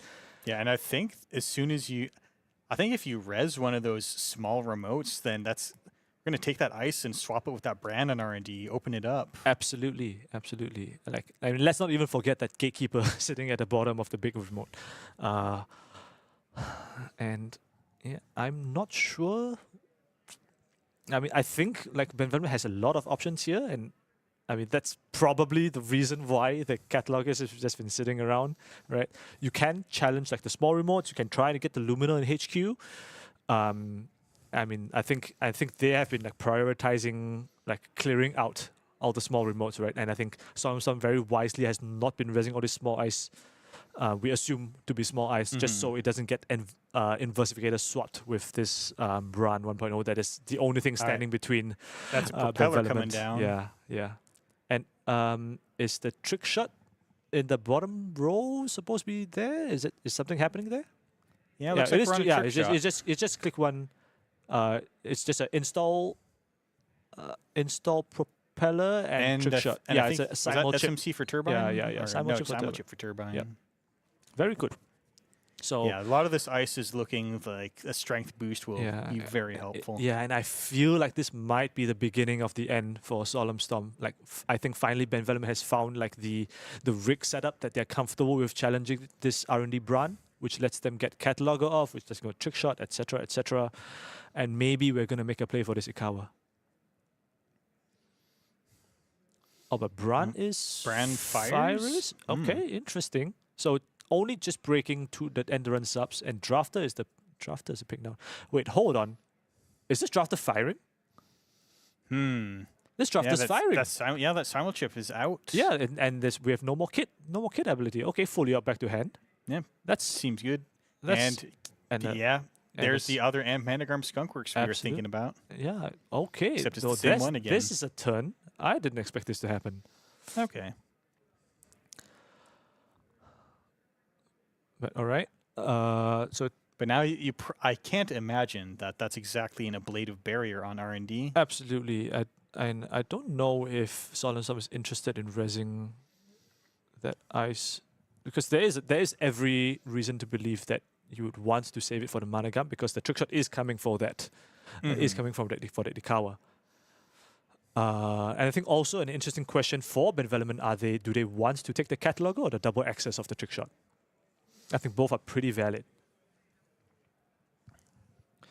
Oh no, we're going two accesses. Two cards. First card's a Bron, second card didn't catch that. Oh, hey, there's an off-world office. Okay. And off-world steal up to 4 points. That game is in the remote, right?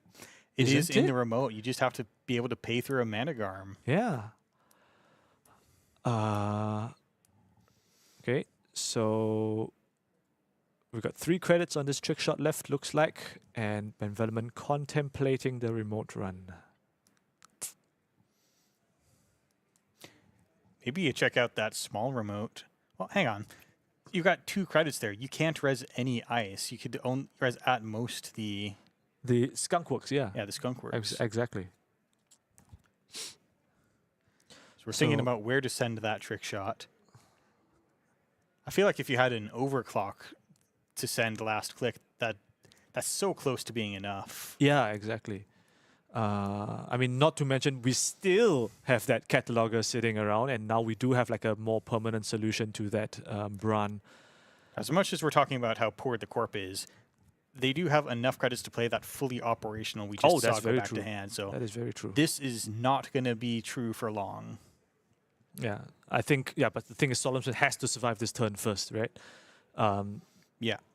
Like, down agenda points, down 2 agenda points, 4-2, and I mean, I just keep on coming back to that. We didn't miss anything, right? Like this Ikawa is just still sitting there. And I think so. Yeah. Okay. So Benevolent will make the run on the small remote, and it is another way clean to spend your trick shot money and one of the Perisher credits. Yeah, Perisher working real overtime this game. And running back on HQ looks like for Steve value. We do know still a Luminol. Let's not forget, there's a lot of things going in this game. Let's not forget there's still a Luminol transubstantiation in HQ. And that's 2. No, is that 2 cards? 3 cards. That's 3 cards. Okay. Yeah, we can't be as upset when we see the gatekeeper again. Yeah. Oh, no way. Okay, wait, okay. Like, no more stream jinxing, all right? This has gone on too much. We couldn't see the gatekeeper again. Oh my gosh. No, that's unreal. All right. We're going to have to check to make sure this deck isn't 10 gatekeepers. Yeah. Someone check him PC. Okay, wow, that's... I mean, Solemn really getting away with murder here. Like, I mean, shocking, honestly. All right, card in the remote to power up your fully operational. There we go, fully up. And at this point, it's a 5 credit profit, so not as outrageous as that full 4 remote thing that we saw earlier. Yeah, and I feel like Benevolent has got to be so frustrated now. So many single accesses missing on like guaranteed, guaranteed knowledge of what was in hand. Yeah. Hey, but click 1, overclock with the fake money and extra clicks. Yeah, and I think finally it's time for Solemn Storm to show us. Okay, there Tattoo we go. Bolus, that doesn't stop the There's runner. another virus there. Yeah, finally got him. Yeah, Benevolent gets it. Well played. Wow, that was a roller coaster. I gotta tell you what. So many gatekeepers. Yeah, I mean the same gatekeeper so many times. I mean, is it the same gatekeeper if it goes back into HQ and you shuffle it? It's the ship of gatekeeper. That's right. Yeah, and. Well, that was a game. I think we still have 1 more game to go. Yeah, that was just game 1. Yeah, and we've seen, of course, Benevolent play this op deck before in the last round against Van Steve. With the titular envelopment card in the deck. That's right. See at least a few of them. Yeah, not often you get to see an envelopment res of a eminent domain, but we did get to see it. Hey, That's some. I play that in my op deck. Yeah, I mean, sure, right, but you don't get to see it like an eminent domain pulled out, right? And that's branding for you. You know what I mean? That is branding. I respect the branding. Yeah. As a fellow branding expert. Oh yeah. And I Ice respect you, this. Mister Squid Head. No one else is going to be impersonating me. Oh, that's for sure. All right, so this time, hey, get that Wayland Consortium off of here. Yeah. This is op super heavy logistics. We get to search for free. Yeah. When we trash something, we get a one cheaper replacement out of the deck. And Akiko Nisei, when you make a successful run on this is successful when you breach R&D, right? It's not even successful run. Yeah, you would know more. You know better than me. Oh, I might need to go look up the card text Oh on that no! one. Oh, we gotta check out NRDB. Oh no, it's right there. It is breach R&D. Okay. Please ignore the printed text. We do have. Yeah, we make erratas all the time, and we. In a lot of cases, Yeah. we do it. Like the intent is that this card works the same as it's always been understood to work. Yeah, so breach R&D, access cards from R&D. You know, same Yeah, deal. Usually in they most tie those cases. effects to a successful run, but not always. Okay, I mean that's pretty relevant for cards like Chrism Grid and stuff. Yeah, you still get to Akiko through a Chrysium grid. Yeah, that's kind of unintuitive, but at the same time, it's kind of cool. And we have this incredible little boat here for the op identity. Oh yeah, absolutely. With the two little boats, that's just as you see on the artwork. Yeah, it is basically the art, right? Now that I think about it. Yeah, it's the art. Yeah, that is pretty dank. I wonder how Ben Velleman, carries this thing around. Like, does it have like a storage case or what? Surely a little rigid case so that you don't accidentally sit on one it. of those display cases, like clear plastic ones. That'd be pretty cool. I would put that on my mantelpiece. All right, in hand, I think we see A2 Kana. Last game we saw that we fed an agenda to the runner just to go get a border control on the remote. That ended up being a pretty good play. Yeah, I it's pretty think. good. Yeah. Border control is absolutely it's cracked in op. Yeah, it's one of the cards ever, I do dare say. Something's happening. So click one was a spin install res, and we're going. Looks like an eminent domain behind an ice. And Akio is going to go for a diesel on Solemn Storm, and into a sure gamble. I wonder if we're going to get a contest on this one. We do see it. Ooh, pinhole threading. Pinhole. Uh-oh, that's not a Rashida. Not today. Yeah. And creative commission, yeah. All right. That's the yeah. That's not the card I wanted to see. Let's just get some money. The corp instead. gets their archer, but perhaps the envelopment is in some ways better for the corp. So we score. I'm pretty sure we're getting an archer now, unless it's been drawn into hand again. I mean, that happened last game, but archer. Yeah, there's an R&D. archer. Yeah, there we go. Pretty good place to be pushing an archer against Akiko, I dare say. Oh yeah. Yeah. So 1.20, the eminent archer, the classic Wayland combination does it once again. And we'll see how Akiko does with this. I mean, the so-called girls deck has like a number of semi-reliable solutions to Archer, and we do see trick shot SMC. I wonder if this is going to be a Physarum.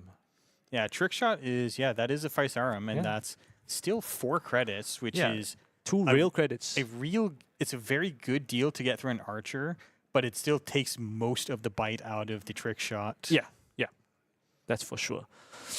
I mean, as archer solutions go, it's like okay. The problem is, you compare the Physarum on archer in any other deck compared to Physarum on archer in op, the deck which really is probably the happiest to play Maviruses even without viruses on the board. You might even just access a virus out of R&D. Yeah, and that would be pretty bad. Well, at least it doesn't clear before. Yeah. All right, so we play a side game. Yep, looks and like both players bid 0, so you're going to get a look at 2 cards as the runner. 3 cards because of trick shot. Right, 3 cards. The card has text. I think, is that a Rashida 3 down? Yeah. You jinxed it again, Seth. Come on. All right, now if you need me to commentate your game and just say things that would be good for you, I do accept bribes. Okay, so the math enters R&D, leaves R&D and just as quickly enters R&D back because of the spin. That Yeah, and we can tell that Ben Development's payment just cleared, so... yeah, PayPal transfer received. Thank you very much. And that looks like... Oh, no, that's the regolith. Just go in, take your money. That was just an install click. Was that? Yep, install click. Yep, there we go. So no op trash shenanigans, just a good, honest install click regolith mining license. Yeah, and good, honest op that. Then you go get a 1 cost out of the deck. Ooh. Yeah. Oh, that's an open HQ. Kind of spicy. Okay. Ben Development already just prepping their HQ for the... Yeah, so Cupulation, you can come take 1 card away, even something like an operation. And then I don't know if we think this is what's happening yet, but you can trade it in later for a legwork. Oh, yeah. Access 3 cards from HQ. Yeah. So this is kind of like access 4 if you think about it. Yeah.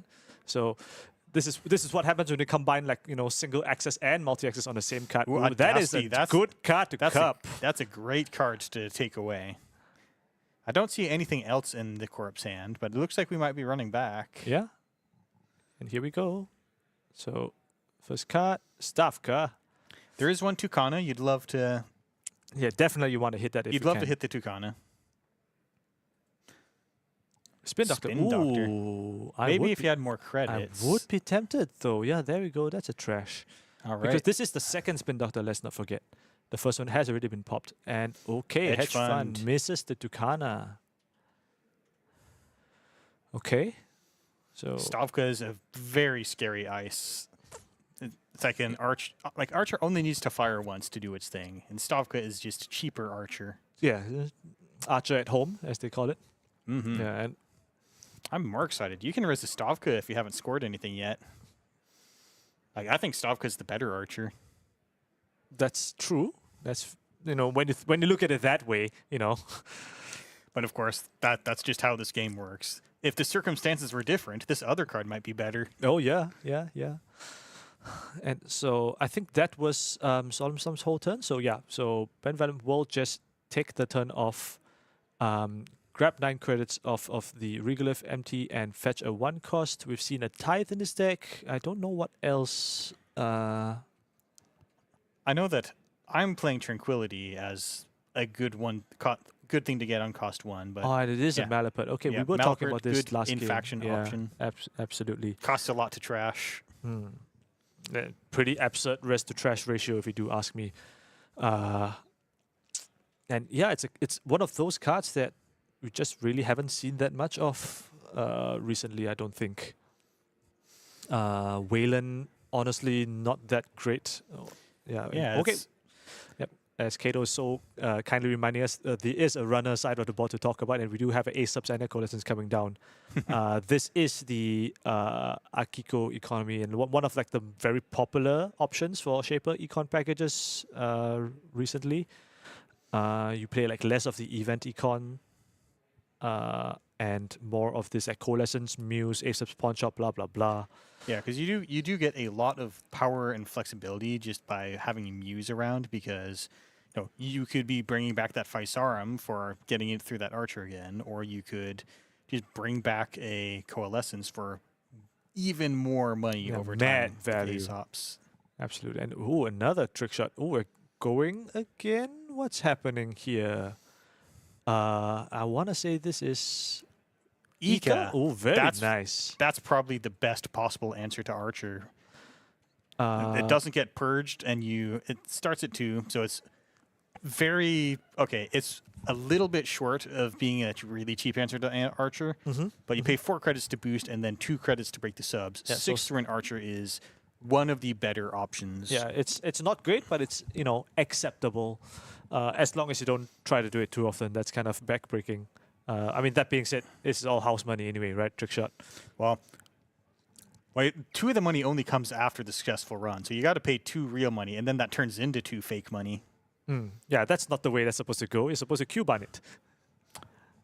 Oh, Looks like the corp paid one. yeah, paid one. Paid one for the accessing one less card. All right. And here we go. Lean over and okay, that Nothing. looks like an extract and a tithe. Tithe. Yeah. Yeah, I do find myself like physically, instinctively leaning over, when they make the accesses, and I think the player camps really add a lot of depth, Mm-hmm. a lot of depth to this. Yeah, the player cams are just ever so slightly tilted Oh yeah, or little zoomed, like it's yeah. one of those 3-piece I mean, mirrors. yeah. Huge shout out to all like the stream setup. I think I don't know who did. I think it was Eric from Non-Static, Eric Hayden, big part of it. Oh, okay, right. Oh, I see now. But okay.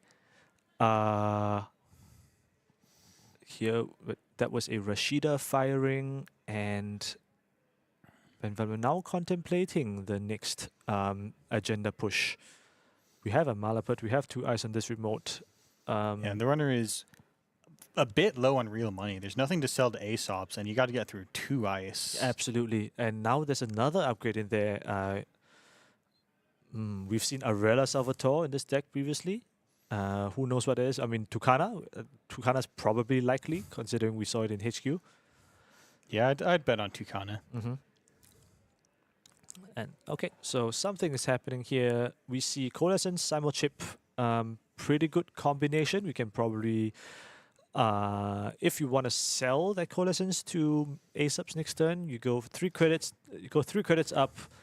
Simulchip gets you, for example, like a Muse, and the Muse gets you a Coalescence. That's another 2 credits up, and then you sell over the next 2 turns for another 6 credits. That's Yeah, it's a very not aggressive line, but it will get you a lot of money. yes, absolutely. The real question now, though, is Solemn Storm, like how important is it for him to contest this orb remote? It's extremely likely that there's an agenda in there, and I don't know.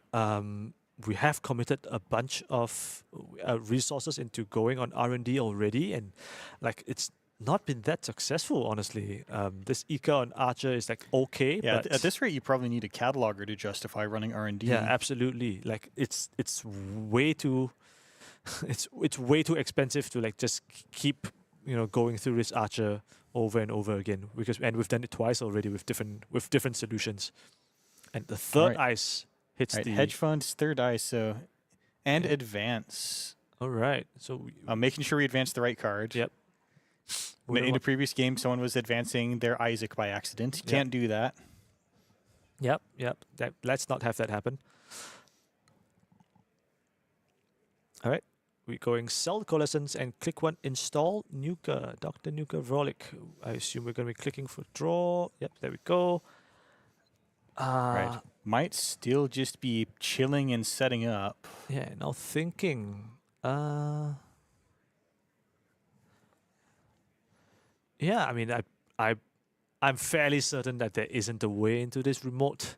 Now, And the corp can res it with 18 credits. yeah, 18 credits. Like it's just You got to come up with the Stavka solution and whatever other gear checks are there. absolutely. And then, never mind. The staff goes on HQ. Okay, trash that. Okay, I mean, obviously, this is only gonna get rid of an Ika, but we are gonna grab a Spin Doctor. Why is it getting rid of Ika? I mean, it's a staff. Oh, never mind. We are just chipping a Physarum.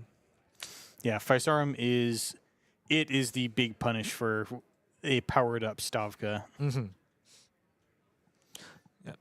So over here we see Physarum Entangler just bypassing you. Don't care about your strength. Don't care about your Starve Rune if that's a thing in this deck. Even we're just gonna bypass for 2 credits and take 1 HQ access.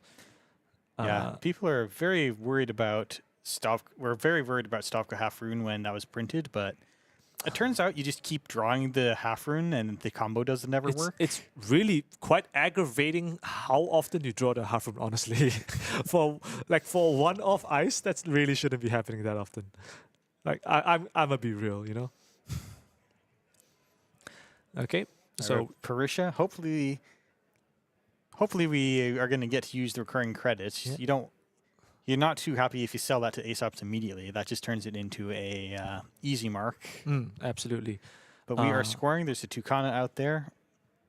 And what did we trash again? That's a very good question, actually. There is an argument to go on the staff card. Yeah, there we go. It's been 5-7 anyway, right? We get a 3-cost, and then we get another, and then another ice of the Tucana, right? So that's something we should be thinking about. Yeah, it's when you're playing this style of ob, just don't put the deck down until you draw. You're gonna unless you have to shuffle, you know. Yeah. The world is yours. There's endless possibilities for what these 2 installs can get you. Yeah. So here we go. So technically, this has to be the 3-cost card first, and then the op card after. Sorry, and then the Tucana card after. So this does affect like ice install costs. Yeah, you sometimes. pay the cost first, so you pay the cost of trashing the 4 first. So you have to go get a 3, and then Tucana can go get whatever is in ice. Oh, 2 lily pads. Damn, what a snipe from the Azef protocol. And so the Malapert was the op fire, and now we're getting an ice of the Tucana. There we go. Border control on HQ. That's pretty good. And we've just pulled out 2 more trash cans for the benefit of Ob. Oh yeah, absolutely. Okay, and I believe that was just clicks 1 and 2, correct? It was pre-advanced, so it's only double advance. Yeah, that was pre-advanced. There's 1 more click to go. Yeah, 1 more click, and I think that's another Azef on the right on the corpse hand. Yes. Okay. So it was something that wasn't the ASF got installed. I'm not sure what it was. Although I wouldn't be surprised if that Mavirus was going to crack and fetch a Arella on the next coming turn, because I do think Ben Velleman seems to be in a position where they want to be windmilling agendas. Not to mention Seamless Launch is another card that we saw in their hand as well. Oh, and Eru Ayase Pessoa. There we go. I hope I got that pronunciation right. Yep, one of the girls of Girls Wins, and you just run archives, sneak door your way into R&D, and you get a look at 2 or possibly 3 cards. At least 2, since we are on threat. And we will be playing a side game.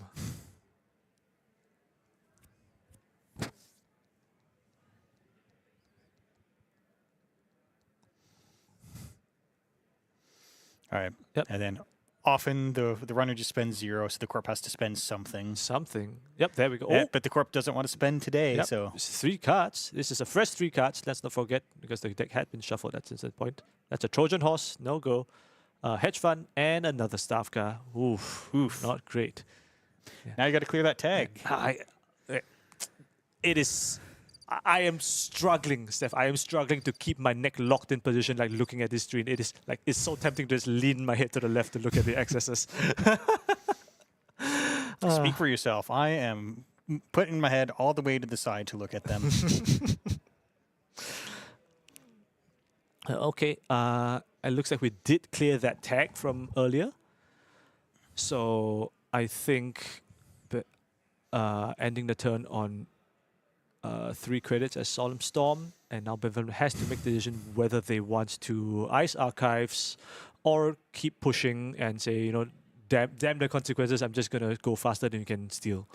I suspect they might go for the former option, but who knows? I like ignoring consequences.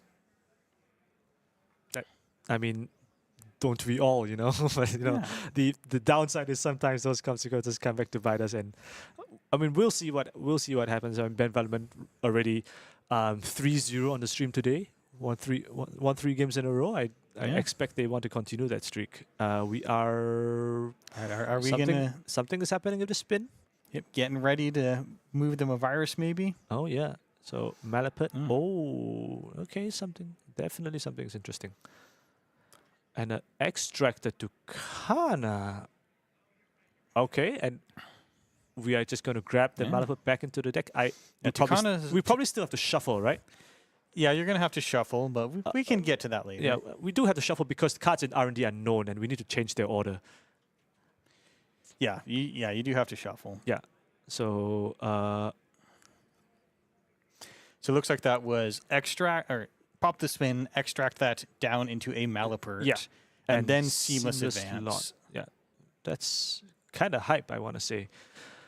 Yeah, I have a rules question. Oh, Yeah. I don't know if this is a rules question or an OP question. Is it legal to, like when they say, when the effect, like let's say what just happened here, like Op Trigger says shuffle your deck, right? Yeah. Are you allowed to like not shuffle and just present your opponent to cut? I don't. So I think that's more of an organized play question, but I think that there's just no reason to say that, or rather, no, I don't think that you can, like, just shuffle it. There's Yeah, I mean, it's so simple to just shuffle and mash it a couple of times at the bare minimum, right? I do agree. you don't have to go make separate stacks of cards and then do that elaborate shuffle, but Yeah. But, you know. I don't think that we are getting a huge gain out of technically, like, you're doing more work justifying not shuffling than you are shuffling. Absolutely.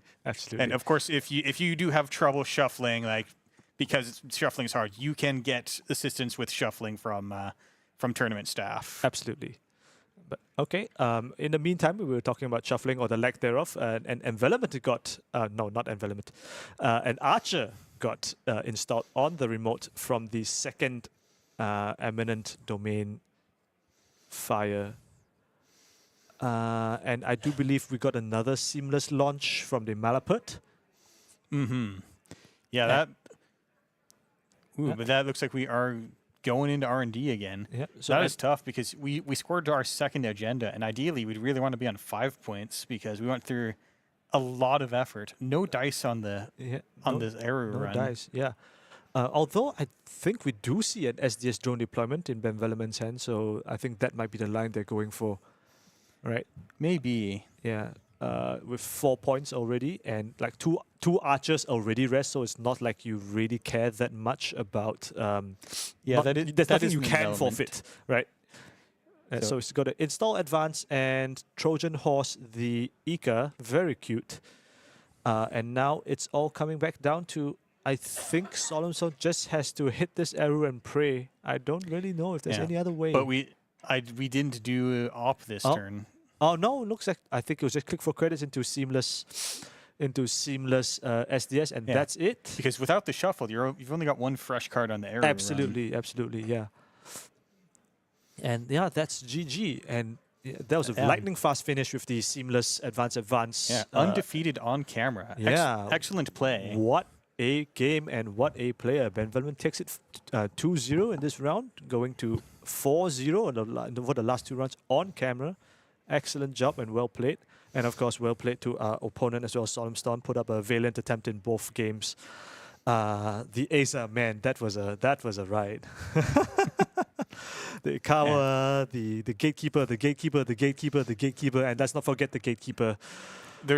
We could have had more gatekeepers if only the accesses lined up for us. Absolutely.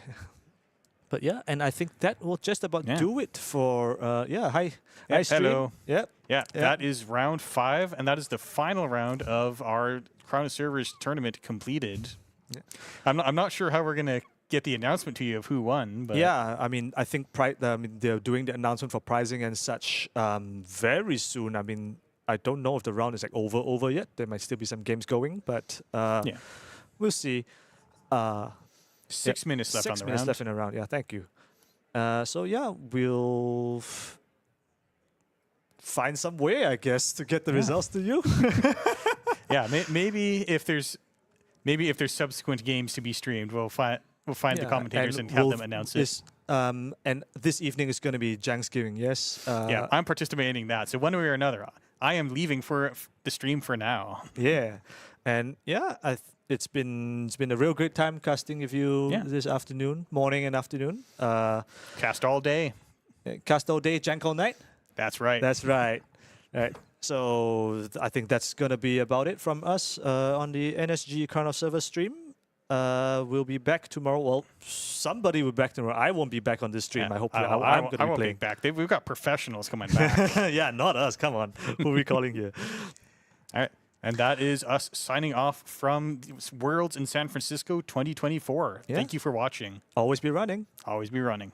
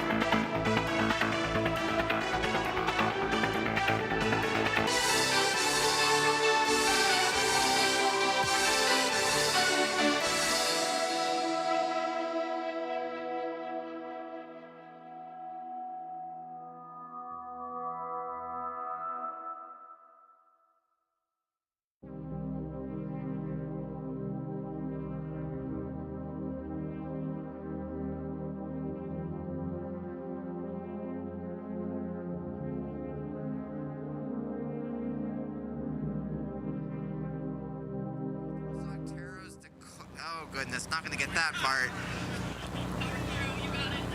17, Midway Station Grid. 18, an unclear number of frogs and girls. 19, the Turbo Team. 20, Send the Run. 21, Mutant Blastoise. 22, Bebe Sansan Shanpan. 23, the Truck Shoots. 24, Keep It Weird. 25, Spark of Inebriation. 26, the Alcatraz Initiative. 27, wait, this isn't draft? 28, Muntal Blast. 29, 60 jank decks in a trench coat. 30, Mile High Profile Target. 31, Hot Dog Time Machine. 32, Angelino's Crew. 33, Salem's Hospitality. 34, a steal at $5. 35, Dutch Crunch. 36, False Echoes. 37, Anticlimactic Showdown. 38, Pineapple Jank and Cheese. 39, Flowers for Your Lady and NPC Side Quest. 40, Begalter Did Nothing Wrong. Agree to disagree. Optimal Jank.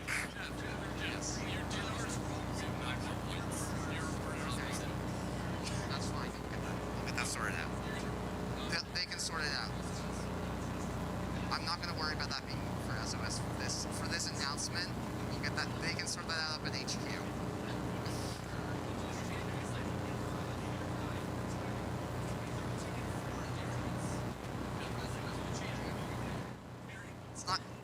It's not gonna, out of the total number of points, it will make a change, but it's not gonna, like, radically change rankings. Ugh.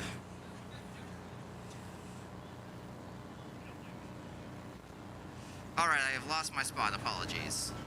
Optimal Jank, I think I said. Next up, we do not listen to Slums Cast. Next up, the Mole Runners. Next up, 44's Wotan Clan. 45, Make Mom Proud. 46, Less Good, More Fun. 47, 3 for 1. 48, New Jankless City Grid. 49, the Soulless Minions of Orthodoxy. 50 is Lose Cons. 51, Team EDM. 52, Alien Joke. 53, Disorganized and Last Minute. 54, We Found Teammates. And 55, Best 1 out of 3.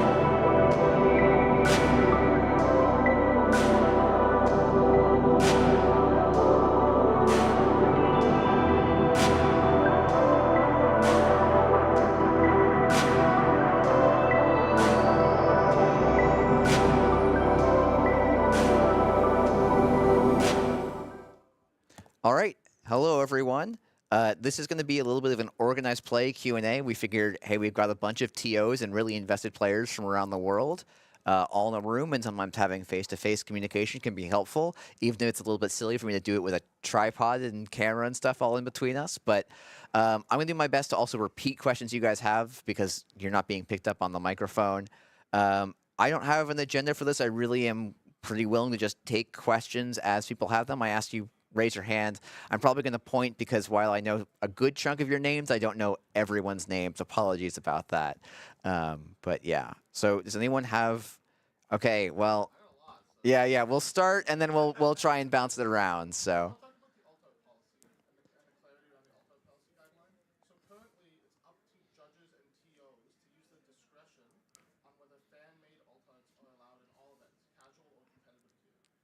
Something I've run into at my own events and at Cascadia is that the system of having judges and TOs use discretion leads to wildly different outcomes. The YDL altart in the run together, I didn't allow at Cascadia, and a lot of TOs said they would. Yeah. There's a lot of altars on the line. So I guess my question is, how does OP feel about a blanket ban on fan-made altarts at competitive tier events?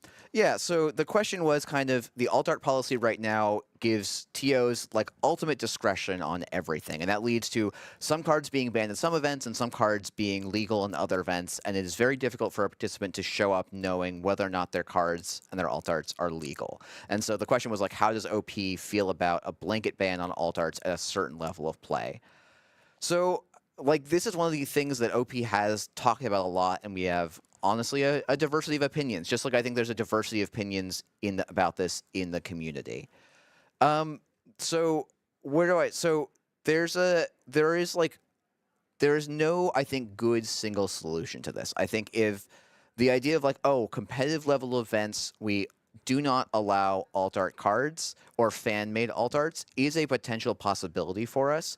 It's one that I personally and a few other people on OP, but not all that are, feel is like a little bit over the line in terms of where we feel like the policy should be. If we say like, oh, hey, these alt-arts are not going to be acceptable at a certain high prestige of events, that disincentivizes artists from making those. It disincentivizes players from including them in their decks. And we think it makes the community kind of less rich in a, I think, somewhat meaningful way. But there's like reasonable and quite fair concerns about the kind of, both the accessibility and fairness of having alt-arts that can be just about anything. We know the current policy is not like, it's not a silver bullet, has not solved the problem for us. I think we're waiting to see a little bit on how it progresses. Like this current policy has been out for just a few months, like maybe 2 months, and figure out where some of the pain points are and where we can improve on that next. Yeah. Any chance that like people could submit their alt-art designs to someone at NSG who could say like, this is like certified for competitive play, it has the text all right, the design is clear, and other ones like, maybe not certified for competitive play?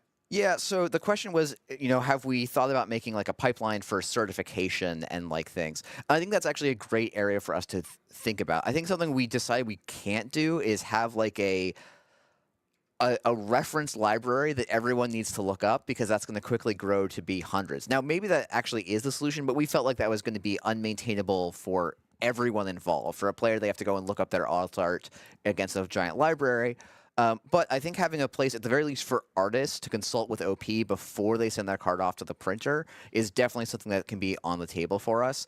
The biggest thing is probably going to be turnaround and like manpower limitations, or people power limitations, I should say, because while we are a fairly large team in NSG, we're also a still pretty finite group of people. But I think that's definitely an area or something that we can make some improvement on. I think that's something for us to consider, seeing if we can make that like a official thing for artists to say, hey, this is my alt art.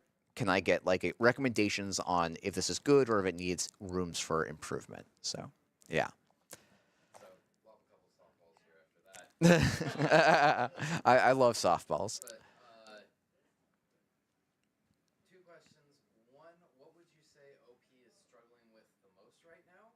Yeah. And two, what is OP looking forward to most in the next year tournament system? So I love a softball list. What's the thing that you're struggling with the most? That's just a great softball question. So I will answer that. So I think there's, to me, actually, okay, I think there's a bunch of things we're struggling with, honestly. It's because I spent a lot of time thinking about this, right? So one thing, quite honestly, and this is a thing that like people have been, I think, pretty rightly frustrated about, is our distribution of online prizing has been pretty abysmal. It's a thing, and like I'll answer if people have questions about that later. I'm happy to talk about some specifics and things. Is a thing I really want to try and help us make us be better at for next year, because I would like to not have people wait 9 months or a year to get prizes for an event that they paid money for. That's, I want to say, oh, we're all volunteers, yeah, but no, it's at a certain point, like there's a reasonable amount of turnaround time. There's been a lot of complications this year, but I think that's a big area of improvement for us. In terms of things that I'm excited about for next year, which, if I remember correctly, was the second part of the question, I'm really interested to see how having the districts, mega city, continentals pipeline works, and if it does what I'm hoping it does in helping smaller scenes kind of develop and catalyze kind of competitive and vibrant local communities, and then have those communities kind of cross paths with each other as the year progresses, and then kind of peak in this capstone event. Like there's a lot of different goals behind the season. Like some of it is also like, hey, getting testing groups to compete for buys, so they'll pull out good decks earlier in the season rather than keeping them in their back pocket till continentals or worlds. And I'm also like this. I'm very excited to see what kind of the APAC region in-person play looks like, because we have not been able to support them really well with large events, and I want to see how that works for next year. And there's going to be challenges there, but I think it's going to be a really exciting opportunity for a part of the player base that has not gotten as much attention from organized play up till now. So, yeah.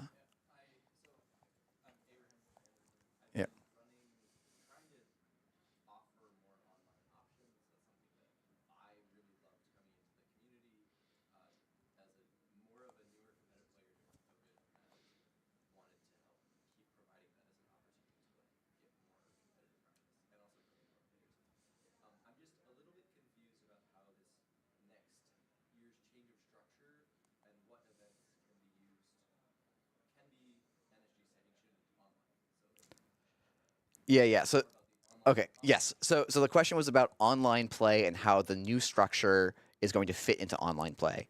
So NSG has committed to running like a district level competition for every time zone, and then we will also run an online continental level. For the mega city level, we just don't feel like we have the bandwidth or time, but are open to having people from the community help us organize and run a mega city level event. At least is my understanding. I can't promise that that absolutely will happen, but that was what I'm recalling for what we discussed for the online event. So the goal is that online events should still be able to fit in with this structure, even if they are maybe a little bit different than the way that they've been run so far.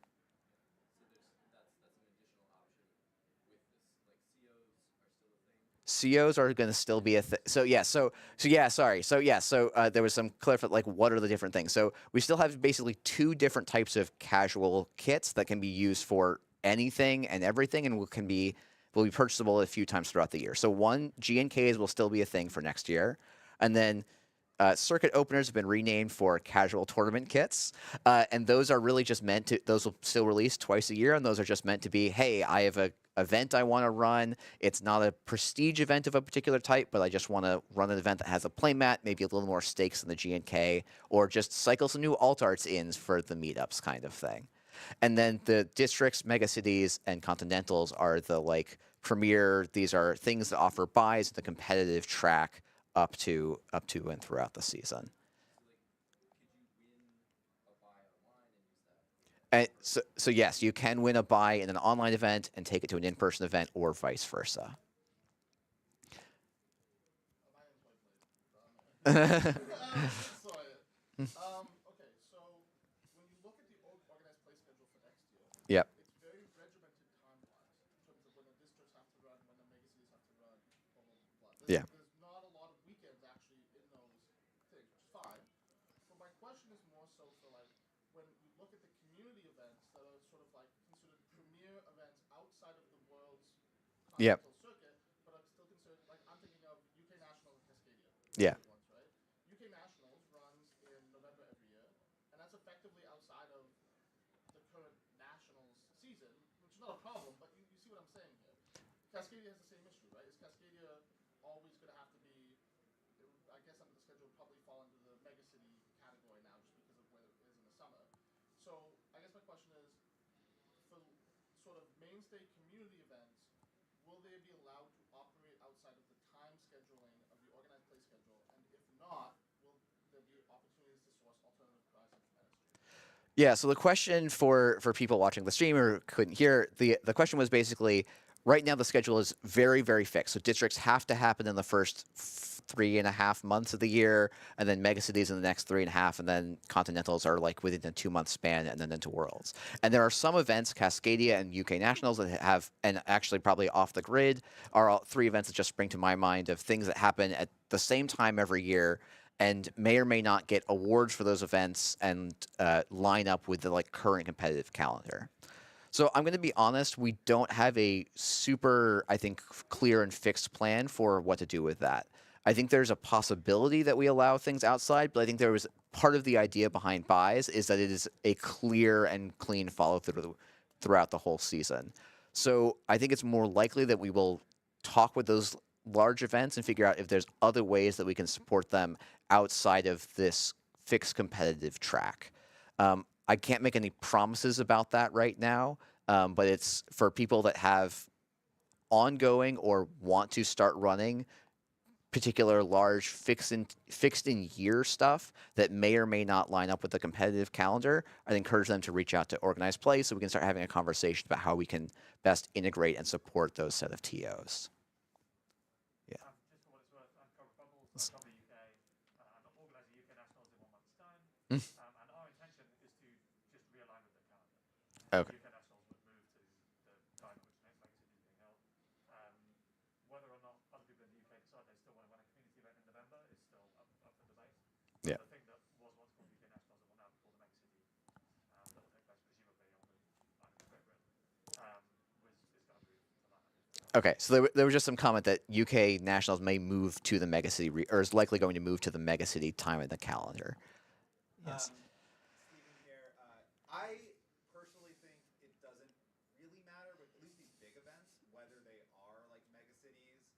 I used to play the Game of Thrones card game. I think Cobra Bubbles did as well.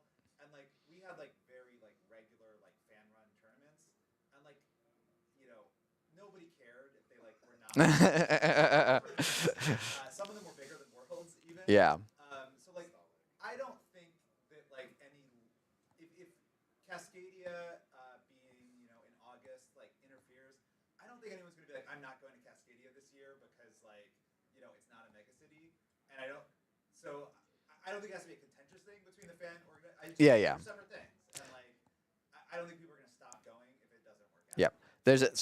There was a very helpful comment, I guess, or an informative comment about that. It may not always interfere. Kato, I'm actually realizing, should we just grab the mic from there, mute it to the main room, and pass it around to people? Okay, so I don't know why I didn't think of this earlier. So we're gonna take a brief pause while. So James, you're gonna need to also. Actually, you know what? I'll just go and do it because I know the buttons to press. I'll be right back. I was like, where's that mic? Where's that mic? Alright, once you go up there and freestyle. And you are all welcome to go grab chairs.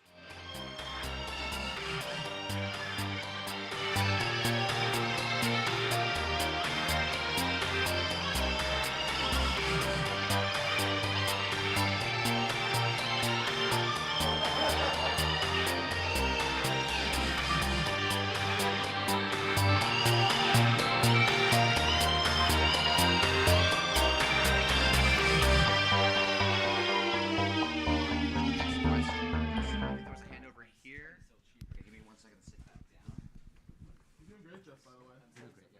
You're getting grilled. I didn't know you guys. All right, let's try this again where you can actually hear the questions. Is that coming through? All right, you're coming through. I'm Alec Osindaran. I was wondering if NSG would, if there's any sort of consideration or plan to offer like funding for hosting locations for tournaments, and I asked that just because, at least in Vancouver, it's incredibly difficult to find like space. Yeah. As soon as Lorcana came out, we lost our regular slots. Okay. And Yeah. but like an alternative is if you're paying, a lot of the places are really expensive. So. Yeah, for sure. So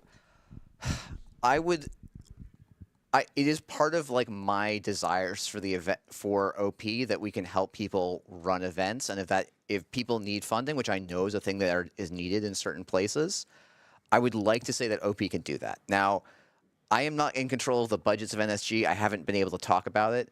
Is a conversation that we can start this year. Like when I say this year, I really probably mean like 2025, with the idea that if we can, we'll try and come up with a solution.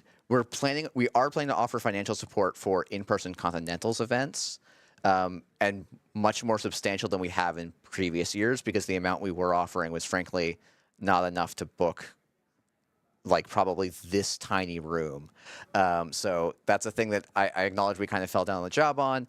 We're going to figure out how we make the budget for that work. But that's sort of, I think we want to start making progress on. But then I guess we'll pass the mic down. Hello. I have a little. Is this on? Okay. Yeah, it's we've turned off all. You guys Mics, cannot makes tell. sense, It's just going to the stream. So I have a little comment about that. When I was doing scouting for places in Seattle, I mean, we have a lot of supportive venues in Seattle, which is fantastic. But I actually found that the local libraries have pretty amazing and huge rooms that you can rent out. Sure, I'm just think this is potentially people can look for. The local libraries in Seattle have rooms that are up to about 150 capacity. You can rent out all day long for free. The only downside is that you're not allowed to charge anything for any event that you run. So if a TO had a situation like that, maybe there would be a way that would be a lot more inexpensive for NSG to like, we'll just run this event for free. Here's the prizes. Just a thought. yeah, we definitely have some room to make. If there's TOs that have a thing where it's like, hey, we want to get this venue. It's a great deal for us, yada yada, but it has some restriction that makes us violate a policy or mean that we can't charge for something. You should always reach out to OP, and we will try and make things work.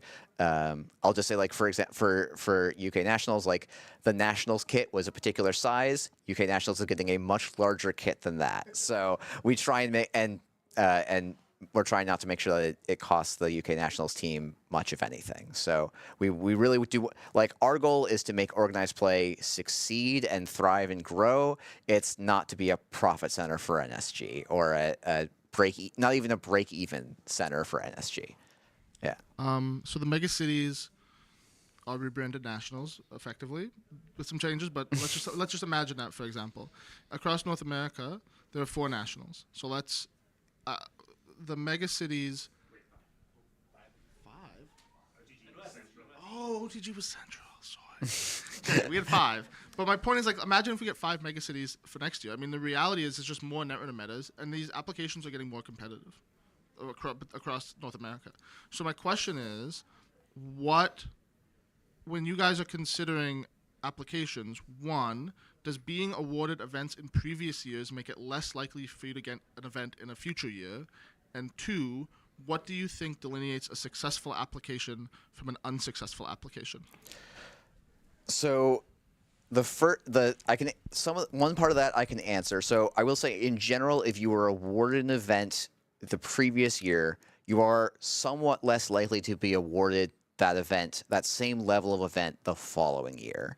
Now, somewhat less likely does not mean it will not happen. It just means if we get other good bids, like equally strong or stronger bids, that will, or actually I should say, if we get equally strong bids, that will probably be a kind of tiebreaker in the favor of just giving other TOs a chance to run things and kind of ameliorate some stress. In terms of what we are looking for in a good bid, so we have not had a chance yet to sit down and put together kind of a rubric for what we are looking for. So that is a thing we are going to do and try and put in the announcement when applications go up. I was going to say I was hoping that was going to be next week. I think realistically, it's a little ambitious. The article is drafted, but that rubric is not in it yet, so that's probably going to delay it, push it back, and maybe to the following week. But in general, things we are going to be looking at to various degrees and without levels. And this is, again, I'm going to be like doing the thing you're not supposed to do and go a little bit off the top of the dome without consulting with other people. So James, maybe you should just start like doing this at some point. Or just grab a cane and yank me off stage. So like things we probably are going to look at is like, hey, sizing of the venue, accessibility of the venue, existing meta presence is something we are going to be looking at. I will say like extra prizing and sweeteners like is a nice thing, but for us it's not going to be like that. At least from my perspective, it's not going to be that large of a thing for us. To me, we really want to make sure that the event is like, to me, like things I care about are going to be like the accessibility of the event to people trying to get to it is to me one of the primary things and that includes like travel time. Can people get there on like from planes or trains, and then like publicly transport to the venue or get there somewhat easily?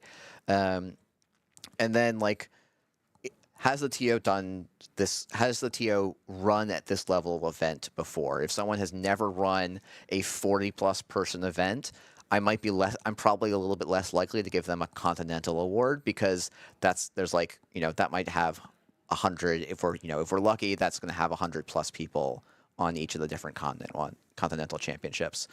Those are the ones that are coming to me right now. We'll try and make sure it's very clear for organizers that are applying, things that we're going to be paying special attention to in the application process.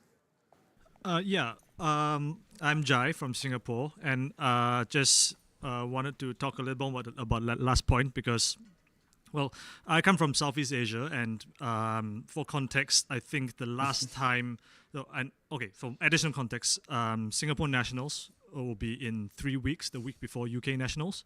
And I think it'll be the first mid-space competitive level event in the entire region in possibly 8 years, right? I think. I'm just concerned that in terms of applying for megacities next year, because I did submit an application for Nationals last year, and obviously I got it, obviously. But yeah, the point is that what we've been hearing right now is that the megacities will be like more like the applications for megacities will be more stringent than those for like nationals currently, and I'm just concerned that in a region that's been like this devoid of shall we say historical attendance data, right? I'm just worried about like our prospects for like future mid-space play in the future, let's say high-level competitive mid-space play in the region, and I'd like to use like megacities as an opportunity for like Southeast Asia, which has historically been an extremely difficult to traverse region.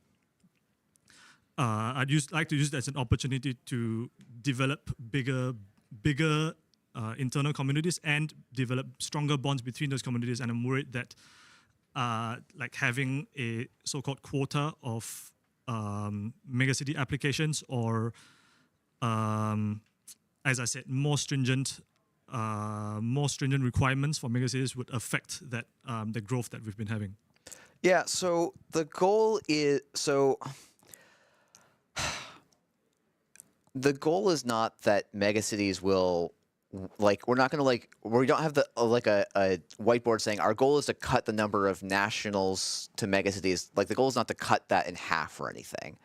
The goal of the name change was actually primarily a thing that we are trying to organize around is thinking more about the geographic and travel time distance as the demarcators of those events, and then kind of up the pricing to encourage people to make that level of travel.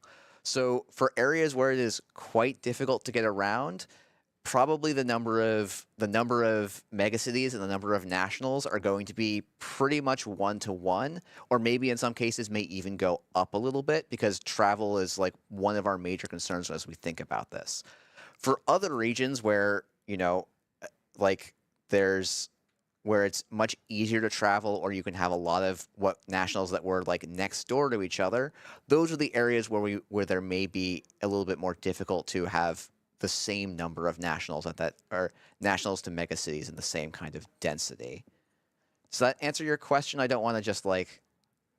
Okay. World's gonna be next year. It will be announced on the website when it gets announced, and I can't tell you until then. We got a question over there, looks like. So fairly new to the game, but we think it'd be cool to host our own events or whatnot. Is there any guide or some sort of suggestion on how to get started? Because we've never done something like this before. Yeah. I wish that as the OP team we had a great set of resources. It's something that like we had some people on, we got some early drafts, and then like their lives got busy, my lives got busy with other stuff, so we haven't quite put that together. But there are honestly, this room is full of people with great resources. My general advice would be start running some GNKs, see what that can give you. Those are like low barrier to entry for you to buy, and they're intended to be quite affordable for TOs, but maybe you look like you're. What meta are you from? We are in the Bay Area, but then there's a much closer game store to us that doesn't do, or place that we can play games that doesn't do Netrunner stuff versus some of the slightly further away game stores that do Netrunner. Yeah. So, yeah. I think there's a lot of good TOs in this room. I also think San Francisco has some really good TOs who continue to test. Yeah, but well, conveniently, some very good local TOs are around. So yeah, stick around after this, and we'll get you hooked up with some TOs. Oh yes, there's also a TOs of Netrunner Discord. Yes, I should have. I can't believe I forgot to plug that. Thank you.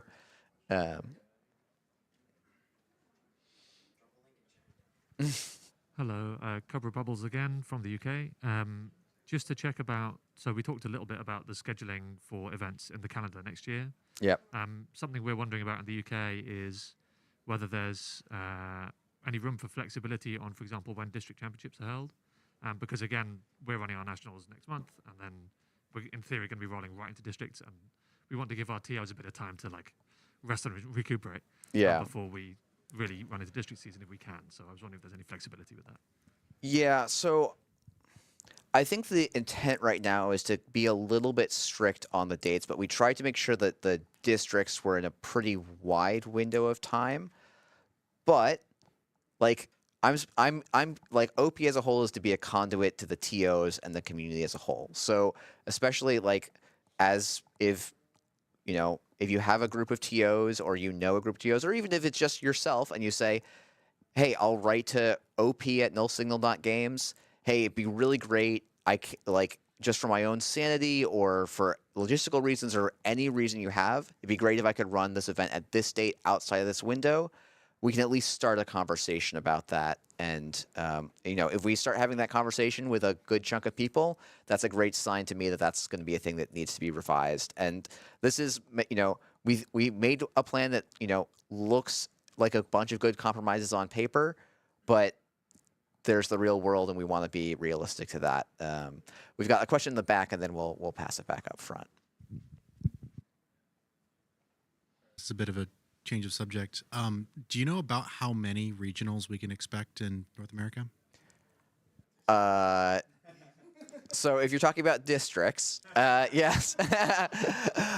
So I don't have a number on the top of my head at the moment. The idea of a district, at least mentally for us, is that you are the median player for a district is going to be traveling somewhere between 1 and 2 hours to make it to their event. And so that's going to lead to quite a few districts throughout the U.S. based on player base. But I don't have a number of what that will be. We have some ideas, but I'm going to be honest, I don't remember. And also, we're kind of waiting to see who applies, because we can scale up, based on that. If we get like, oh hey, people up and down all these places, like if a bunch of metas come out of the woodwork and say, hey, we'd love to run one. Well, love to run one. great. That's a success, and they're doing exactly what we want to do. We want to support that. Then if we can pass the mic up front, that would be great. General, the new structure reminds a lot of us old heads of the old FFG, regionals and nationals. Yeah. And I think we're really excited about that. So thanks for doing that. One of the other things, though, that the old system had that I haven't seen announced for this one was nationals winners getting a free flight to Worlds. So curious, is there any way that anything like that would happen? I understand if it's not, but just had to We ask. have not talked about that at all yet. So that's what I'll say for now. It's, yeah. All right, this is Chris or Zinchling. And maybe this question depends on how tomorrow goes, but does OP have an official preference between double-sided and single-sided Swiss? I will speak for myself personally and not for OP as a whole. I will say there is a group of people in organized play that generally feel like for competitive style events, we want to encourage single-sided Swiss. But there are people, and I'm going to call out James, who prefers, at least if I remember correctly, in his local meta to run double-sided Swiss events. And I think that that is a very appropriate thing to do for different metas and different purposes, and we want to make sure that it's an option. For competitive events, we're probably going to apply some pressure to do single-sided Swiss, but we also know that with the way that buys are currently structured, there's actually a really strong incentive to run certain levels of events as double-sided because then you're giving your buy players more rewards. We're trying to figure out if that's a thing we want to do any adjustments for. But we're not planning to ban things or even require events and formats at the time being. Yes, yes, and we got to show them the beauty of a buy sweep ID. Yeah. Yeah, so this might be looking too far into the future, but I think it's really cool, all of the changes coming up to the next competitive season. One thing I was pretty disappointed about, though, was ICC missing from next year's calendar season. I think it is one of the coolest prizes that NSG actually has to offer is an ICC invite. And I think it's something that is really cool to gun for throughout the continental season, and also a big celebration kind of event in my mind, at least, to cap off the continental season, especially for anyone who can't attend Worlds because sometimes it is on the other side of the world. So with that in mind, is there I guess my concern is from reading over the blog post, ICC kind of got cut due to having more continentals this year. And I guess my concern is if that continues into the future, is this the end of ICC? Is it still something that's being heavily considered? I think it personally is an event that really should exist. And I really hope that it comes back. Yeah, so I'm gonna, the online and in-person continentals for every region is a experiment we're trying out this year. We also like ICC. It was basically impossible to fit it in the calendar. It was the primary reason it got squeezed out this year. So I think we're going to do a little bit of an evaluation and see hey, how did people feel about having 6 continentals? How did people feel about then having Worlds immediately after that? Is that too much of a stress on the SBT to turn around fast ban lists? Is that people just spent all their vacation time so they don't feel like they can go to Worlds? There's lots of things we are looking to go and learn about for next year. ICC is probably not something that we can organize officially. There's maybe some interesting ideas of oh, what if we ran it after Worlds in a bit of a dead period? That's something I'm kind of open to and thinking about. It's a thing that many of us really enjoyed. I don't think it's something we want to be gone for good, but we have to try and find a way to square the circle of the number of weekends in the year and the amount of events we're trying to add to the calendar. Long-time listener, first-time caller. So I just wanted to ask a brief two-parter here, which is, do you have any idea how many mega cities there are going to be, and when do applications open? So I don't have a good number on mega cities, unfortunately, off the top of my head. Applications are probably going to open in about 1 to 2 weeks. It's supposed to be 1 week. It just depends on if we can coordinate on making sure that it's clear to TOs what things we will be evaluating in the next week, or if that's something we want to spend an extra week post Worlds and post some of these discussions, putting some extra meat on those bones. Hi, Abraham again. Something that I've struggled with and thought a lot about as a TO, especially starting out, is how to get inexpensive prizes that will excite people. And like kits are a really great option that you provide, and the increased number of JNKs I think has been a really big plus. But it's something I'm always thinking about, like what can I have that people are excited about that will make them jazzed to play in the event, but then like will mean that the event can like break even, or maybe it like I don't make a ton of money. Maybe it helps me pay for the beers that I buy at the meetup, right? Like, or maybe it something like that. People are putting work in. It's all right to like. One thing that, a couple things that I've come up with, are like, I mean, I have a policy. I don't reproduce any NSG stuff, but like there's a lot of available old FFG scans on Proxy Nexus. I've done some, but I took some of the things that I like inverted them, made it like an inverted option, and that's something I'd like to like move away from. I don't like the idea of reproducing other stuff, but I've seen some things around. I saw some just like NSG cards as is, where they're like recolored in different ways, or like doing inverts. Like, does NSG have, I guess the first question is, does NSG have a policy about, I mean, the print and play files for all the cards are available.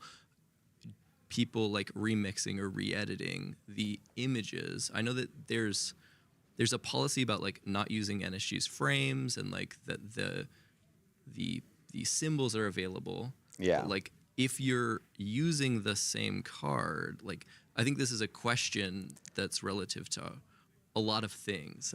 Yeah, so I will say our policy on like what constitutes reuse, what constitutes our frame, I think there's probably some room for fleshing out of what that's going to look like. I've had some, and he's not in the room, but Eric Hayden and I have had a lot of back and forth because the initial version of his Bravado looked like he had basically traced our frame and turned it pink, and we were like, not sure how we feel about that, and trying to figure out how the policy works. I guess, like, it is hard to make unique prizes for small events and make them economical, and I don't have great solutions for these right now. I also don't know our art reuse policy off the top of my head. Unfortunately, this is just not an area I've done a lot about. So I'll have to try and follow up probably in the TOs of Discord at a future date. I'm a little bit, like, just personally speaking, it's a little bit there's a part of me that's like, oh, it's cool, it's a nice way to make a unique thing, but at the same time I'm like, well, but it was an artist made a thing, and then we're like taking that artist's work and repurposing it and maybe selling tickets, even though you're not making a profit, it's like there's still a financial implication to it. So this is why I don't have a policy for this right now. It's something that I'm happy to continue a discussion on at a later date when I've got more resources and time and discussion and stuff. So I think that, like, as things grow and there's more like going on, like as the events I'm running are getting bigger, I'm like, okay, I'm not going to be reproducing other people's art in any way. Like, that's something I definitely don't want to do. But there's like, I have a card that I send out that just has information like your placement, your handle. If I have any notes, it's like really useful for when I'm organizing and pricing things out. And like, I have a bunch of those printed. On the back of those cards, I just have the print and play file of Brawn, completely unchanged. Like, I didn't color change it at all. Just as a way so that if I'm printing a card already, it doesn't just get thrown away. Like, you can have an extra Brawn. Is that something that NSG would be bothered by? Like, the print and play files are available, which I know are for proxies, but this becomes I'm just gonna say I'm not the right person to answer that right now. It's also something we're having a lot of internal discussion about as this is becoming more a part of the thing.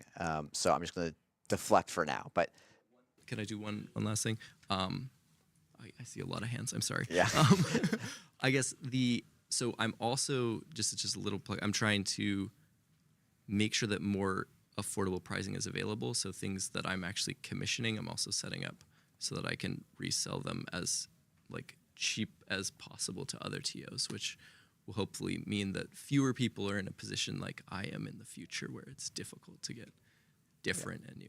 Yeah, and if possibly we can use the TOs of Netrunner Discord to help TOs organize and say, hey, we want to pool together. We're in different regions of the world, so we're not cross competing.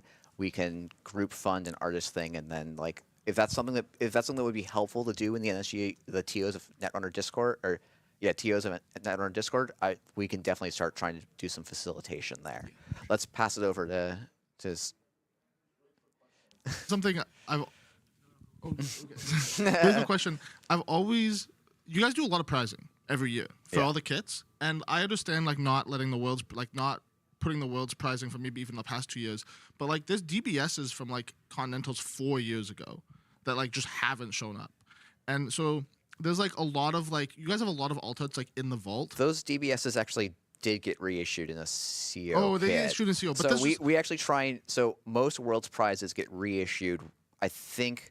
They don't get reissued within a calendar year, but after that they become fair game to be reissued. And we try and do the same thing with like what were nationals levels and will now be mega cities. So we do intend to like try and make sure that people have a second chance at a lot of these unique prizes. Hey there, Solomir here. You mentioned that mega city events are something that you might want to encourage players to travel for, and whether it's somewhere kind of local, maybe just the next big city over, or maybe across the country, or to across an ocean. Is there any way that OP can help with signal boosting these kind of things for other players, and like just kind of like because running and figuring out our tournament scene on our own is hard. But we want to be able to reach out. Yeah. But it's hard. Like we don't all sit in discords of every other city. Yeah. Nearby. So something I did not realize was how much traffic the NSG front page gets. I was always kind of under the impression that like people would see it pop up in the feed in GLC, or like one person in the meta would read it. It directed a lot of traffic to Worlds this year, and so I am pretty happy to help. And this will probably actually be part of what we talk to about Mega City TOs next year, is making sure that we can put up a post about as many of the mega cities as we can to make sure that they have reach and visibility to the broader player base. Okay. And in a similar vein of like travel for a mega city, let's say I want to go to I want a vacation in the APAC region, and it happens to be around the time when a mega city would happen. Is there intent on like trying to cluster certain events together, or I guess you don't have a ton of OP doesn't have a ton of pull on that front, but like to direction of like maybe you should all have it in these couple of weeks in this month. So my expectation for this process is that it's not going to be hey, people send in an application, they say this is the date. Like some people will say this is the only date we could get, right? But I'm expecting for it to also be a thing where like, hey, if we run say. So I'll say 5 mega cities because we ran 5 nationals in Northern America this year. Then like we might start having conversations with all 5 of those TOs and say, hey, we want to make sure that we're coordinating. Where do you guys feel like you can, should we make sure that West Coast ones are at very different times of the year? Do we want them to be on consecutive weekends, or and have discussions, because we don't want to be the ones prescribing it, like the answer for all of this. We want to talk to people with local and regional knowledge and figure out what the right solution is for everything. And let's take it. I guess we'll send it back over to Josh, I think. Well, thank you. Oh, I'm sorry. I missed that you had your hand up. Yeah, I guess it's right behind the camera, isn't it? Yes. Hi, I'm Josh. I'm from a smaller city in upstate New York that you almost certainly haven't heard of. I wish that I had the problems of most of the people in this room.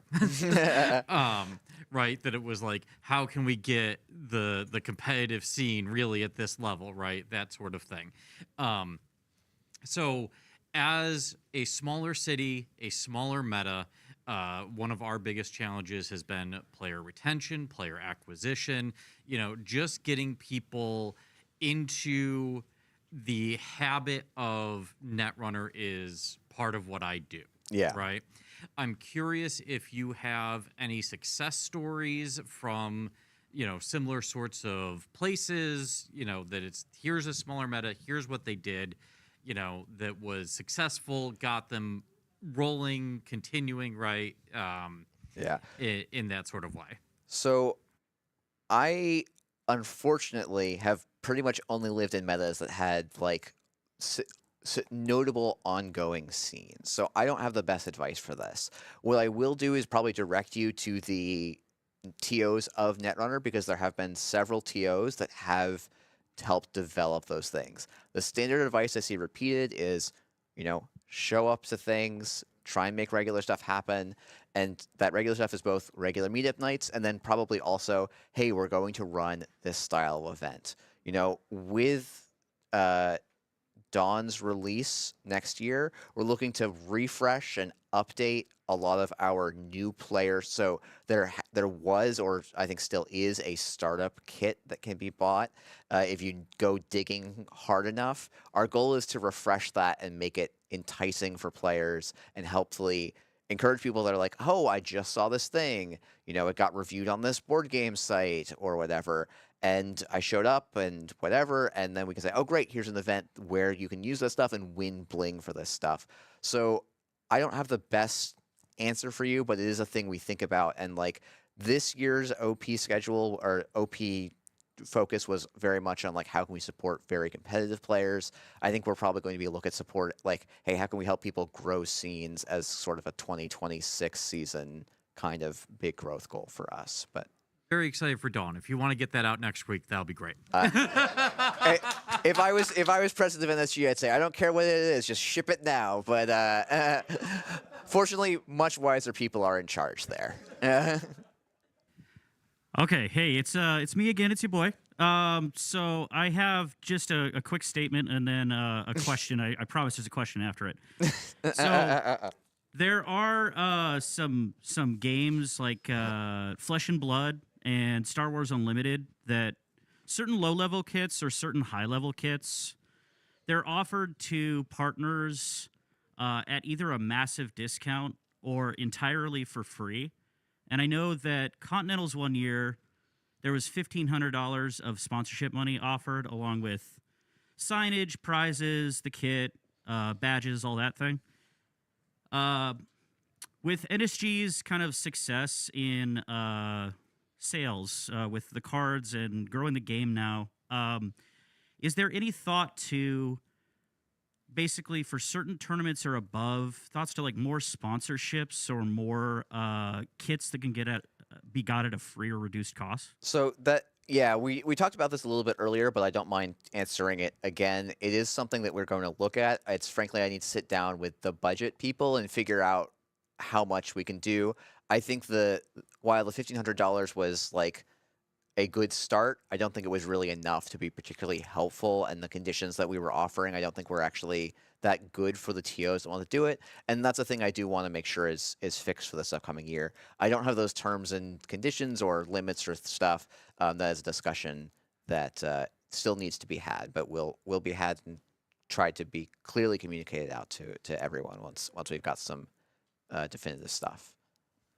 Yeah, I'm Charlie or Santa. I don't think I introduced myself before.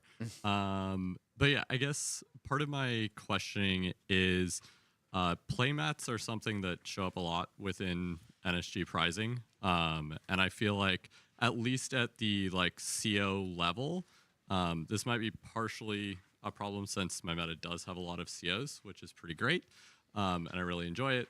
But there gets to be a point when like playmats aren't really as big of an incentive. It was something that at the beginning of playing Netrunner, it was really cool, and I loved winning my first playmat. But after that, it's become less thrilling. Yes.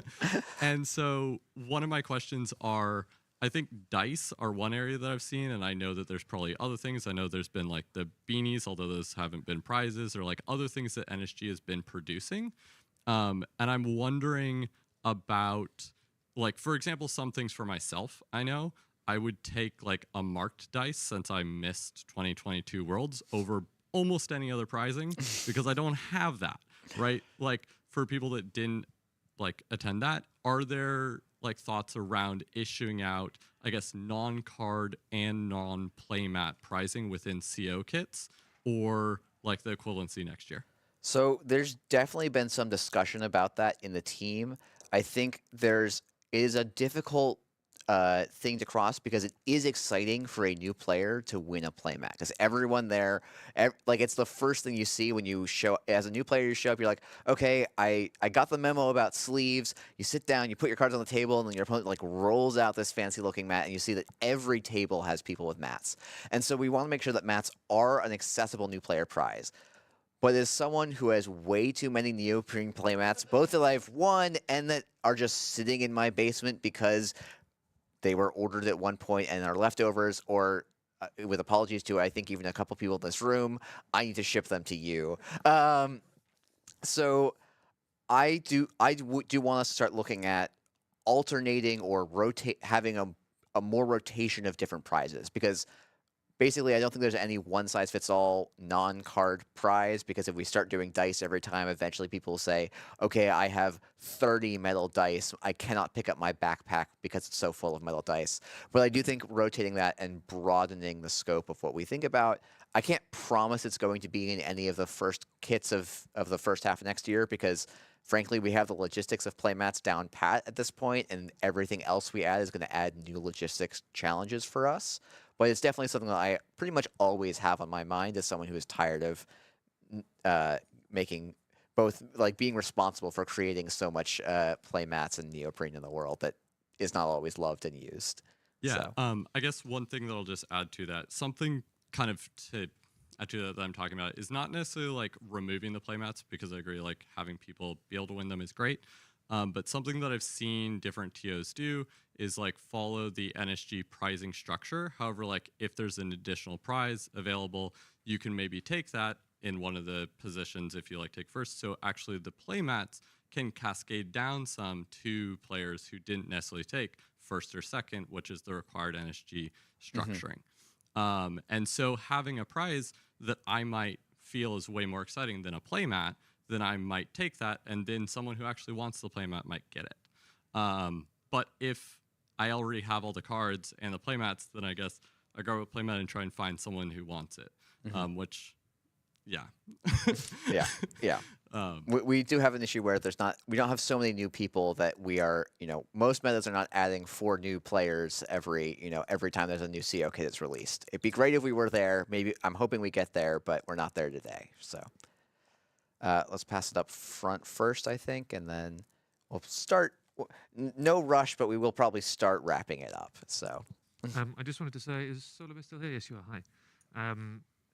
Another thing in terms of helping to promote initiatives and get people in touch with each other, it's not just OP that's doing that. I should take off my judge hat for this. I'm also the lead editor at NSG. I edit a bunch of stuff that goes on the website. And the community team is like available to help with things like the kind of thing you were talking about, of connecting people across or promoting things on the website or the various things like that. That's some stuff that we can potentially take off of OP's plate a bit, which I think is useful to spread the stuff throughout the organization. So I just wanted to mention that. I will now put my judge hat back on for my question, which is there any plans in progress for producing more resources or like training for judges? I would love to. It has been a thing that has been on my plate, that was like initially on my plate for this year. And there were some people that were brought on to be enthusiastic about trying to do some of that. I think it is a thing where the people that are able to give a lot of time into OP have to spend their time on like making sure kits make it out the door. That said, if there are people, especially not just in this room, but definitely the people in this room definitely have some interest, I would love to start collaborating and figuring out how we can build documents to help people train and feel comfortable judging events. So it was a discussion we like have half-heartedly started a couple of times. I can't promise more than a half-started time. Like for various reasons, my time is going to be pretty limited in the next upcoming few months. But it is a thing that I know is wanted, and is a thing that OP wants to make happen. It is just a bit of a resources and time, and not sure exactly when those are going to line up with each other. Bring into other parts of NSG, into the media team potentially. Yeah, yeah. With that stuff. Yeah. Cool. Yeah. Okay.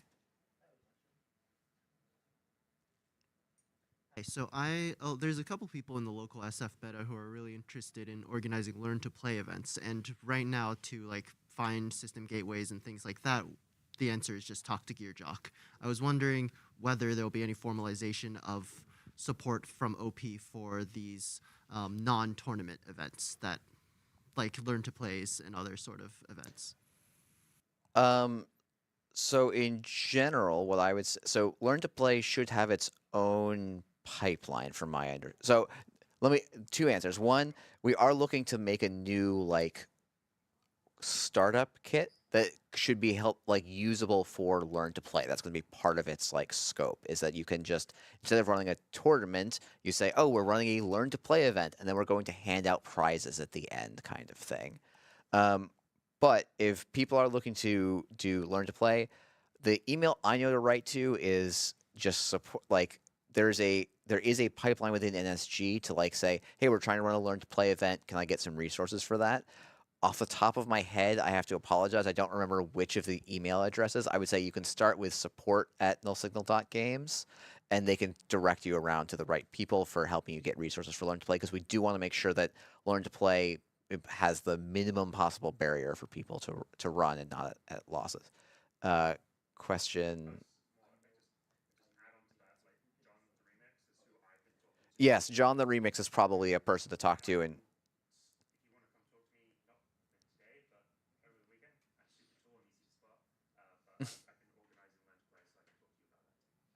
yeah. That's what I was gonna say. John the okay. Remix is Yeah, John the Remix, who's out. Yeah. Yeah.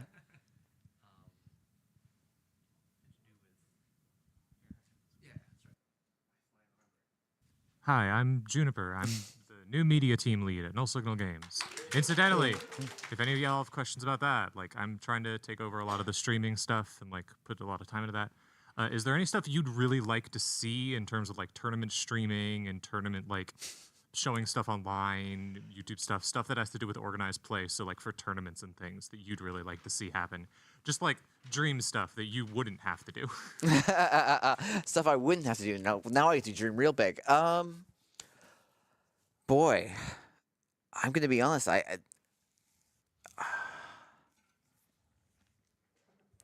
It's like a gear shift in my head. So give me a second.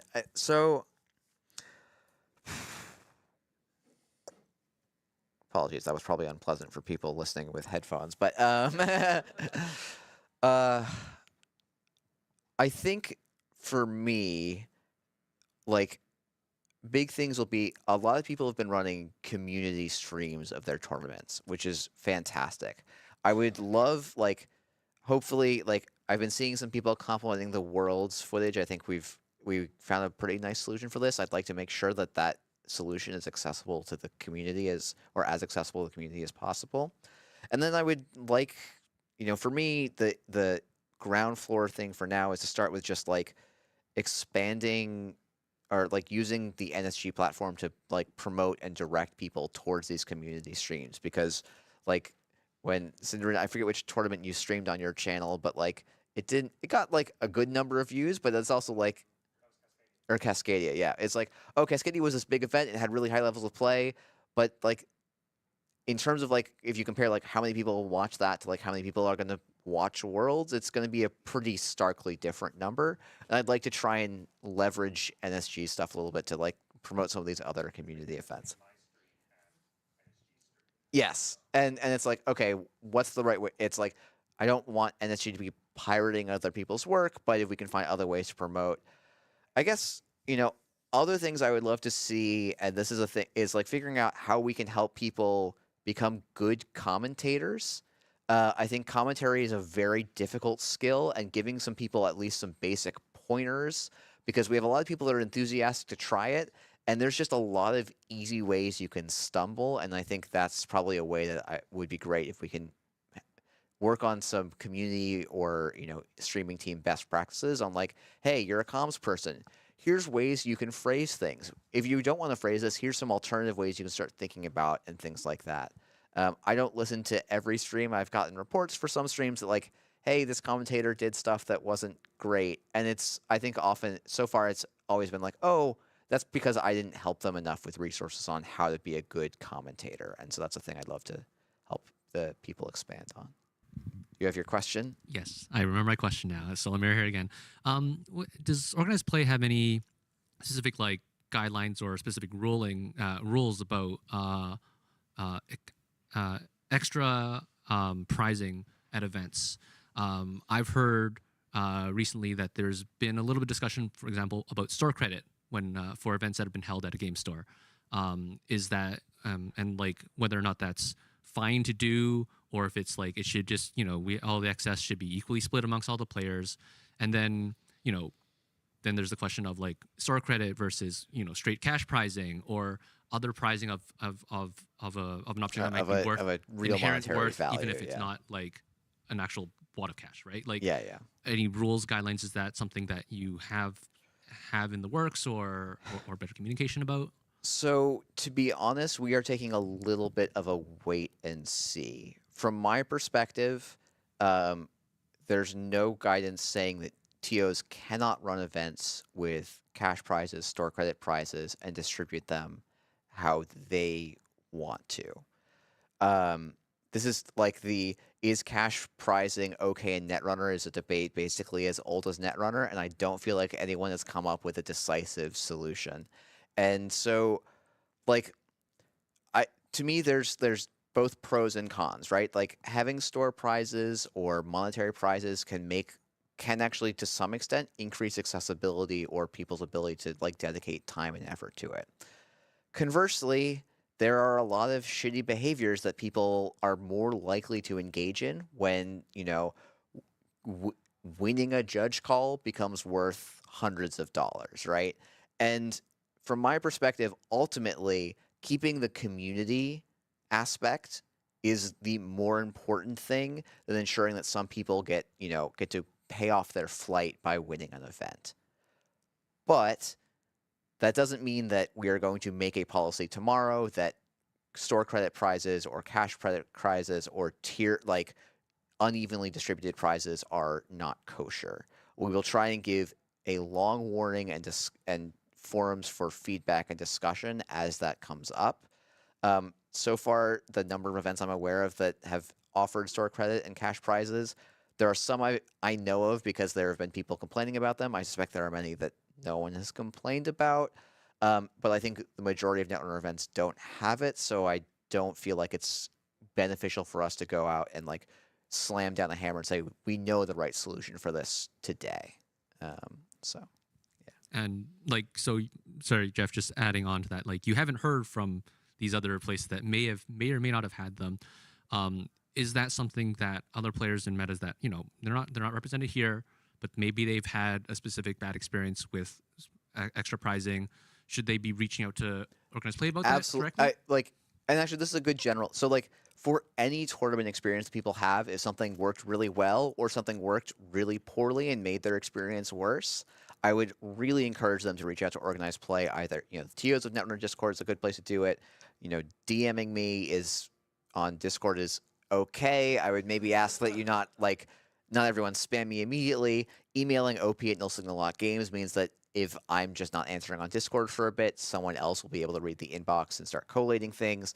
These have become these things come up. They are conversations. There are things that both people in OP and people in NSG have different opinions about. So this is a thing where, like, yeah, if you have an opinion about this and there's a thing that's important, we do also just watch the discourse that happens in public spaces. That's not a definitive thing for us because, like, we've had a lot of questions about alt arts, and it's difficult for me to know, and we're actually going to probably put this on our end-of-year OP survey, how people feel about alt arts, because there are some people that are very vocal about saying we want, you know, the competitive integrity is incredibly important to me, and so we don't want alt arts at Worlds at all. And I don't know how representative of that is versus how loud, if that's people that care very passionately about it. And so seeing conversation in different places, getting feedback in different forms in different ways is like a great way for you to help us understand the landscape and get things that you want to see happen to happen. So, yeah.